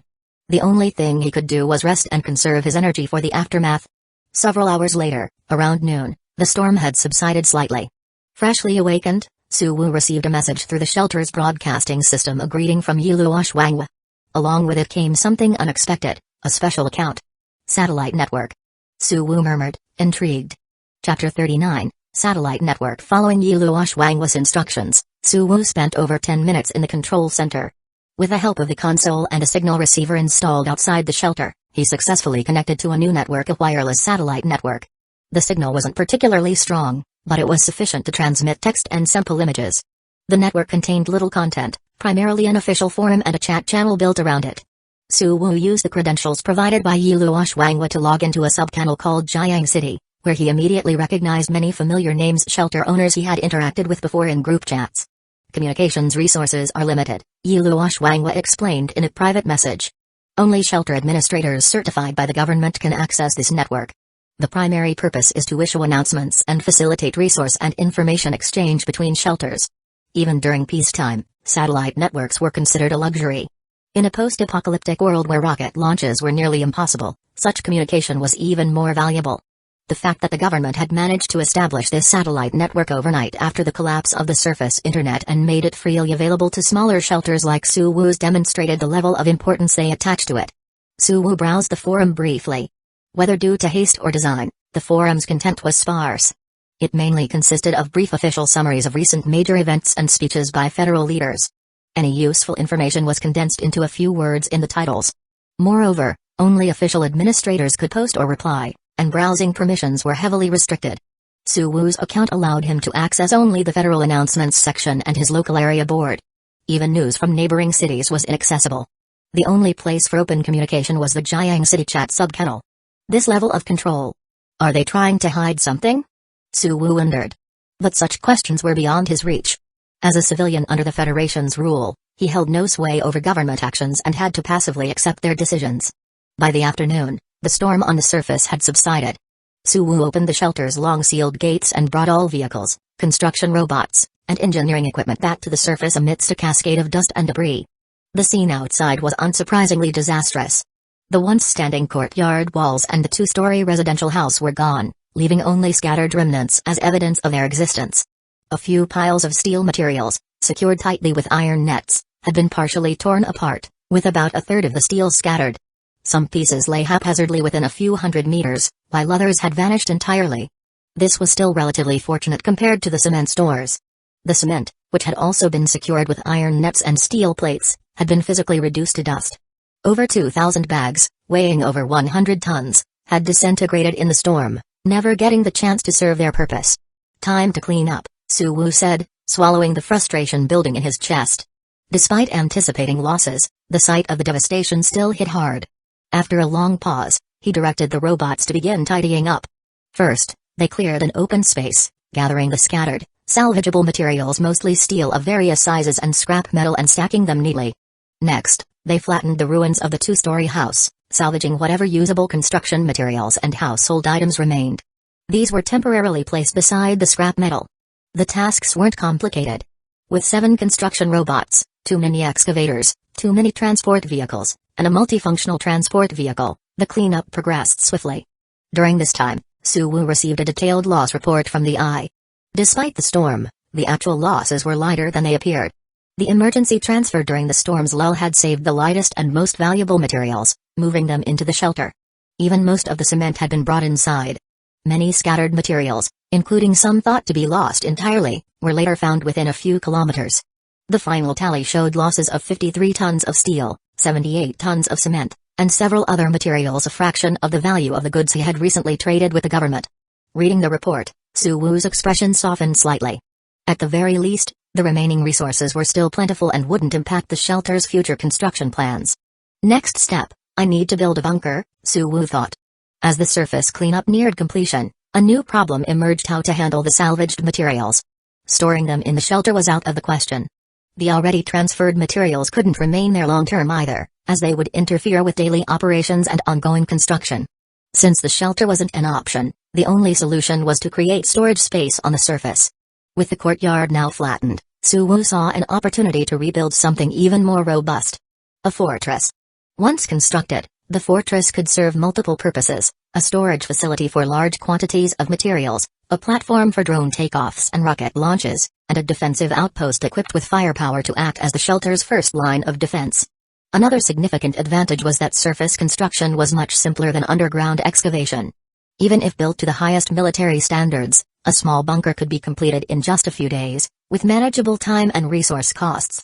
Given the benefits and low cost, Suwoo didn't deliberate long. Determined, he made his decision: the bunker would be built. Chapter 40, Surface Bunker. Although Suwoo had decided to build a bunker, determining its exact location required careful consideration.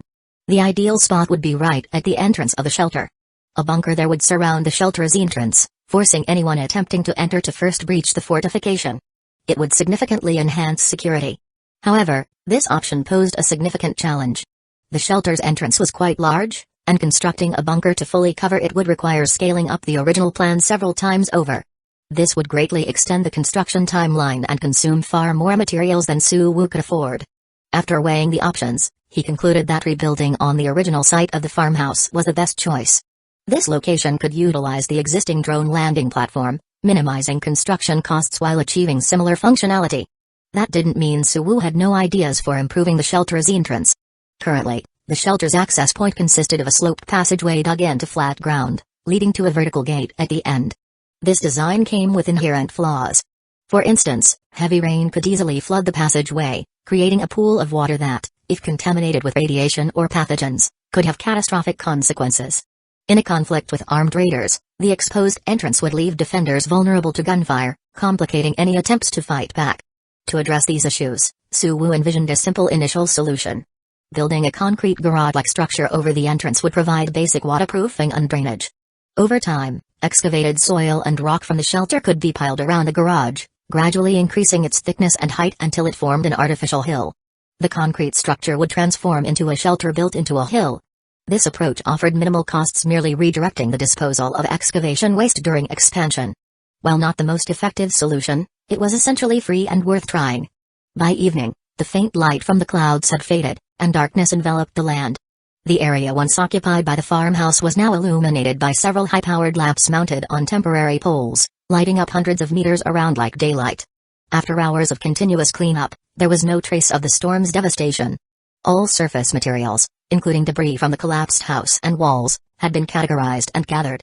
Nearby, the original farmhouse site had been cleared, and the foundation for the bunker's surface structure was already in place. Building the bunker doesn't require so many excavators and transport vehicles.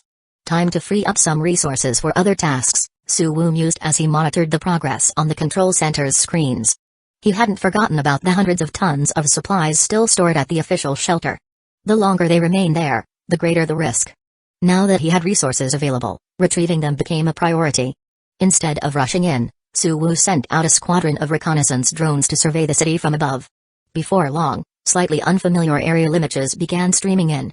From the skies, it was clear the massive storm had reshaped the terrain within a 10-kilometer radius of the farmhouse. Many roads were pitted with craters from falling boulders, and some had split into wide fissures resembling riverbeds. Such terrain was impassable, even for tanks, let alone large cargo trucks. The only solutions were to build bridges on site or find alternate routes. Conditions were worse in the city.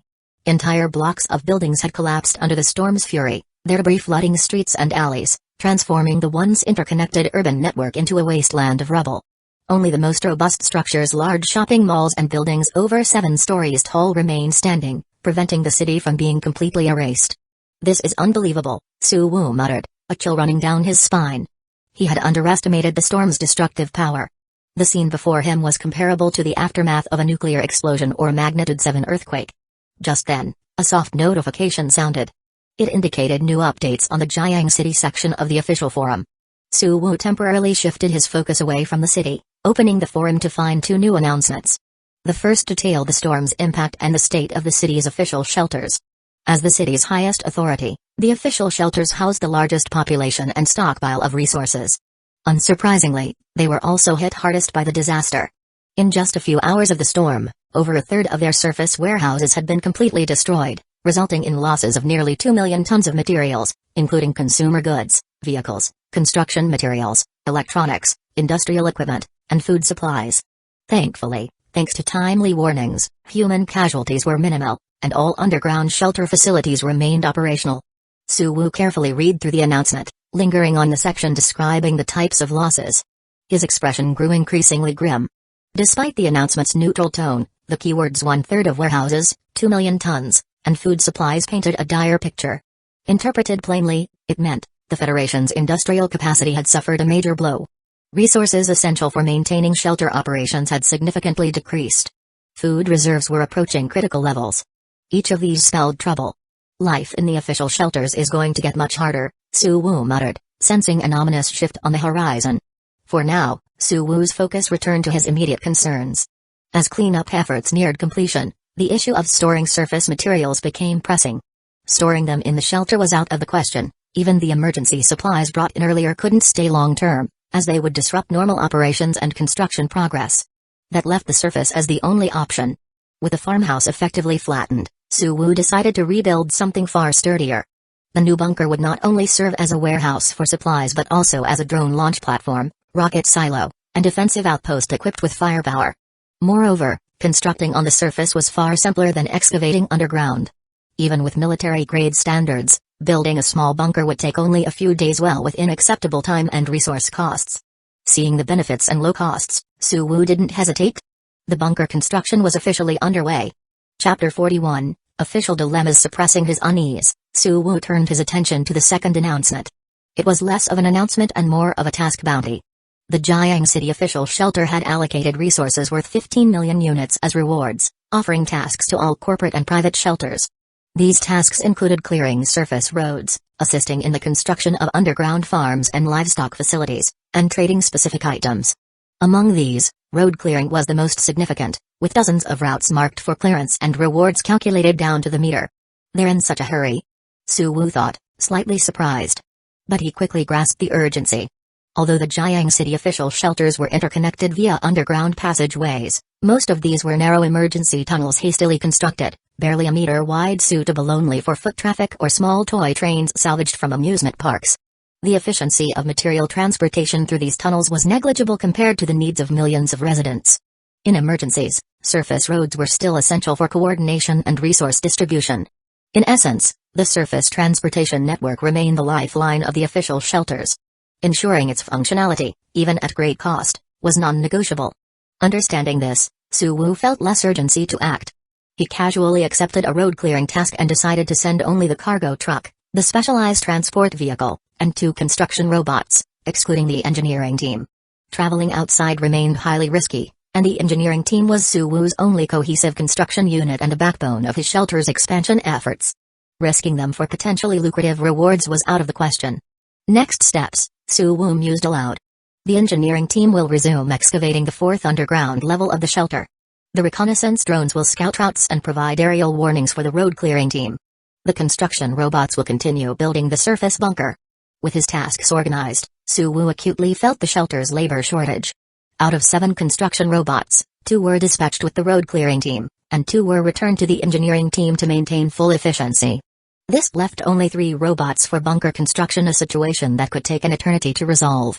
I need to expand the team, Suwoo concluded, checking his survival points. Despite no significant income in recent days, the constant demands of shelter management had drained his reserves. He had only 25 survival points remaining. Initially, he had planned to keep these as emergency funds, to be used only in life or death situations. But now, his perspective shifted. Survival points were a trump card, but so was a well-built shelter. The sooner it was fortified, the safer it would be. If I'm going to spend them, I might as well spend them all. 25 survival points to manufacture 5 more construction robots. Having made his decision, Suwoo didn't hesitate. He allocated all his points to producing additional robots. In the manufacturing center, 2 engineering robots immediately began working on the orders. They retrieved materials from the warehouse, cutting and melting them before welding the components together to create the frames of the construction robots. Thanks to pre-sorted and prepared raw materials, the process moved quickly. On average, it took just an hour to assemble a single construction robot. Suwoo monitored the progress closely. Each time a robot was completed, he personally visited the manufacturing center to activate it using survival points. The new robot was then sent directly to the surface to join the bunker construction team without wasting a moment. Within a few hours, the once desolate surface of the farmhouse was bustling with activity again. With 8 construction robots now in operation, aided occasionally by the engineering team's concrete mixers, mini excavators, and transport vehicles, the first layer of the bunker began taking shape at a visibly rapid pace. At this rate, the first layer will be finished in 2 hours, Suwoo estimated with satisfaction, seeing the clear results of his investment. Unlike the shelter's underground concrete walls, which were a meter thick, the surface bunker's walls were only 20 centimeters thick and not filled with construction debris. This reduced the need for survival points for reinforcement, significantly lowering costs. However, after completing each layer, the concrete had to cure for 8 to 12 hours before further construction could continue. Yet another issue loomed: the dwindling supply of sand and gravel. The shelter's 4th underground level still had a small emergency reserve, but the majority of materials had been lost in the storm. Without replenishment, both the bunker construction and shelter expansion would have to halt. Fortunately, solving this problem wasn't difficult. Just 2 to 3 kilometers from the farmhouse lay a dry riverbed. Excavators and transport vehicles could easily fill truckloads of sand and gravel from there. The only costs were vehicle electricity, mechanical wear, and the slight risk of venturing farther from the shelter. However, 2 to 3 kilometers was not a trivial distance in the unpredictable post-apocalyptic climate. No one could guarantee a safe return after such a trip. To prepare, Suwoo reviewed recent drone photos of the area. The riverbed appeared mostly unchanged, and the route overlapped significantly with the one recently scouted by the road-clearing team. Most obstacles had been cleared, except for the last few hundred meters, which crossed rugged wilderness and a steep slope riddled with potential pitfalls. This should work, Suwoo decided after careful evaluation, confident the trip was worth the calculated risks. Chapter 42, The Vanished Village. If only the specialized transport vehicle were still here, Suwoo muttered, troubled. The recent storm, while not significantly altering the river's course, had wreaked havoc on the terrain. With the engineering team relying on the toy-like micro-excavators and transport vehicles, traversing the now rugged landscape seemed almost impossible. One wrong move could easily result in a vehicle overturning. But difficult as it was, the task needed to be done. Progress on the shelter's construction couldn't stall because of this. After some thought, Suwoo devised a solution, equipping the micro-excavator with a detection radar. Currently, the engineering team's machines relied on cameras to identify their surroundings. While this method was simple, it lacked the ability to detect hidden hazards. Adding a radar system would compensate for this deficiency, allowing the excavator to identify dangers ahead. Whether by filling in hazards or taking a detour, this addition would greatly reduce the risk of accidents. However, installing a radar was no small task. The radars Suwoo had on hand were among the cheapest from the batch he purchased from the official Shelter 10 commercial-grade laser and ultrasonic radars. The laser radar had a detection range of 25 meters and could identify uncovered pitfalls, but its accuracy was only slightly better than that of a camera. The ultrasonic radar, while capable of detecting hidden pitfalls and assessing ground stability, had a limited range of just 3.5 meters and significant blind spots, only covering a 60-degree fan-shaped area directly in front. Both types had other limitations, including temperature constraints below 50 degrees Celsius and fragile, precise components. After nearly 20 minutes of research, with assistance from the Eye and the Shelter's database, Suwoo finalized a solution: install both radars, encase them in waterproof and dustproof shells, mount them on a freely rotating base, and add an independent cooling system. This setup wasn't ideal, but it ensured the radars would function. In practice, they would perform similarly to the terrain radars integrated into his upgraded cargo and transport vehicles, minus the precision and speed. 2 hours later, the construction robots, having completed the first phase of the bunker's build, returned to the shelter. They underwent decontamination in the first underground level's cleaning chamber, routine maintenance in the manufacturing center on the second level, and were then reassigned. 2 robots armed themselves with rifles and took up guard positions near the shelter's elevator platform, while 6 rejoined the engineering team to resume excavation on the 4th underground level. Meanwhile, a micro-excavator and transport vehicle, detached from the construction team, ascended to the surface. Activating their headlights, they slowly headed toward the distant, darkness-shrouded horizon. Let's hope nothing goes wrong, Suwoo thought as he monitored the small convoy through the shelter's surface cameras. A vague sense of unease crept into his mind, as if this might be the last time he would see the vehicles. Shaking off his thoughts, Suwoo switched the main control screen to display the micro-excavator's camera feed. Seeing lines of operational data indicating normal status and faint highway markers illuminated by the headlights calmed him slightly. The recent storm hadn't been all bad. It had cleared away much of the ash from global wildfires and volcanic eruptions, leaving the landscape near the highway resembling a drought-stricken rural area rather than the oppressive, alien wasteland it had previously been. Limited by their small size and the debris-strewn roads, the micro-excavator and transport vehicle advanced at a sluggish pace of less than 10 kilometers per hour.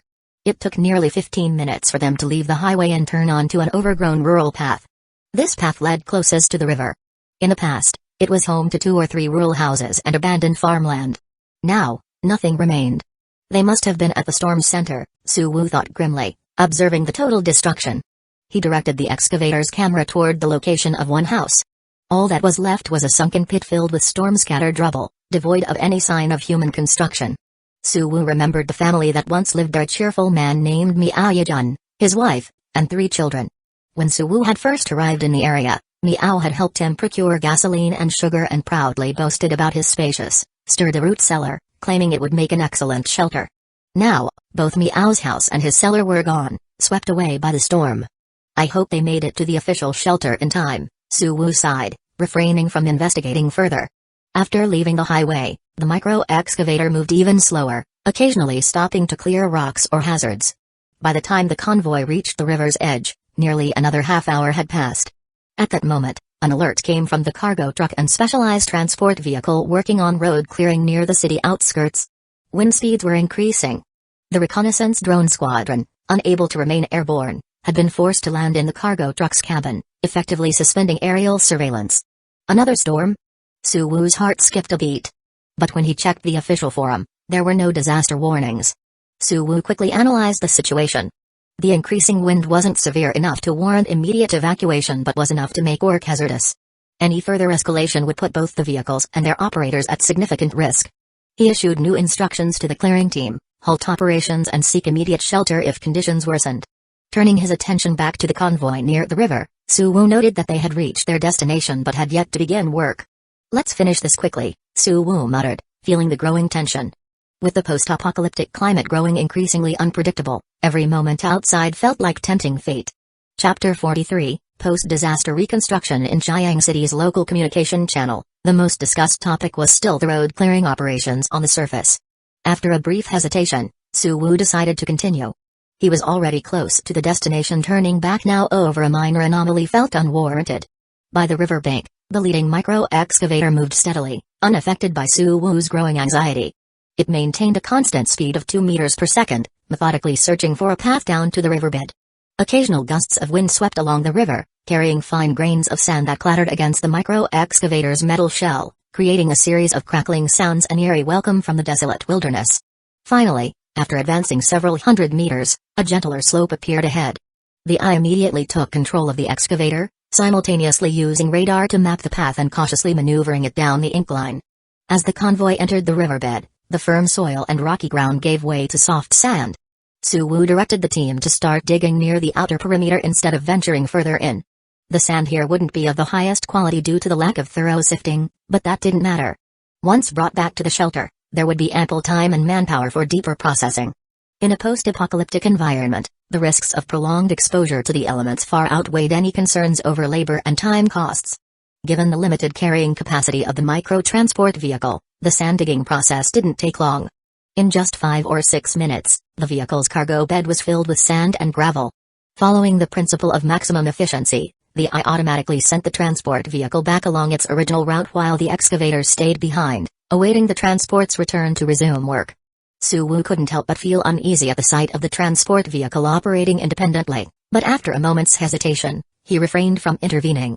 Unless faced with obvious threats like severe weather or other dangers, there was no reason to disrupt the most efficient course of action. On its return trip, the transport vehicle moved significantly faster, thanks to the pre-mapped route. It maintained near maximum speed the entire way. Before long, the transport vehicle appeared on the shelter's surveillance feed, carrying its load of sand and gravel to the storage depot. One load successfully delivered, Suwu muttered, exhaling slightly. With the eye's precision, as long as the weather remained stable, the process could now proceed smoothly without his direct oversight. Suwu turned his attention to the shelter's interior.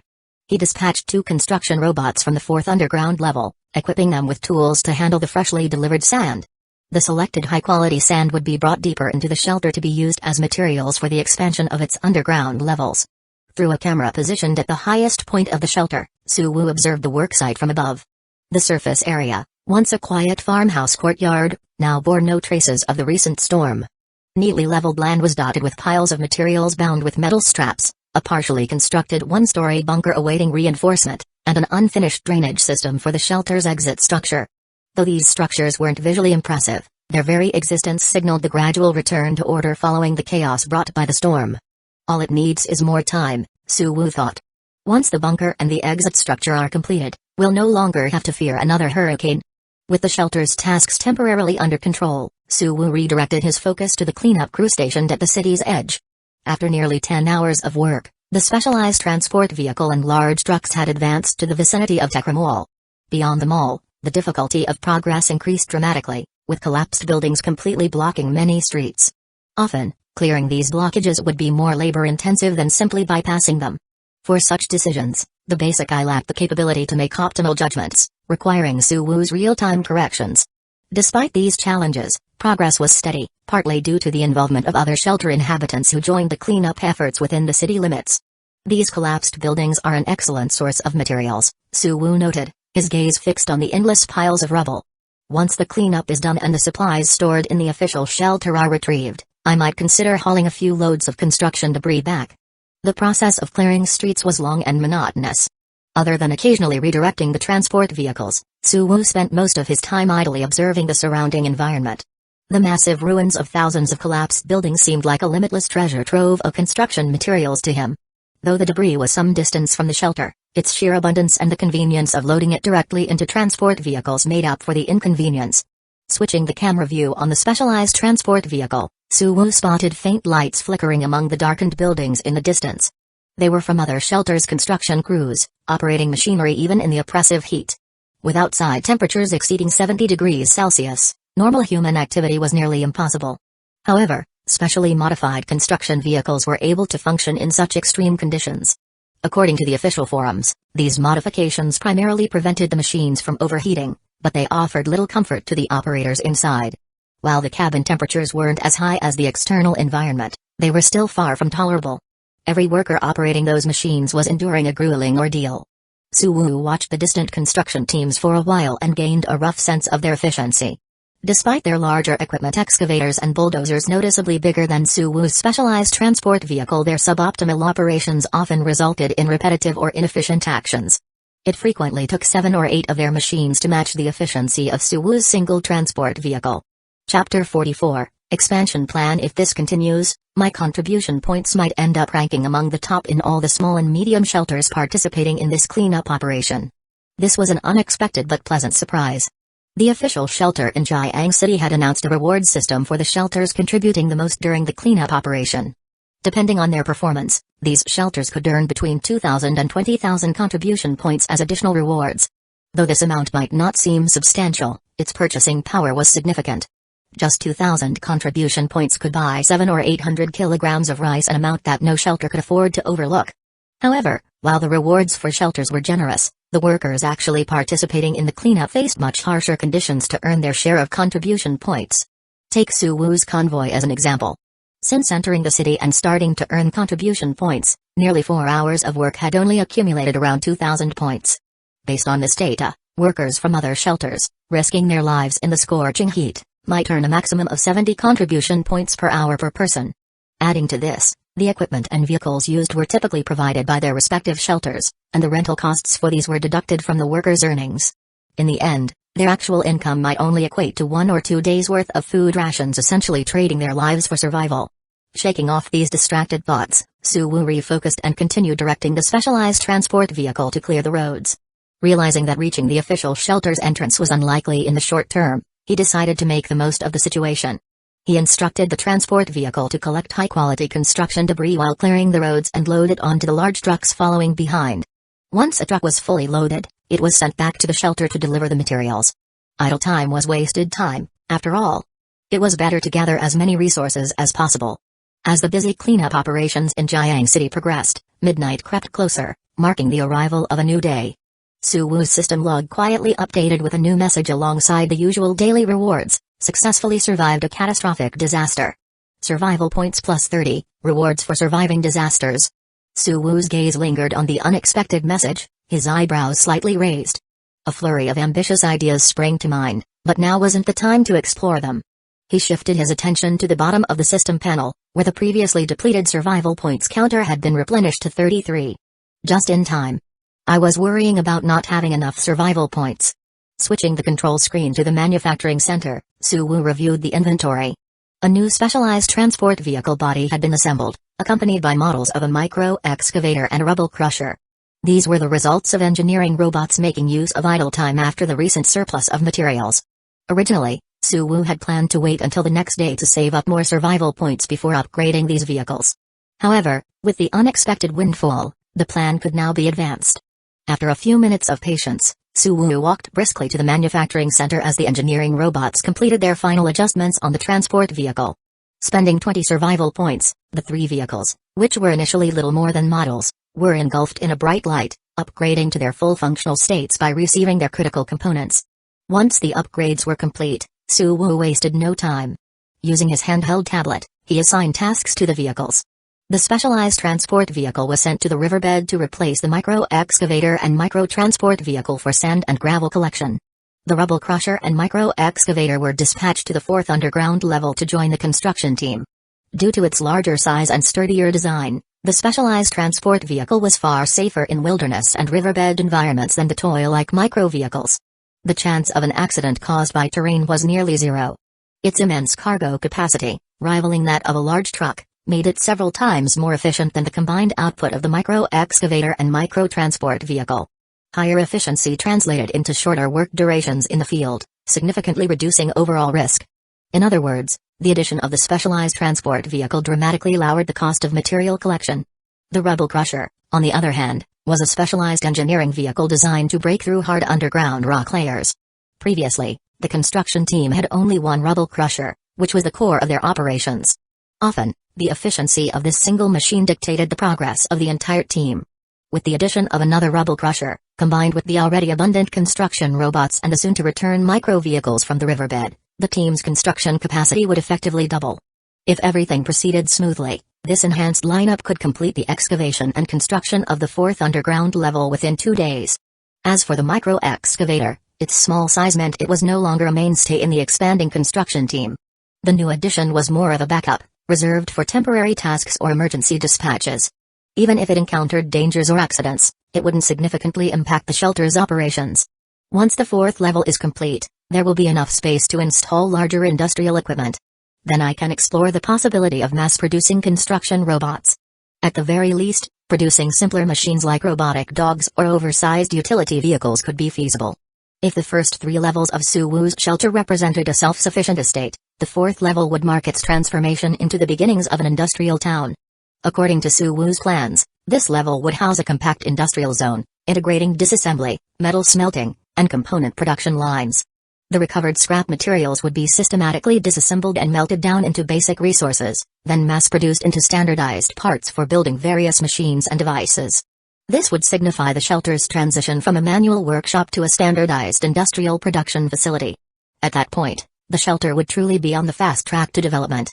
Chapter 45, Preparations for Armed Defense. With the shelter's internal affairs temporarily settled, Suwu switched the control screen back to the convoy operating in Jiang City and continued supervising the road-clearing efforts. After more than 2 hours, exhaustion began to set in, and Suwu decided to pause the monotonous work to get some rest. At this point, the shelter's recorded contribution points had reached 3,500, placing it in the top 10 of the contribution leaderboard among all participating shelters. The next morning, Suwu awoke to the sound of a pure, ethereal melody. He didn't get up immediately. Instead, he lay in bed, listening to the soothing voice that seemed to cleanse his mind. Only after some time did he reluctantly get up and begin his morning routine. Walking through the corridor to the control center, Suwu felt a slight sense of alienation as he gazed at the expansive, silver-toned hall. It seems I've stayed inside this shelter for too long. I'm starting to develop psychological issues. Maybe I should consider building an artificial garden to relax and unwind. The area Suwu used daily was limited to the residential and control center zones, covering less than 300 square meters. Even with survival point-enhanced central air conditioning and air purifiers maintaining optimal conditions, the lack of variety and confinement fostered a sense of oppression. Without an outlet for this emotion, it wouldn't dissipate but instead accumulate over time, eventually becoming a significant psychological hazard. Shaking off the thought, Suwu refocused and sat down at the console to review the shelter's logs. During his rest, no accidents had occurred in the shelter. Meanwhile, the specialized transport vehicle had been working tirelessly, accumulating a substantial pile of sand and gravel on the surface enough to alleviate any shortage concerns for a long time. In Jiang City, however, the convoy's efficiency had noticeably dropped without Suwu's direct supervision. Despite clearing a nearly 100-meter-long path through a 4 to 5-meter-high pile of building debris, the contribution points earned were negligible. His shelter's rank, which had been in the top 10 before he slept, had now fallen out of the top 20. Do these people ever rest? Suwu muttered as he brought up the surveillance feed of the city. Other shelters' excavators and bulldozers were still working at full capacity, their operators seemingly unfazed by exhaustion. It didn't take long for him to figure out the reason. Unlike Suwu, who lacked manpower, most shelters were overcrowded. Both official and private shelters could rotate workers to maintain efficiency. In some cases, worker fatalities were even seen as a way to reduce the burden of feeding them. After some thought, Suwu suspended the task of sand and gravel collection for the second specialized transport vehicle and reassigned it to the city cleanup operation. With enough sand already stockpiled and nowhere to store more, continuing the task would be futile, especially if another storm struck and rendered the effort meaningless. 15 minutes later, the newly built specialized transport vehicle arrived to join the cleanup team. Under precise eye control, the two specialized vehicles worked tirelessly to clear road obstacles at an exceptional pace. Before long, the shelter's contribution points began climbing rapidly again, racing toward the top 3 rankings. By afternoon, when Suwu returned to the console after lunch, the shelter's contribution points had surpassed 10,000, second only to the first-ranked mid-sized corporate shelter. Owen Shelter. Suwu read the name of the top-ranked shelter, finding it vaguely familiar. After some thought, he remembered the mention of it in the local channel. The Owen Shelter was formerly a pharmaceutical factory notorious for exploiting workers with harsh conditions. It was also rumored to have ties to organized crime and employed numerous enforcers. They were unethical even in peacetime. Who knows what life is like for the ordinary people in their shelter now? Shaking his head, Suwu sighed and pushed the grim thoughts aside. In a post-apocalyptic world, suffering was everywhere. He could barely manage his own survival, let alone worry about others. Still, given Owen Shelter's criminal background, they're likely used to being domineering. They won't tolerate anyone threatening their position. This realization prompted Suwu to reconsider his shelter's relationship with Owen Shelter. He had no illusions about the potential reactions of the Owen Shelter. With the efficiency of his 2 specialized transport vehicles, it was only a matter of time before his contribution points surpassed theirs. The difference in rewards between first and second place was a staggering 10,000 contribution points, an amount no one would overlook. The stakes were high enough to provoke retaliation. Feeling a growing sense of urgency, Suwoo opened the shelter's armory inventory. After a previous incident involving a hijacked cargo truck, the shelter's weapon cache had been steadily built up. It now included 2 K2 series agricultural drones equipped with rocket launchers, 10 foldable shooting platforms, 2 automatic rifles, 4,000 rounds of ammunition. While sufficient for a small skirmish, Suwoo wasn't entirely satisfied. These weapons had been designed with small rogue groups in mind, prioritizing overwhelming firepower to neutralize threats quickly. However, facing a well-organized mid-sized shelter with a population of at least 10,000, this arsenal seemed inadequate. In extreme scenarios, even exhausting all the ammunition might not guarantee victory. Though Suwoo could seek assistance from official channels, relying on external help always carried risks. Delays or outright neglect could leave him to face the threat alone. This won't do. I need to strengthen the arsenal further. Determined, Suwoo began planning upgrades to his shelter's defenses, preparing for the possibility of a confrontation with Owen Shelter. Chapter 46, The Possibility of Forced Requisition. Following his habit of planning for the worst-case scenario, Suwoo quickly decided to add another batch of weapons to the shelter's arsenal. Considering the likelihood of facing a larger number of enemies this time, simply increasing the stockpile of firearms or rockets would not be cost-effective, nor would it provide a decisive advantage. After scouring the shelter's database for options, Suwoo came up with a new plan: producing thermite. Thermite, a mixture capable of burning at over 2,500 degrees Celsius, could melt through steel in seconds. Its primary components, aluminum powder and rust, were both cheap and abundant. Despite its simplicity, its destructive power was terrifying. No matter how strong the protection, once thermite ignited on a surface, it would inevitably burn through. The only drawback was its limited range. However, this limitation could easily be overcome by embedding small explosives or fireworks into the thermite, increasing its effective area of destruction. As for deployment methods, Suwoo decided on 2 options: drones to drop thermite charges and thermite shells fired from howitzers. Both options were inexpensive. The drones could be repurposed from the K2 series agricultural drones, while the howitzers, though requiring fabrication from scratch, were structurally much simpler than automated excavation equipment. Engineering robots could construct them entirely without using valuable survival points. When a small bunker is complete, I can install a 120mm howitzer on it, Suwoo mused. I'll stockpile 20 crates containing 160 thermite shells of the same caliber. For drone-deployed thermite charges, I'll produce 50 units in 2 specifications, 20 kilograms and 40 kilograms. Given the low cost and abundance of thermite's raw materials, Suwoo planned the ammunition reserves generously, aiming for sustained saturation strikes lasting over 10 minutes. With these upgrades, the shelter's firepower would be overwhelming enough to handle even a fully organized military company, let alone a mid-sized Owen shelter. But Suwoo still didn't feel entirely secure. His gaze fell on the shelter's 3D map, specifically on the vertical drone lift shaft connecting the shelter to the under-construction bunker. A thought took shape in his mind. We already have a vertical launch shaft. Why not go bigger? Opening the database, Suwoo found blueprints for a 240mm diameter rocket. Adding rocket production to the engineering robot's task list, he reviewed the progress on the surface bunker. The first layer's concrete should have hardened sufficiently. Suwoo redirected all 8 construction robots, along with a concrete mixer and a micro-excavator, from the 4th underground level to continue work on the second layer of the bunker. Unlike the nearly 6-meter-high first layer, the second layer was only about 3 meters tall, significantly reducing the workload. With the coordinated efforts of 8 construction robots, the second layer would be completed in 2 to 3 hours. After another 8 hours of curing, the third layer could be built and sealed, marking the completion of the small bunker. Once the shelter's internal affairs were in order, Suwoo resumed directing the city cleanup operation. By evening, after the large transport truck had made more than 5 trips and hauled back over 100 tons of construction debris, the first road leading to the nearest official shelter entrance was finally cleared. Suwoo immediately dispatched a construction robot to the official shelter's warehouse to retrieve his stored supplies. "You've stored 220 tons of steel and 300 tons of fertilizer here," the warehouse administrator reported, though his tone carried some hesitation. "What's the problem?" Suwoo asked, his voice transmitted through the construction robot's speakers with a steely edge. "It's nothing. I'll fetch your goods right away." The administrator seemed to realize his misstep, quickly adopting an apologetic expression. He printed out an inventory list and handed it to Suwoo's robot but hesitated again before speaking. "You'd better retrieve all your supplies by tomorrow morning. Word is, due to severe shortages, the higher-ups are considering temporarily requisitioning private shelter resources to cover the gap. If you're slow, all you might get is an IOU." Suwoo wasn't surprised. His eagerness to clear roads in the city was precisely to preempt such scenarios. In a centralized, post-apocalyptic system, especially in the early stages of societal collapse, tearing up agreements and exploiting the weak was common. The fact they would even offer an IOU could be considered an act of mercy. "I understand. Thank you for the warning," Suwoo replied, deciding not to trouble the administrator. "I'll retrieve the rest of the supplies by 7 a.m. tomorrow." "That's good. As long as it's before 7, you should be fine. The supervisor won't arrive that early." The administrator visibly relaxed, relieved to have one less problem to deal with.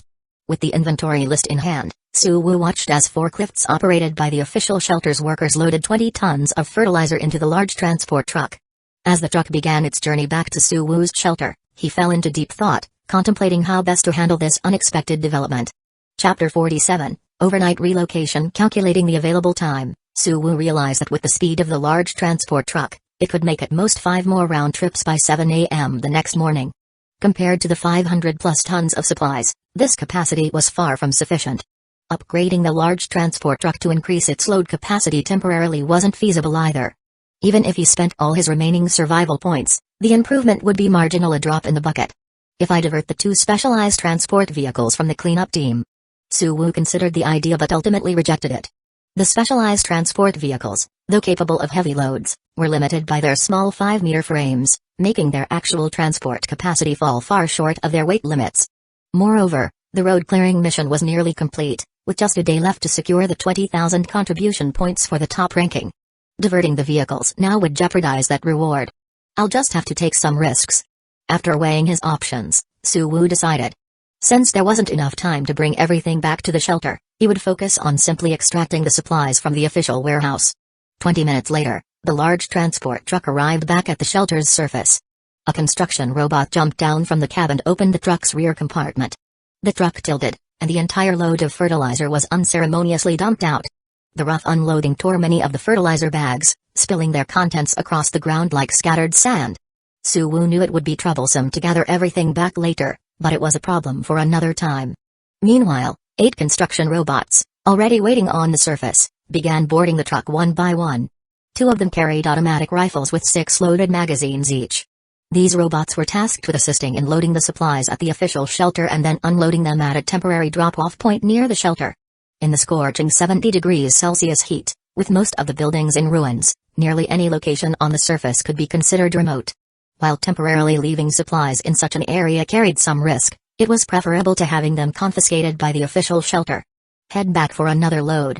The large transport truck began its return journey to the official shelter.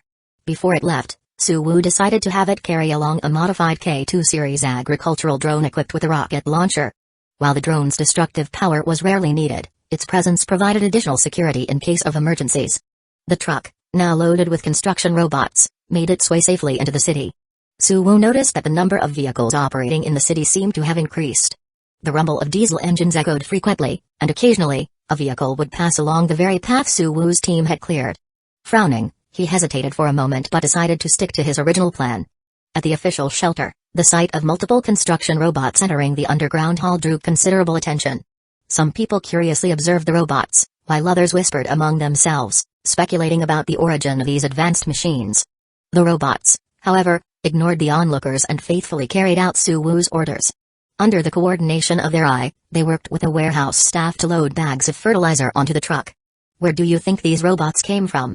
"They're incredibly efficient," a forklift operator commented to a colleague during a break. "No idea. I've never heard of any shelter having robots," the colleague, a wary middle-aged man, replied. His eyes reflected a mix of envy and concern as he watched the robots work. This can't be good news, though. There are already so many people struggling to find work, and now robots are taking jobs too. In the official shelter, all residents were required to perform mandatory labor. However, mandatory labor and proper work were 2 different things. The former was a duty that offered minimal rations, while the latter, though more strenuous, provided additional rewards. While the income was still far below pre-apocalypse levels, it allowed people to slightly improve their lives. "It's fine. I know the guys working with the robots. They're from Warehouse 7, the department that handles external trade. These robots probably belong to some wealthy private shelter outside. They're just here to pick up their supplies, a hooded young man interjected. In the tightly knit shelter community, it wasn't hard to gather information about different departments. The hooded youth admired the workers in Warehouse 7, as their jobs were the lightest and best paid in the shelter. Oh, I see. That's a relief. Hearing this, the middle-aged man relaxed and withdrew his wary gaze from the robots. As long as his job wasn't threatened, he had no complaints. However, his curiosity grew. Even in the pre-apocalypse world, humanoid robots were more myth than reality, usually associated with cutting-edge corporations. What kind of shelter owned these robots? Were the lives of its residents better by several magnitudes compared to those in the official shelter? With the additional help from the construction robots, it took less than 30 minutes to fill the truck with another load of fertilizer. 2 construction robots boarded the cab and drove the truck out of the official shelter. The remaining 8 robots stayed behind, standing silently near the exit, awaiting further orders. Minutes later, the truck reached the 2 specialized transport vehicles clearing roads nearby. The truck unloaded its fertilizer onto a cleared patch of ground. 1 construction robot armed with an automatic rifle disembarked to guard the supplies, while the truck, along with another robot, headed back to the official shelter for another load. Chapter 48, Owen's Shelter. The same routine repeated itself as time crept deeper into the night. Darkness engulfed everything, and the clearing convoy's 2 specialized transport vehicles vanished around the corner of a skyscraper. On the open ground, where piles of fertilizer had been dumped, silence reigned as if the area had been abandoned by the world. The only presence was a lone armed construction robot standing vigil. At that moment, a drone silently swept overhead, its infrared camera recording everything on the ground below. Owen's Shelter, Ground Operations Command Supervisor Sun. The people from the arid stone village shelter dumped their supplies in the city, an employee reported, relaying the drone footage to their superior. They've left at least 200 to 300 tons there. The competition for the cleanup task rankings had brought the arid stone village shelter into the spotlight of the operations room. Recognizing their transport truck in the footage was easy. It's them again. Sun Yewang, the supervisor, approached the employee's monitor and studied the image. The infrared photo showed large quantities of supplies in woven bags haphazardly piled on a cleared patch of ground beside the street. The resolution wasn't high enough to determine exactly what the supplies were, but it was clear they had been deliberately left there. They left only 1 robot to guard the area. Should we take it? Asked the assistant supervisor beside him. Just 1 robot? Sun Yewang felt tempted but remained cautious. His sharp eyes focused on the image, noting that the robot held what appeared to be a firearm. He couldn't help but feel wary. A robot signified advanced technology, and a firearm indicated a disregard for federal weapon regulations. Together, they suggested that arid stone village shelter wasn't an easy target. They weren't just civilians but a well-organized and heavily armed faction. First, find out what they're transporting, Sun Yewang ordered. Concerned about potential risks, he directed a communications officer to contact their members at the official shelter to gather intelligence. With such a large operation, involving hundreds of tons of supplies, it would be impossible to keep everything under wraps in the confined environment of the official shelter. A few casual inquiries among the workers would suffice to uncover the truth. As expected, within minutes, Sun Yewang had detailed information in hand. The arid stone village shelter was urgently transporting several hundred tons of steel and fertilizer from the official warehouse to avoid requisition by the authorities. Additionally, their transport was being handled not by humans but by nearly 10 agile, high-performance robots. Steel and fertilizer, Sun Yewang murmured, slightly disappointed. These items weren't valuable enough to justify a confrontation. Even with the added incentive of potentially blocking arid stone village from taking first place in the cleanup rankings, it still wasn't worth the risk. 10 armed robots, even if underestimated, posed a significant threat to Owen's Shelter. Let's keep monitoring for now, Sun Yewang decided. The chairman wants us to maintain a low profile for now and avoid drawing too much attention. As a mid-level manager, Sun Yewang had heard rumors about ongoing research within the shelter that required discretion. Any unnecessary trouble could jeopardize these efforts, and he wasn't about to risk his position over something as trivial as a few tons of supplies. Arid stone village shelter. Unaware of the potential threat that had quietly dissipated, Su Wu sat in the control center on the 2nd underground level, feeling optimistic. The transportation process was progressing smoothly. At the current pace, it would take just 2 or 3 more hours to move all the remaining supplies from the official warehouse.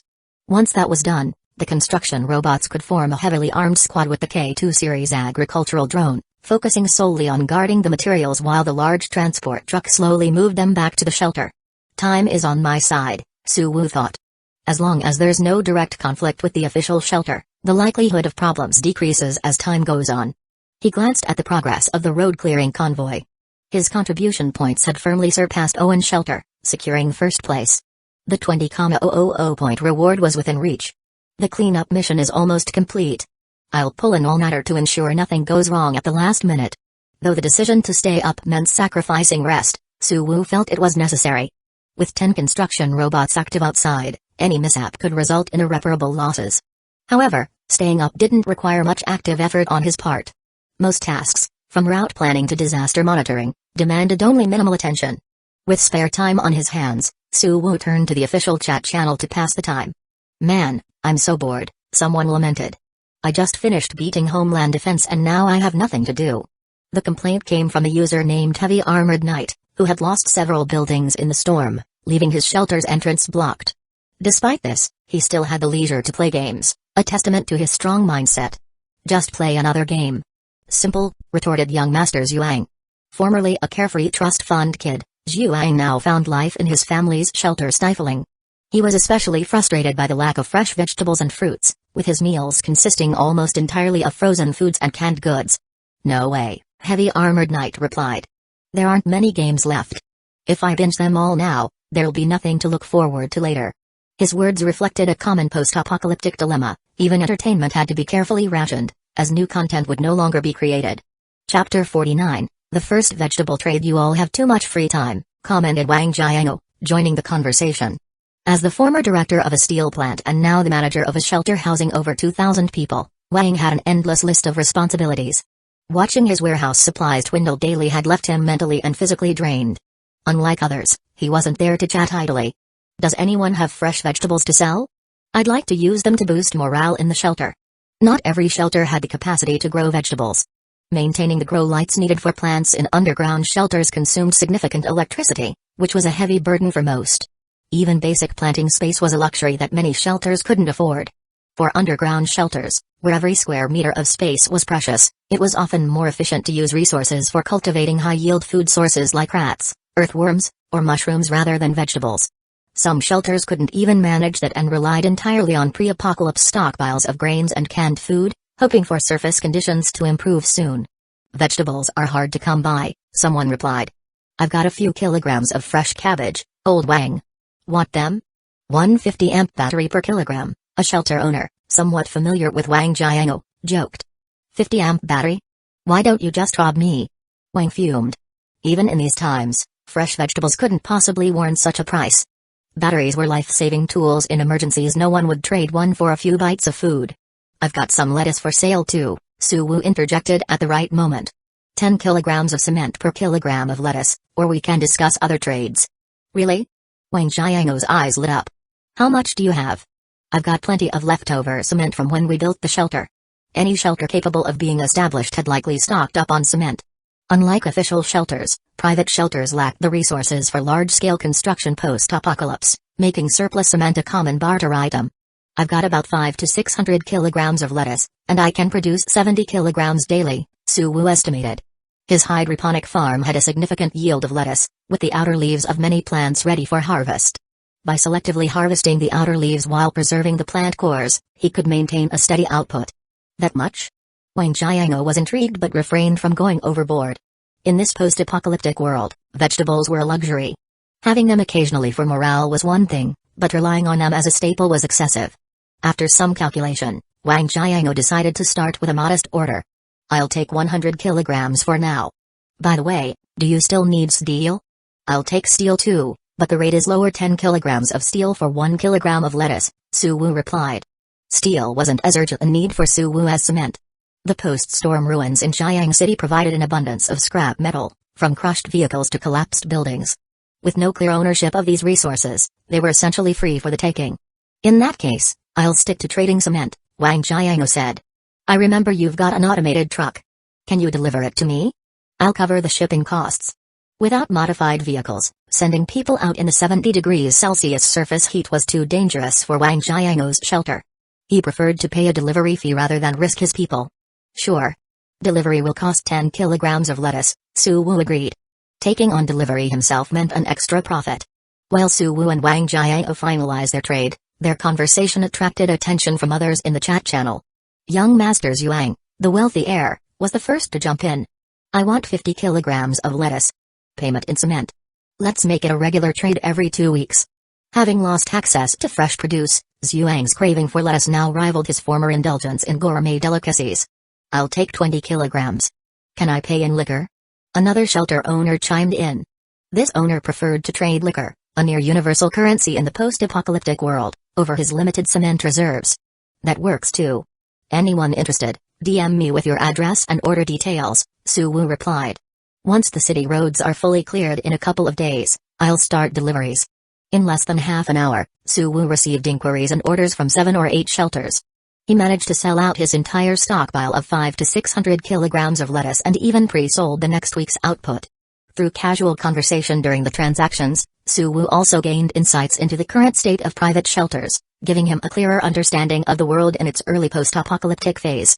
While surface conditions were undeniably harsh and life in underground shelters far from comfortable, most people weren't facing immediate survival crises. The industrial era legacy of abundant resources and production technology ensured that food shortages were unlikely for at least another year or two.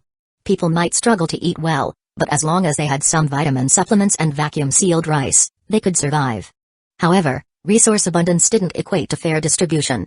In shelters where greedy or miserly leaders hoarded resources, starvation and deprivation were still possible, highlighting the stark inequalities of survival. Chapter 50. The birth of a new internet. After concluding his negotiations with other shelters, Su Wu created a sales chart based on the orders and plotted a delivery route according to the distance of each shelter. Thanks to his fair and affordable delivery fees, all the shelters that placed orders ultimately opted for Su Wu's delivery service. This earned him an additional profit nearly equivalent to a day's lettuce production from his hydroponic farm. However, the joy of receiving orders turned into frustration when it came to delivery preparation. Su Wu realized that some shelters were located in remote areas, with certain sections of the route not covered by the official shelter's road clearing efforts. This meant he would need to bring along a specialized transport vehicle to clear roadblocks and pave the way as he delivered supplies. Without the added benefit of scavenging for scrap along the way, the delivery fees alone might not cover the costs, given the risks of operating in the hazardous environment. If only I had a dedicated cargo drone, Su Wu thought, recalling news reports of professional delivery drones from the pre-apocalypse era. The K2 series agricultural drones he owned had decent carrying capacity, but their maximum flight speed of 3 meters per second made long-distance transport risky and unsuitable for routine transactions. The drones Su Wu had acquired from the official shelter were no better. The largest could only carry up to 5 kilograms, rendering them nearly useless for heavy deliveries. For now, I'll make do with the large truck, Su Wu sighed. Once I have enough survival points, I'll consider upgrading or developing dedicated transport drones. While his current resources were limited, Su Wu was optimistic about the future. According to his plans, his next survival point investments would go toward enhancing the manufacturing center on the second underground level by adding a CNC machine and a 3D printer. The CNC machine could quickly produce standard components, while the 3D printer could handle intricate parts and specialized molds. Together, these tools would replace much of the manual work done by the engineering robots, boosting production efficiency by 3 to 5 times. Moreover, previously unfeasible tasks like manufacturing motor core components due to the prolonged construction cycles could now be handled by the 3D printer. Motors were a critical component for electric-powered machines like construction robots, micro-excavators, and transport vehicles. Producing them in-house would further reduce costs, allowing Su Wu to use the same amount of survival points to create more robots and vehicles. The shelter's overall capabilities would take a significant leap forward, making the production of courier-level drones far more achievable. Late-night reflections. By now, it was 3 a.m. The chat channel had grown quiet, with only a few users still active. With nothing pressing to do, Su Wu felt a pang of loneliness. Access to the official network was limited to a small number of individuals, making it hard to find lively conversations. I miss the old internet, Su Wu sighed. No matter the time, there was always someone to talk to. You could play online games, watch live streams. His gaze drifted to the monitoring wall behind the console. The sight of winding roads and rolling hills sparked an idea. At its core, the internet was just servers and signal towers. He could use his upgraded super laptop as a server and modify the abandoned communication towers scattered across the wilderness to act as signal relays. With AI assistance, setting up the software infrastructure would be a non-issue. Piece by piece, Su Wu realized he could build a local network. Adding some common apps and games, he could create a rudimentary internet for nearby shelters to connect to. Why not give it a try? Suwoo murmured, unable to suppress the idea once it took root. Although it was too late to venture outside, he decided to start with the basics. Suwoo created a local area network, LAN, within his shelter and developed a simple search engine page. Any device connecting to the LAN would automatically open the search page. Next, he added links to commonly used apps, including communication, video, blogging, and forum platforms, as well as a few open-source multiplayer games.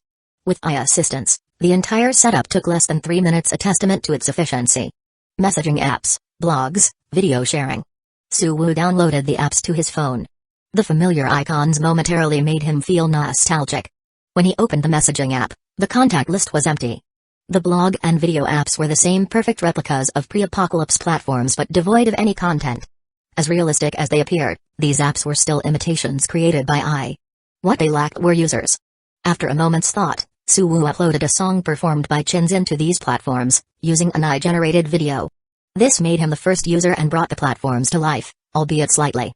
This feels much better, Suwoo muttered, satisfied. Dawn approaches. By 5 a.m., the large truck had transported the last batch of steel from the official shelter's warehouse. The 8 construction robots that had been working tirelessly all night also left the official shelter, following the truck back to Suwoo's base. As the first faint rays of daylight pierced the gray clouds, they illuminated the desolate cityscape below, signaling the start of a new day. Compared to the previous day, the number of vehicles on the streets had noticeably decreased. With the cleanup task nearing its conclusion and rankings largely settled, most shelters saw no reason to continue high-intensity operations. Instead, they began scaling back to preserve their specially modified vehicles from unnecessary wear and tear. Chapter 51, Contribution Point Exchange. Without the pressure of time, Suwoo visibly relaxed. Sitting at the control console, he casually moved the mouse, distributing tasks to the construction robots like a gamer managing units in a strategy game. The construction robots guarding the supplies in the city were finalized at 4. To make up for the small number of guards, a K2 series agricultural drone was stationed there. When the next large truck arrived for transport, it would bring along 4 foldable shooting platforms to be positioned around the area. The remaining 6 construction robots had distinct tasks. 4 would return to the shelter to complete the 3rd level and roof of the small bunker. The other 2 would stay in the truck cab to ensure safe transport during the journey. If all went well, the hundreds of tons of steel and fertilizer would be transported back to Suwoo's shelter within 24 hours. At the shelter, with the small bunker nearing completion, the previously exposed materials would finally have a safe storage space, alleviating fears of another storm.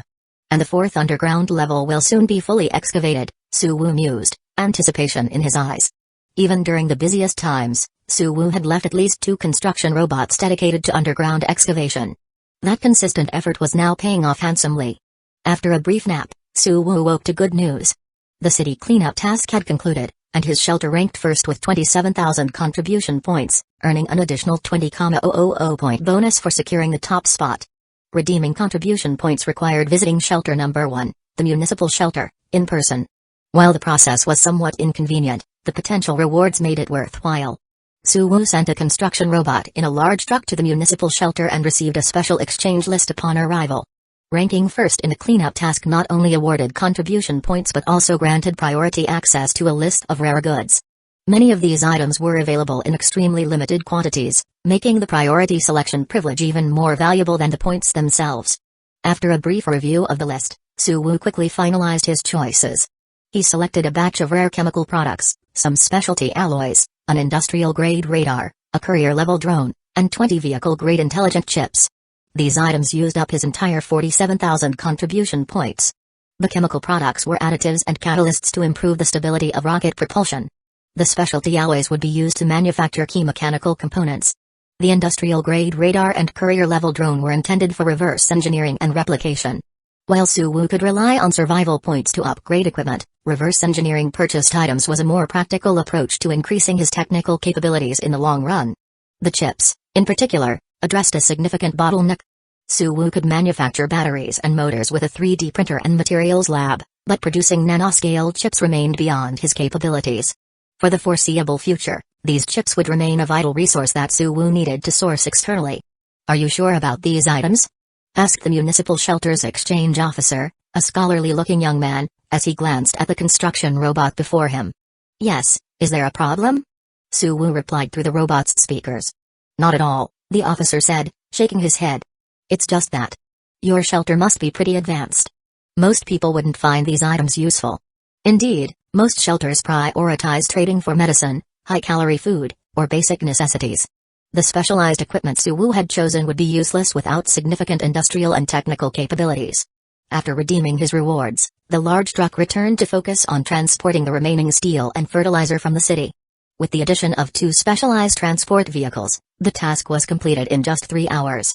At the same time, the construction robots back at the shelter began moving the exposed materials into the small bunker, whose concrete roof had yet to fully cure.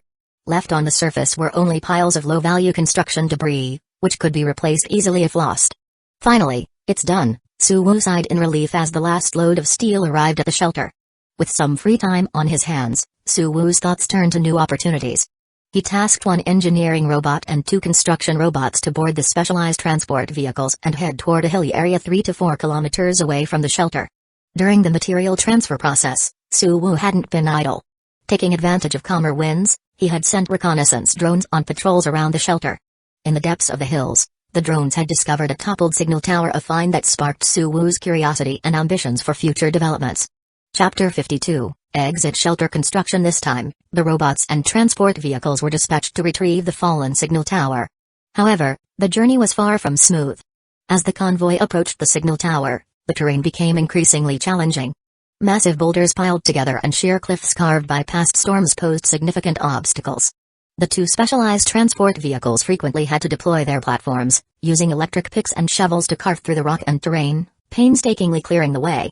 Despite the short straight-line distance of just 3 to 4 kilometers, the convoy took nearly 5 hours to reach the tower. By the time they arrived, night had completely fallen. The 2 vehicles switched on their headlights, illuminating the collapsed signal tower at the center. The beams revealed every detail of its twisted top. Beyond the illuminated area, the strange shapes of countless hills loomed in the darkness, eerie and foreboding. The sight made Suwu shudder, even from the safety of his shelter while watching through the screen. He adjusted the camera angles on the vehicles, refocusing on the signal tower to avoid looking at the unsettling scene. Upon closer inspection, Suwu noticed that the casing at the top of the tower was severely distorted, as though a powerful, unseen force had twisted it like a piece of candy. This much damage. I'm not sure it's repairable, he muttered. Still, since he was already there, giving up halfway wasn't an option. It was worth bringing it back for a closer look.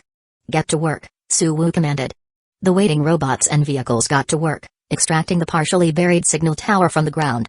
They loaded it carefully onto the beds of the 2 transport vehicles, securing it at both ends. With their task complete, the convoy began the journey back. Since the signal tower took up the entire cargo space of the transport vehicles, the robots couldn't ride along and had to follow on foot. This wasn't much of an issue, as the transport vehicles, burdened with a heavy load, could only move at about 1 meter per second on the rough, newly cleared path, matching the robots' walking speed. Suwu estimated it would take about 40 to 50 minutes for the convoy to return to the shelter. He confirmed that everything was running smoothly with the convoy before diverting his attention back to the control center. The eerie atmosphere of navigating the jagged, shadowy hills was unsettling, and he was more than happy to focus on other tasks. In the control center, Suwu switched to the shelter interface and reviewed the 3-dimensional map of the facility. The 4th underground level excavation was nearing completion and no longer required the full workforce. Suwu redirected half of the construction robots and part of the engineering team to the surface to begin constructing an exit shelter. With an abundant supply of steel, Suwu decided to be extravagant, using triple the planned amount of rebar and iron mesh for the project. The walls were constructed with a 1-meter thickness, matching the shelter's outer walls. The core was filled with construction debris, coated with cement on both sides, and reinforced using survival points to harden the structure. Once completed, the high-strength walls would be capable of withstanding heavy artillery and missile strikes. Over time, as excavated soil and rocks from the underground levels covered the shelter, it could even rival the safety of facilities built into mountains. Having plenty of materials feels great, Suwu mused, savoring the rare pleasure of indulging in abundant resources. The safer the shelter, the more stable Suwu's life would be, a comforting thought. After initiating the final surface construction project, Suwu turned his attention to refining the local network he had created. He began uploading practical resources, such as techniques for underground farming and livestock raising, common first aid knowledge, basic encyclopedic data, as well as entertainment content like movies, novels, and anime. Leveraging the vast archive of publicly available data his eye had downloaded before the apocalypse, Suwoo could replicate much of the pre-apocalypse internet. However, he exercised discretion, filtering and limiting the content to avoid potential issues. Time flew by as Suwoo organized and curated the network's offerings. When Suwoo finally looked up, he saw that the convoy had arrived at the shelter's entrance, the signal tower securely in tow. "This thing can't be brought into the shelter," Suwoo observed. "But it can be dragged onto the lift platform." The signal tower's length meant it would fit snugly into the entrance tunnel, which came as a relief. For upgrading equipment using survival points, proximity within 1 centimeter was required. If the signal tower had to be left outside in the searing heat, it would have posed a significant challenge. This served as a reminder to Suwoo to prepare for future situations where upgrades might require him to leave the shelter. "Let's inspect it first," Suwoo decided. He instructed the engineering robots to perform a preliminary check on the ground. Design schematics for signal towers were part of the public domain and accessible via the Eye's archives. While there might be minor differences from the actual tower, the Eye could guide the engineering robots to conduct basic repairs unless the damage was extensive or critical components like chips were irreparably compromised. The inspection would reveal how much of the tower could be salvaged and repaired. Chapter 53, Communication Signal Tower. A high-intensity laser slowly cut through the twisted metal casing of the tower's control unit, exposing a chaotic mess of wires and circuit boards inside. With just one glance, Suwoo felt overwhelmed. He couldn't tell whether the components were salvageable. However, this didn't bother him. After a brief pause, diagnostic reports began to scroll across the screen. Suwoo's eyes scanned through the data, quickly understanding the situation. The damage wasn't as severe as it appeared. With some additional materials, the engineering robots could fully repair it. Without hesitation, Suwoo gave the order to begin repairs. When using survival points to upgrade equipment, the state of the item damaged or intact determines the upgrade path. Repairing first ensures a full restoration and then upgrades with higher technological functionality, while skipping repairs limits the potential enhancements. 2 hours passed swiftly. With the combined effort of several construction robots and the transport vehicles, the repaired signal tower was moved into the shelter's entrance tunnel. All external activities at the shelter paused. The outer gate of the entrance slowly sealed shut, isolating the shelter from the scorching heat outside. At the same time, the blast door at the end of the tunnel opened, allowing the shelter's air conditioning system to cool the area and dissipate residual heat. Suwoo left the control center and made his way to the entrance platform. He stood silently before the signal tower, which nearly filled the entire passageway. "Time to indulge a bit," he muttered to himself. Upgrading the signal tower required a significant amount of survival points. According to his original plan, these points were reserved for installing a CNC machine and a 3D printer in the control center. This diversion would delay that plan, but Suwoo deemed it worthwhile. Reaching out, Suwoo placed his hand on the tower's apex. A faint sting of heat against his palm made him instinctively pull back slightly. The system interface appeared before him: Communication Signal Tower, Evaluation, a communication base station with complete transmission and reception functionality, upgradable options, increase capacity, expand range, enhance penetration. The upgrade choices were concise but impactful. Enhancing capacity would allow more simultaneous users, expanding range would increase coverage, and penetration would enable signals to bypass obstructions like soil and rock. After careful consideration, Suwoo chose enhanced penetration. While limited capacity might cause minor slowdowns, and reduced range would limit coverage, penetration was a game-changing attribute. It could bypass barriers and deliver signals directly to deep underground shelters. This ability also made it possible to bypass the control of uncooperative shelter administrators, ensuring residents could access his network. However, penetration only enabled one-way communication. Without a shelter's surface communication devices, the signal tower couldn't receive feedback. Essentially, it turned the network into a one-way broadcast. Nonetheless, Suwoo wasn't overly concerned. Breaking the information monopoly would pressure administrators to cooperate, especially if network access became a vital resource for their residents. Confirming the upgrade, Suwoo watched as 10 survival points vanished. A white glow enveloped the tower, its twisted undented exterior smoothing out into a pristine finish. The top of the tower morphed into a spherical, closed structure, exuding a minimalist elegance. Curious, Suwoo ran his hand over the new surface. The cool, smooth texture suggested a high-grade metal, possibly an advanced alloy. "Let's test it," Suwoo said, his anticipation evident. He issued a series of commands through his tablet before returning to the control room. Behind him, the blast door closed, sealing off the signal tower and the nearby robots from the shelter's interior. Minutes later, the 15-meter-tall signal tower was erected atop the newly completed small fortress. Wireless charging initiated, connection established, integrated into standard power supply network, Communication signal tower initializing. Initialization complete. Wireless network active. In the control center, Su Wu unlocked his phone and found a network icon with full signal strength.